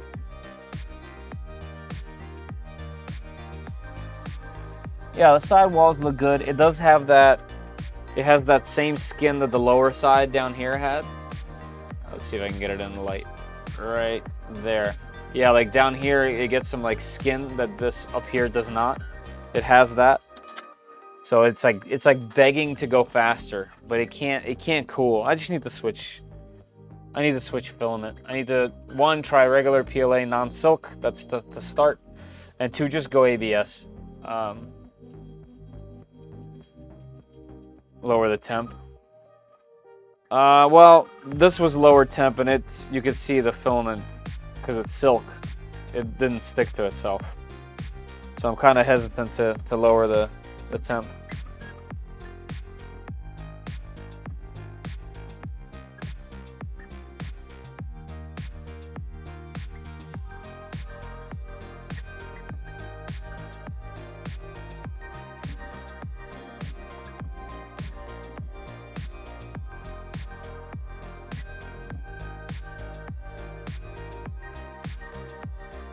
true. Go ABS. Yeah.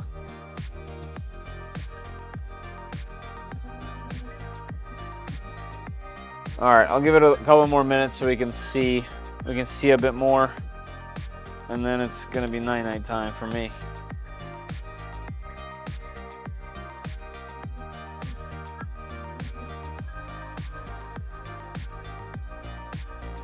Filament doesn't look good.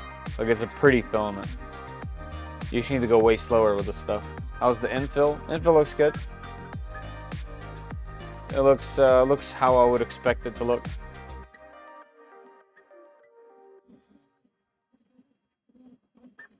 Yeah, you just can't quite cool the front. Yeah, it looks about the same as this.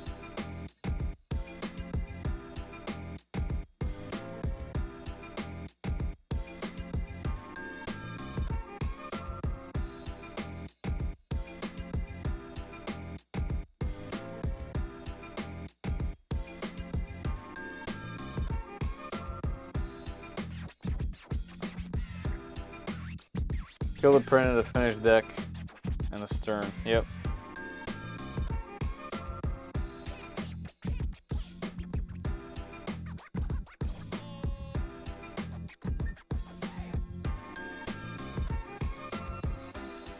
Yeah, I gotta really think about the why and why it's doing that. I mean, everything looks solid. There's no knocking. There's no. It just moves. I mean, look at that speed. Look at that. I gotta go. Woo!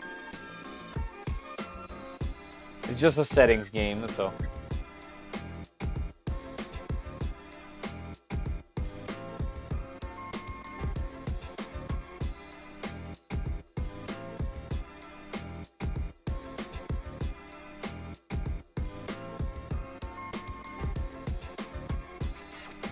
Hopefully it does another layer at least, because there's a lot of holes in that. Yep, there it goes.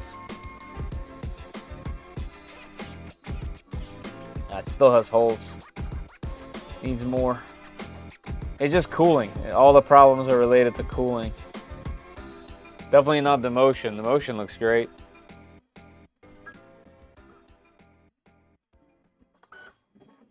Also, it's silk.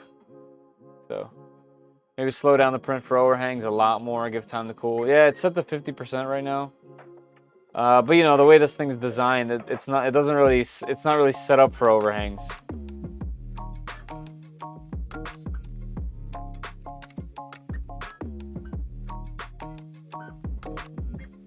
This one sliced at 0.3 millimeters with max flow, but we've also sliced at 0.4 with 75.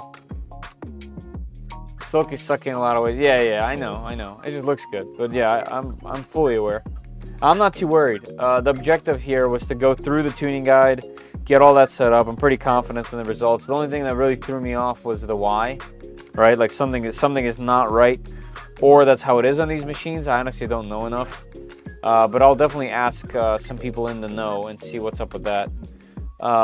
And I'm not really worried about this PLA printing for this. Like that's not a thing for me. I'll switch filaments, and then if it does it with something else like ABS, then I'll be worried. So 0.3, yeah, 0.3 at 100 is better than 0.4 at 75. Yeah, I think so. Yeah, because it went from 34 minutes to 37 minutes.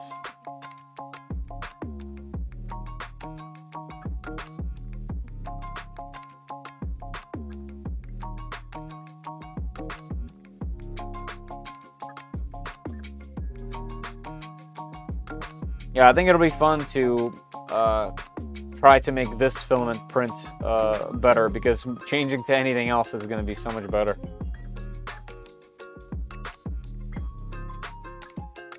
Yeah, I mean we can pretty much kill the print now. It's given us all the things we need to know. I'll let it finish the bag there a little bit.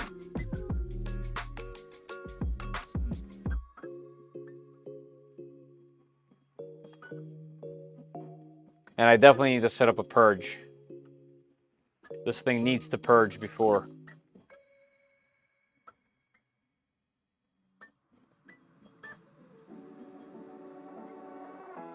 All right, is it done the rear? Let's see.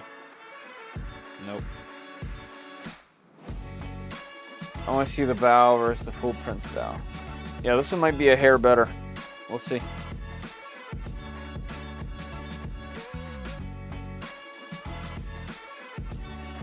Yeah, I have a lot of nozzles too. Like I have some Zodiac nozzles. I have some CHT style nozzles, like reps. I have a ton to choose from, but I want to keep it stock. So I'm gonna tune it in stock form over the next few days and see what it's all about. Whoever is in here still, you know, keep up with the shorts. If I do any little thing like that and have some kind of success, I'll definitely put up a short.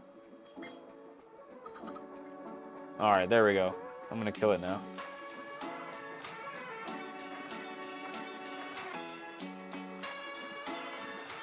Yeah, it's not too bad. Okay, it's done. Yeah, I'm gonna kill this one.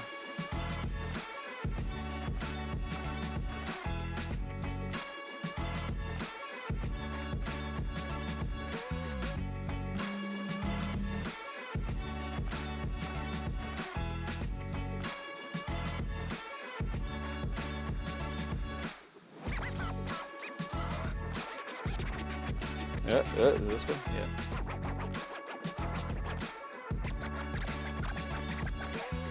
Make sure to put on googly eyes.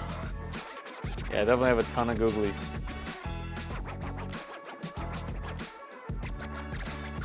Some VFAs there.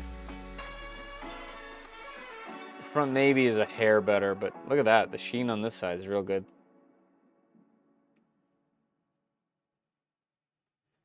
This might be a hair better as well.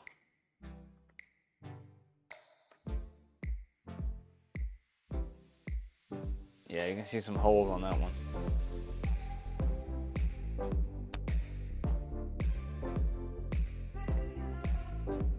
All right, chill out, little printer. Let me turn the motors off so it stops humming at me. There it goes. Much better. All right, let's see.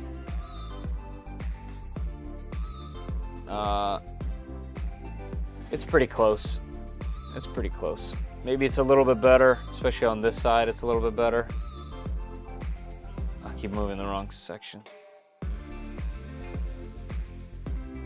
Yeah, this one is definitely better, but not enough to write home. You know, like not quite good enough.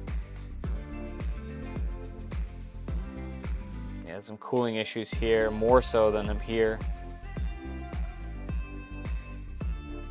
I wonder if the nozzle is kind of funky. I don't know. It's hard to tell.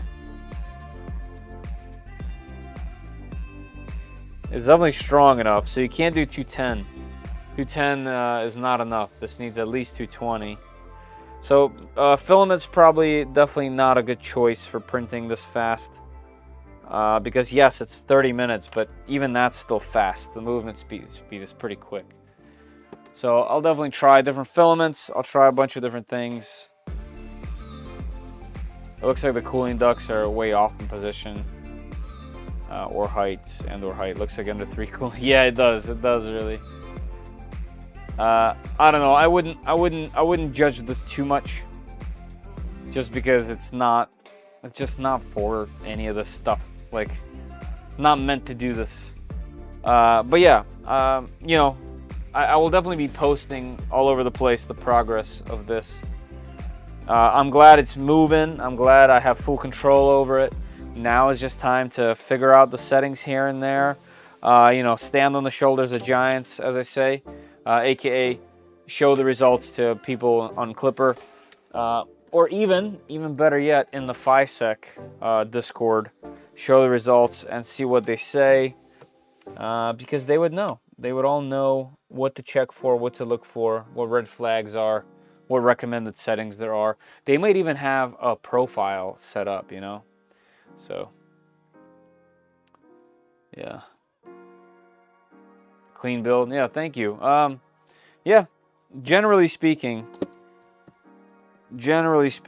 well, these things I definitely don't like. I think that one printable mod that makes them hands-free is better. That would be an improvement. Where's the door? But as far as this little machine, once I have the settings correct, it's going to be just absolutely lovely. There we go. Pop the door open. And I have to like have this little tool around. I don't know, it just seems... Janky is not the right word. It's not janky. It's just, what's going on here? Open. Which one is it? This one?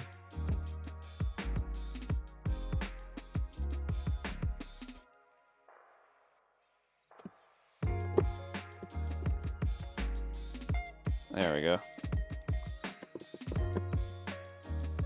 There we go. Yeah.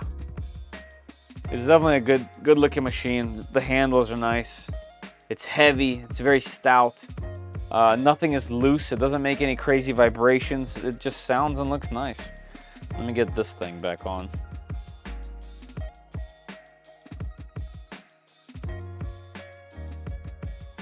Let's try not to destroy my fingertip.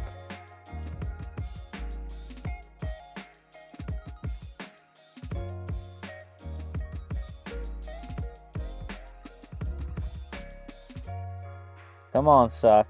Get up there. Come on, get up there.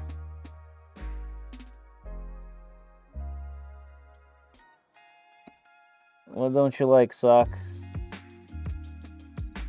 Alright, looks like I'll have to like tilt this thing to get it in a spot to get that sock back on, but that's okay. I'll let it cool down. Okay. Expensive for the size? Yeah, I mean, are you really gonna buy one of these if it's your only machine? You know what I mean? Like, this thing is, I feel like it has such a specific niche place. For me, it's having it right there on my desk next to my computer. You know what I mean? Computer, that machine. I'm working on something, I'm setting something up. I need something quick printing. This thing's gonna heat up fast. I can print it. It can be in any material, technically speaking, like this. I think that's the appeal.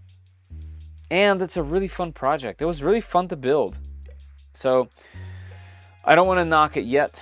And I'm definitely gonna reserve my judgment until I have this thing printing perfect. Because I had similar trouble with the Trident, but once I got the Trident all tuned in, I mean, the quality is just, it's so good. Let me make sure I have everything saved. No project. Okay, cool. I will let it cool. What's your opinion on the ceramic cylindrical hot end heaters? They're fantastic. They're really great.